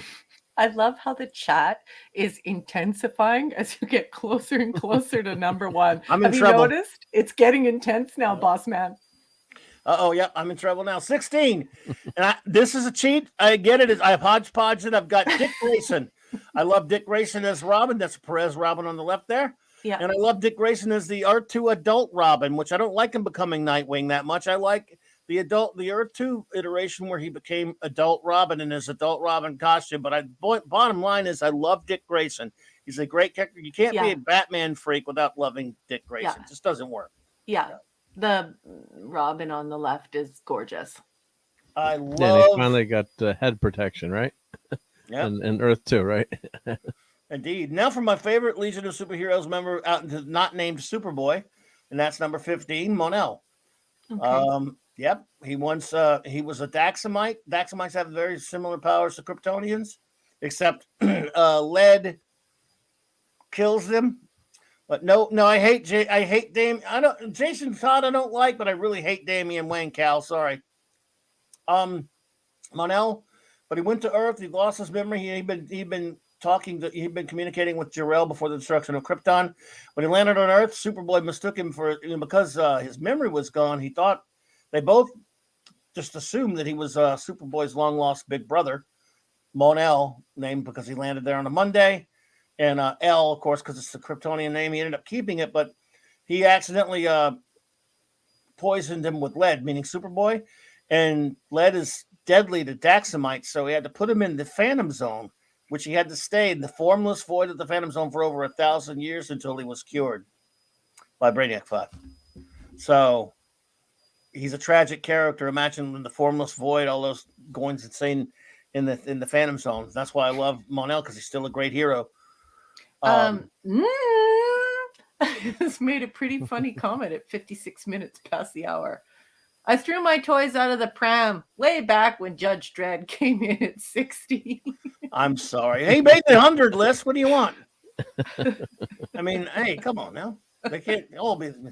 Well, if they made the 100 list, that's rarefied air. Trust me, I like a lot of characters. I love sense of humor though, because I just imagine him in a pram. I'm irked that our Thor Steve is not here for Clobby mentioning Thor. Oh yes, he is our Thor. I think he may have been here the other night when I did it, but Steve Mitchum's number one. He is Thor. Eric Steve says Mitchum lead is kills Thor. him. Hopefully, no one shoots him. Yeah, well, he lives in the 30th century. That's not a concern now, but it would have been. 14 is, of course, the mighty Thor. The Marvel iteration of Thor, since, of course, he's from, Is that a Kirby Norse drawing? mythology. It is indeed. He is the creator of the Marvel version of Thor. I know nothing about comics, and I can pick up Perez and Kirby Nice. because I love them so much. You guys, look at what you geeks are doing to this nerd. You're transforming my brain. A lot of Kirby on this So you're page. messing up your accent too at the same time. Yes, I can't even say pajamas right anymore. That's right, Phantom Outsider. Worst part is he was in solitary confinement in the Phantom Zone as the villains wouldn't even interact with Mon-El. How he didn't lose it shows what a great hero he is. That's a great point. I love Mon-El. God, I love this character. Yeah, solitary confinement will make you go insane. Like it'll break you. Like the dying Superboy said, best big brother a boy could ever have. Oh, now I'm going to start crying thinking about that scene. Damn you, DC. Anyway, another Kirby drawing of one of my all-time favorites, number 13. Sue Storm Richards, the heart and soul of the Fantastic Four. Of course she's there. My beloved Sue. And my beloved Matt Murdock, Daredevil, number 12. Love him. He is just fantastic. One of my all-time favorite characters. If they're in this, you don't know. I love all these guys. Hello there, Comic Relief Crusader. And even another Kirby drawing is Johnny Storm, the Human Torch. Yeah. So now, is everyone ready for the top 10? Oh, you're going to get so much flack here. The pressure is on. This is going to be a super intense conversation. Are you ready, everyone? The top 10 will not disappoint. The top 10 you're all going to love. Dun, dun, Some of these dun, people, dun. some have already seen it the other night, but if the case that that's why I did it tonight too, because we have different people here. So here's who's ready for that top 10. Do it. Bula, you sure? Do it. 10, 9, 8. Okay, here we go. 7, 6, 5, 4, 3, All righty. 2, 1. Boom. Now for that top 10. Obviously, the Incredible Hulk, because I'm always a 12-year-old at heart, and I love him. Hulk smash. Sal Buscema Hulk there. Yeah. I love him. What? Number 9, Barry Allen, the greatest Flash of them all. Yeah. Number 7, the real Captain Marvel. Damn it. And Billy Batson, of course. Shazam. Nice. Shazam. Gomer Pyle. I love it. You. I love him. He's the best. He's the best. Number 8, Mr. Fantastic Reed Richards, the brains of the Fantastic Four and the brains of the Marvel Universe. Where's 7? Oh, he's 8. I got him backwards. I should have 7, Captain 8. Where's then 9? Okay, 9. Where am I going? Oh, 6 is next. Sorry, everyone. I'm just loopy. It's okay. The greatest Green Lantern in the universe, Hal Jordan. Yeah. Because he is that. Fight me. Number 5. He does whatever a spider can. Oh. Who doesn't love the great Peter Parker, the only Spider-Man ever? Yeah. Thank you, Pop Culture Republic. I appreciate that. Number 4. When Captain America throws his mighty shield, all those who chose to oppose his shield must yield. I sing the rest, I get in trouble. Sorry. And I love it. Number 3. He's the Bat. Need I say more? The Bat. The Batman. Number 2. Superboy / Superman. It's one because he's the same person, but I love him as much as Superboy as I do as Superman. He's by the way, he's number 1 superhero. He's the greatest superhero of all time. Andy's his Cap. Andy's number 1 superhero of all time is Cap. He just put into the trap. Look, hey, I love him. I mean, look, if they're in here, I love them all. Well, I love all these characters I've been talking about. But Superman is the greatest superhero of all. Batman is the second greatest superhero of all. But this is a favorites list. Hello there, 70s. Can I do it? Just wait 1 second. Do it. Cambloops! I didn't do the Hulk song? No, I'm sorry. Let's see. No. Doc Bruce Banner, belted by gamma rays, turned into the Hulk. Never mind. And of course, number 1 is the biggest shocker of all. What a shock. That's revolting. What a revolting development shock that is, right, folks? Yep. Benjamin Jeremiah. Just kidding. Jacob. See, you thought I got it wrong, didn't you? Benjamin Jacob, actually. Let me pronounce it properly since he's a Jewish character. Yeah. Benjamin Jacob Grimm. But named it would after be Benjamin, I believe. Benjamin Jacob. Benjamin? Oh, well, I'm not going to go that far. But yeah, I guess so. Benjamin. I'm pretty sure. But yeah, I love it. I love you, Clobby. The J is, of course, named after his creator, Jack Kirby, who was originally, of course, Jakob Kurtzberg. Oh, beautiful. So Benjamin J. Grimm, the ever-loving idol of millions, the ever-loving blue-eyed thing, Aunt Petunia's favorite nephew, all that stuff is my all-time favorite superhero. But I love all these guys. So. Okay, I might agree with that. Now I have to stop the show. Stop. Oh, no, you got to go back to the previous picture, please. Okay, now it's time to stop the show. Mark, honey, what would you do with your top 5? Does your top 5 look the same? Not identical. I would have Tell the me. Thing. What's your top 5? Thing. Well, off the top of my head, probably Thing, Batman, Spidey, Thor, and probably Hulk. And then I mean, these are really tough choice. Those are tough choices. But those, I'd move Thor. Main thing, I'd move Thor up. And drop Superman's an incredible hero, but drop him a little bit lower, but he'd still be in the top 10. Gotcha. So for me, these are tough. Yeah. So for me, I'm definitely doing a Superman as number 1, and I'm definitely doing Spider-Man as number 2. Excellent.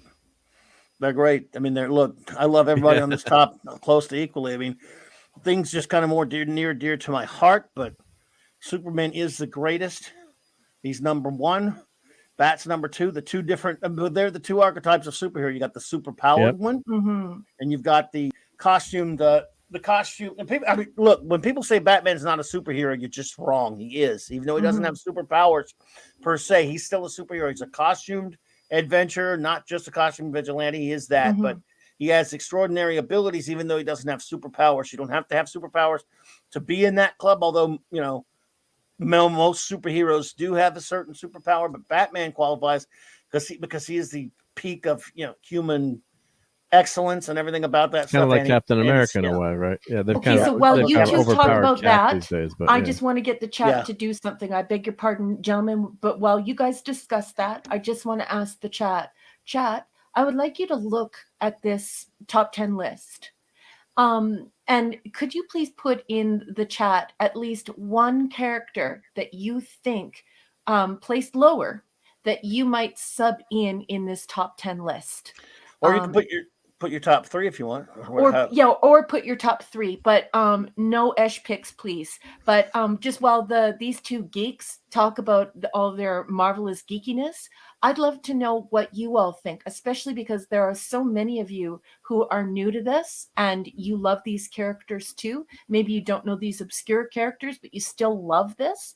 And then, of course, there are some ridiculously marvelous experts in the crowd, including professional artists and model makers and yeah. So you guys do it.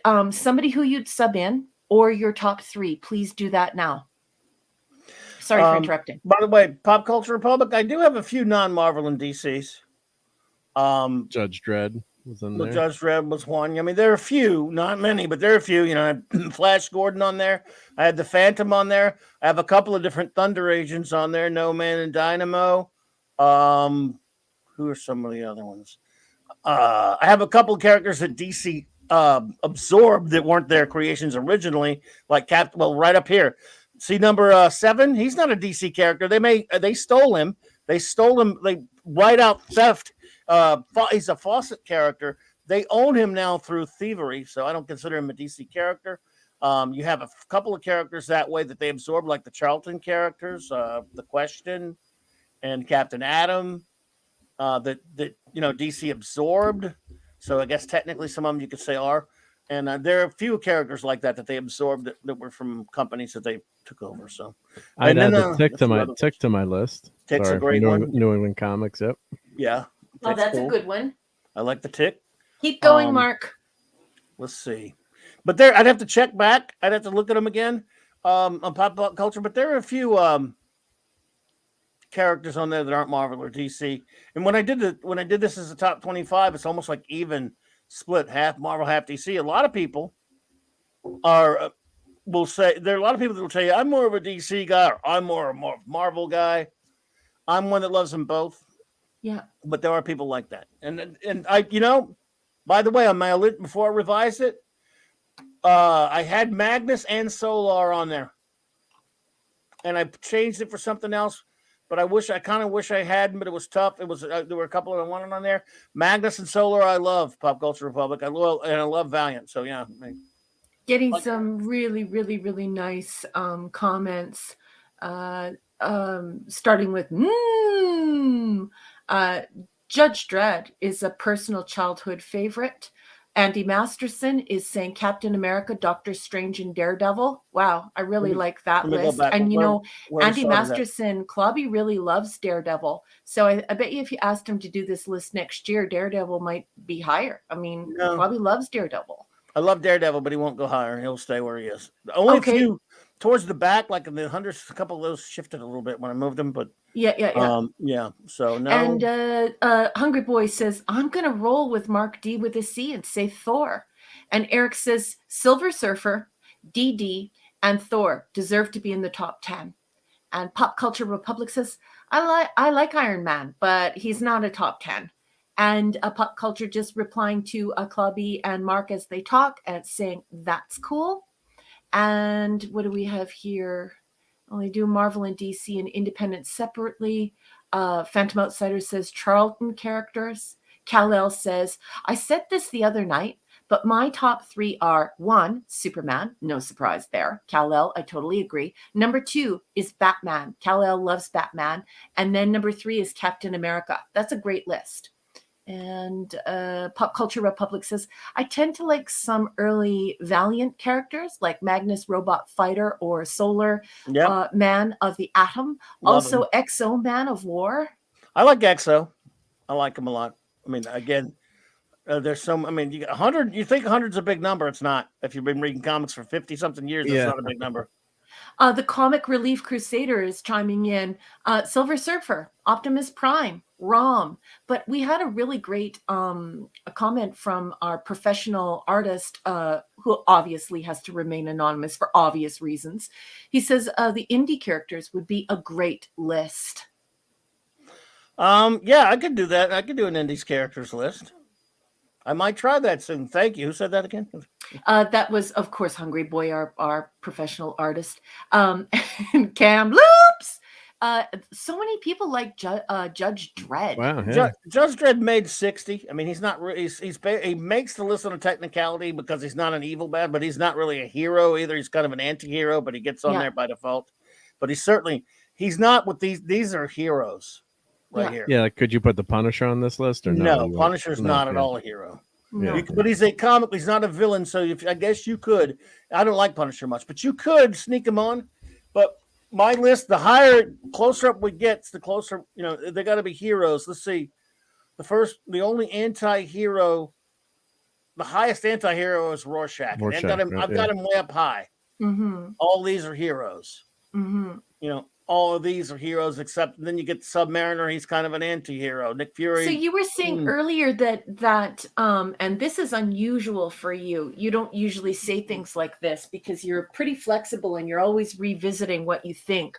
Your top 100 is a pretty solid thing. It's not ephemeral. It doesn't really move around for you. It moved pretty good this last time because I changed it from a year. The top 20 is the top 10 is in stone. Okay. I've thought a lot about it. I could probably move Aquaman back and put Silver Surfer and Iron Man in front of him. Cool. But I love Aquaman. Yeah. No matter what anyone says. Love that helmet. Love that helmet. That they should have never got rid of that helmet.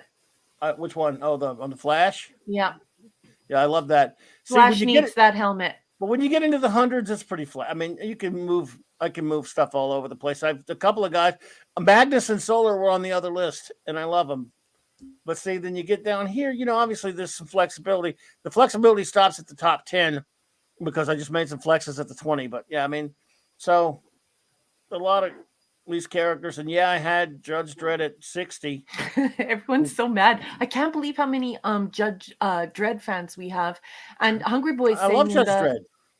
Hungry Boy's saying in the chat, an anti-heroes would be another list that we could do. And Pop Culture Republic is complimenting you. It says that was a good 100 list. Thank you so much. I appreciate that. Yeah. Indies could be done separately for sure, but there aren't that many indie heroes. Like there are some, but a lot of them, but the reason why I let a few anti-heroes onto this list is because they still do good in their own way. They're not villains. Jonah Hex is a bastard. It's how you interpret them, I guess, too. He's as bad as the Punisher. To be honest with you, Jonah Hex is just as rotten as the Punisher. But, he won't just kill anyone for no reason. The Punisher just murders bad, but even still, he's murdering people he think deserve it.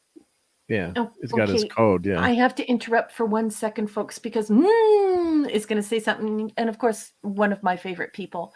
I wonder if it's because 2000 AD was a British comic, and I grew up with it, and Dredd in the UK. The other big superheroes were all American, or at least felt that way. Look at Captain America, for example. That's a very good comment. That's a good international comment. And then we also have Odd Man Out saying his number 1 is Batman.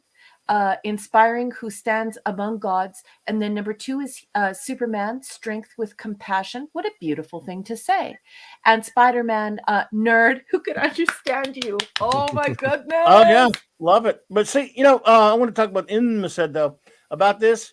Yeah, you were British. I understand. Look, I love Judge. I've loved Judge Dredd for 40 years. That's how long ago I discovered him, and I love the comic. The character lives. He's basically Judge Dredd is what they call black comedy.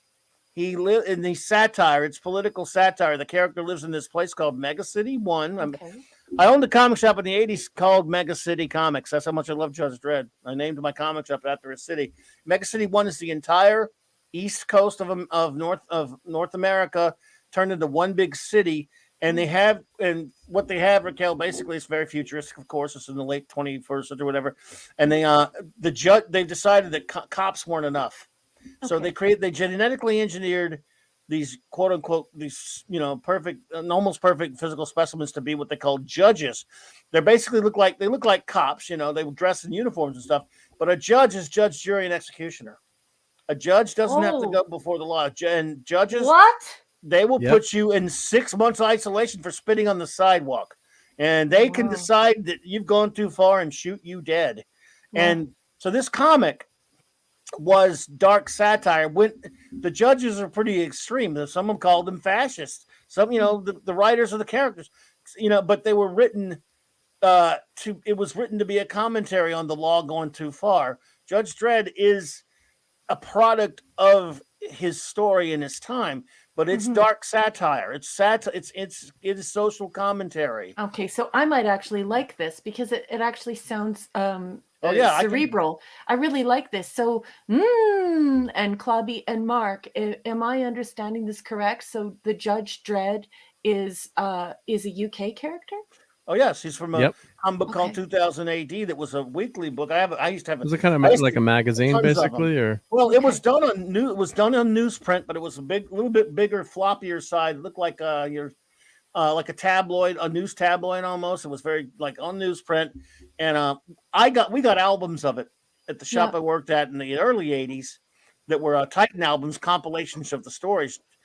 Judge Caligula was a great comic. Judge Death. My goodness. Could you imagine Caligula as a judge? Yeah, Caligula would not be a good judge. They had a judge called Judge Cal, who was just as insane.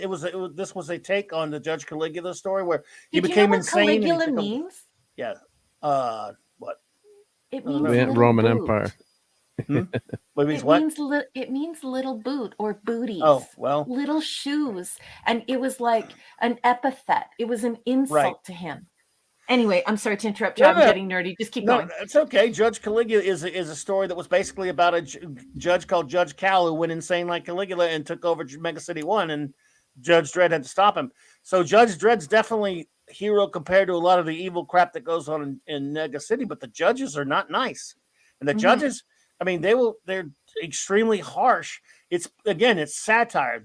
That's why I don't like either of the movies, because they never got any of the humor right. Okay. The two movies they did. But that Judge was my Dredd, next question. Everyone loves the Carl Urban movie. He's great as the character, but I think the movie's just a stupid shoot 'em up that has none of Judge Dredd's charm or humor. And the Stallone movie's idiotic because it has a good look to it, but Stallone's a horrible casting for the character. Okay. It's a bad combo, but people love that. Everyone Judge Dredd, by the way, never takes his helmet off, or the times he does, like his head's bandaged or it's covered so you never see it. Okay. He had a twin brother named Rico who went on the take. Judge Dredd took him down, and then he spent like 5 years or whatever it was on Titan Moon being tortured at a prison colony. He came back, tried to kill Dredd. Dredd ends up killing him. This is kind of an example of the humor of the comic. Dredd's carrying Dredd's all shut up, but he's carrying his dead brother. And this is as close to emotional as Judge Dredd ever gets, and he never says anything funny on purpose, but he says funny things. Someone says, "Let's help you with that. He's got to be heavy, Judge Dredd." He goes, "He ain't heavy. He's my brother." This comic. That's the dry wit of this comic. It is about it's as British as you can get, and I love it. And I had tons of 2080. I had the Burger Wars even, which were taken out of the Cursed Earth story, long story. But anyway, Battle of the Burger Barons, which got taken out. But let's see. I threw all my 2080 comics out when I hit 16 and made some space. I wish I still had mine. Mine went out in one of the floods. They were I don't know how, but in the 80s, somebody who lived over there had moved over here with a ton of 2000 ADs. It was a weekly publication, and I bought a ton of them off of a guy. But I had them forever. Well, I'll say forever, not for long enough. I miss my 2000 ADs. Shame, yep. But Judge Dredd became huge over here in the 80s. Oh yeah, it was massively big. Yeah, and everyone was looking forward to the first Stallone movie. That was a big deal. I mean, and fans weren't happy with it, obviously. But you don't know what you're gonna get sometimes too, right? So yeah. And then the Carl Urban movie I like too, but I'm not a Judge Dredd. I don't know as much about the character. I've only read a few issues, so I enjoyed the movie for what it is. But I'm talking to you and teaching us how they didn't really follow the character. I can see that, but it's still in some ways it was an enjoyable They took movie, all the humor out. Judge Dredd's got to have some humor. They made him there are a couple of funny lines, but they didn't make him over the top. Yeah. But, Hungry Boy says floods hate comics. It was a flood or a hurricane. I'm thinking it was actually a hurricane, I believe, maybe. But I had a good collection of those too, man. I mean, of course, remember that was a weekly, so there were thousands of issues now. Started in the late 70s or something. So it was by quality, I believe. Put that out. Titan put out the albums, and I still have all my Titan albums of Judge Dredd though. So yeah. Anyway. Well, look, we've kept everyone here a long time tonight. This is so good. I have already been here for 4.5 hours, and you guys were here for like an hour and a half or like 2 hours before me. So how long is this stream? Like 6 hours? We're at 4:16 now. Or it's only 4:16. Okay, so what I see on my side is also what you see. Yes. Oh, so it's not just a running calculation for me. Okay, so it is just 4.5 hours. Okay, good. I was like, it's only 4.5 hours here. Yeah, 4:16. That's fine. That's fine. Well, I just thought that it started once I joined in, but I guess not. So that's cool because I was like, I hope not. Imagine what Clobby and Mark are going to say. Oh no, we're good. I'm good. Yeah, okay, I know Mark's probably tired. Again, tell us a little bit about your works there, and then we'll do the show notes and get out of here. Oh, my goodness. You're so sweet. Folks, I would really love it if you supported my short story collection. I'm selling them individually on Amazon. All you have to do is look up R.M. Briggs, and they're under $1. I think they're only 74 cents American last time I checked with how the exchange works. And I would really appreciate your support. The positive reviews really matter to publishers, and it would really help me a lot. Thank you very much. Indeed. Please do that, everyone. Let's see here. And of course, there's Mark's channel. I got to put your link in there if you can. Mark. I'll grab it. Yep. Thank you. Yep. Tell them what you're doing, what you got going on. Yep. Bro. Well, I've just always enjoyed being on here, and looking forward to Saturday Night Star Trek getting back. Always miss that show, and we'll be doing Sunday Night Geekery, and the Tuesday night movie is going to on Toxic Tuesday will be Road Warrior, the second movie. So Mad Max: The Road Warrior, which is chronologically the second one. There you go.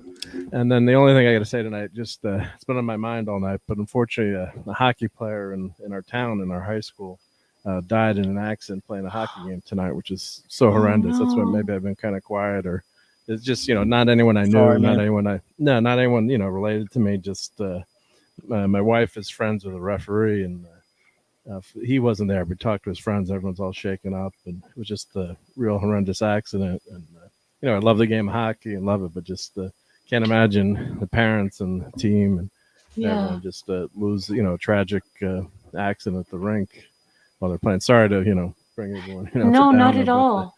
On behalf of Clobby's Clubhouse and just the CLOBBERIN Times channel and everyone in the community, we just want to extend our love and support to everyone involved in this tragedy. And it's just awful. And thank you for bringing it to our attention so that we are able to acknowledge it and acknowledge those feelings and send our support in that way. So I'm so sorry, Mark, and thank you for bringing it to our attention in this community.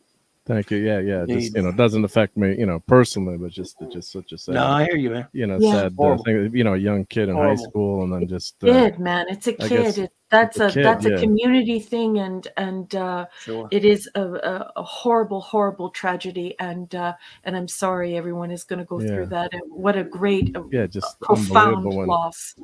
when I heard about it, no one could, you thought maybe, oh, they did their best to say. It was unfortunate, with the skate, it involved skates, we'll just say, and just a real freak. I grew up playing hockey at NFL tees in the chat. I know he's a big time hockey player, and I'm sure all our Canadian friends, and just a freak, freak thing. But yeah, just prayers to those parents and the team. Yeah, it's just really, things happen. Sometimes you can't explain them in life. So it's just really a shame. But yeah, just enjoy those moments you have, and the good times, and don't take anything for granted. Not that you never know, but it's just when you reflect on stuff like that, it's like, how the hell does that how the hell does that kind of stuff happen? But just gotta move on. But yeah, thank you for those nice words, calling Bobby. Yep.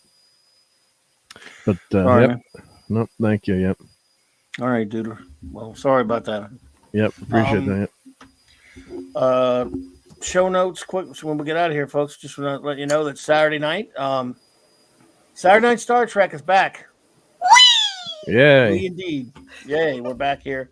And wow. I love that we. I miss that we. Yeah. Yes, I miss everyone. We're gonna have such a good time on Saturday night. Yep, we got them. We got 4 more for you. And by the way, we're getting toward the end of season 4. After that, I think the next batch or something, there are a couple, and we're gonna have to decide how we're gonna handle the end, because there always comes in a weird number of them. We'll figure that out. Yep. We'll look at it next week. So that is that, of course. Same Trek time, same Trek channel on Saturday night. Season 4 is coming to a close, folks. Monday night Mark C Comics Talk. I did individual characters, so there aren't 100 teams to do. There aren't. I'm going to do top 10 teams, and I'm really excited about this next Wednesday night. Mr. Max Von Priestley is going to join me. We're going to review a comic. I'm going to try to do this at least once.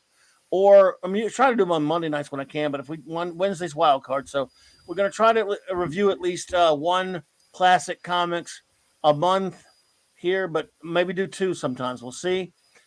This, of course, is the masterpiece by Alan Moore that said goodbye to my beloved Golden, Silver, and Bronze Age Superman. Whatever happened to the Man of Tomorrow? This is just a great comic, and I love it. And Max is a good dude. And then we've hung out many times on the great Nick Weiser's channel and comics. I guess he's doing it tomorrow night. It's coming on Friday Night Comics Talk. And he is a good dude. And we're going to review this comic Wednesday night. That's going to be good. Yep. Yeah. So can't wait Alan to do that. Moore scares me. Just want to say for the Alan record. Moore scares everybody. These comics aren't scary, though. These are good. These comics aren't scary. Well, they are too, actually. Yeah. Like, he's a weird. His comics are terrifying comics, a lot of them. But and then I promised to have the Spinner Rack Time Machine out tomorrow. I just couldn't get it today. I had to go somewhere, but finally it will be back on track, and we're gonna. Not that anyone cares, but I like it. So I do. We love it. Yep. You don't have to pretend to care. I don't. We love it. I don't even care, and I like doing it. So there you go. Welcome, everyone. Welcome. I mean, you're all welcome, of course. You're welcome to hang with us for another 4 hours. No, thank you all so much. Yeah, Alan Moore don't scare me. Right, hungry boy, like his eyes, but the lovely Sherry just walks through the door. Hey, I think she popped in earlier. I don't know if was she here earlier? I missed her in the chat. My chat was way earlier, jumping around. The lovely Sherry, so good to see you, sweet lady. Lovely to see you, Sherry. Again, thank you for being here. Thanks to the great Eric K for your help there, sir. Hungry for no more bad reboots, indeed. Thank you so much, Pop Culture Republic, Phantom Outsider, Kal-El, Buddy, Lucy, Steve Mitchum, Claude was here earlier. Claude. This is for Pop Culture Republic. I have a Leo Laporte bobblehead. So he was asking about the guy from the Computer Network show, but yeah, I actually do have a Leo Laporte bobblehead. Don't ask me how, but that's from the from Tech TV days. Yep. Sorry. Indeed. Well, there you go. No, it's no problem. The wonderful Andy Deliberative Jill, our communications officer. Oh man, I had some for now. I'm gonna forget them. I had them. Stuart Mitchell. Stuart Dolly Mitchell. had Dolly had railroad braces, tracks. buddy. That's right. I saw him. He was there earlier. Okay, there you go. Who else do we have? Odd Man Out. Thank you. Thank you. That's 70s rock band brother. Thank you. Kamloops indeed. Hello, Mad the Magnificent. What's up?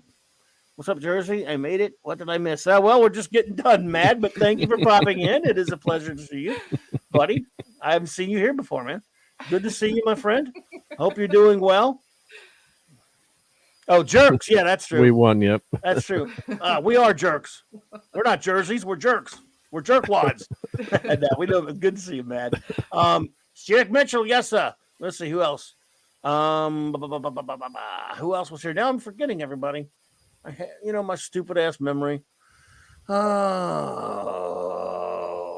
Oh yeah, Comic Relief Crusader, Andy Masterson, Tom from Midnight's Edge popped in earlier. I don't know if he's still here, but hail to Tom. Let's see.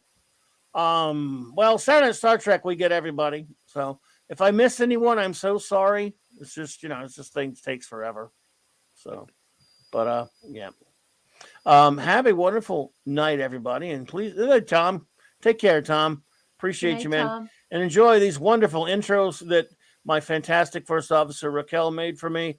And have a wonderful weekend, my friends, and clobber on, clobberers.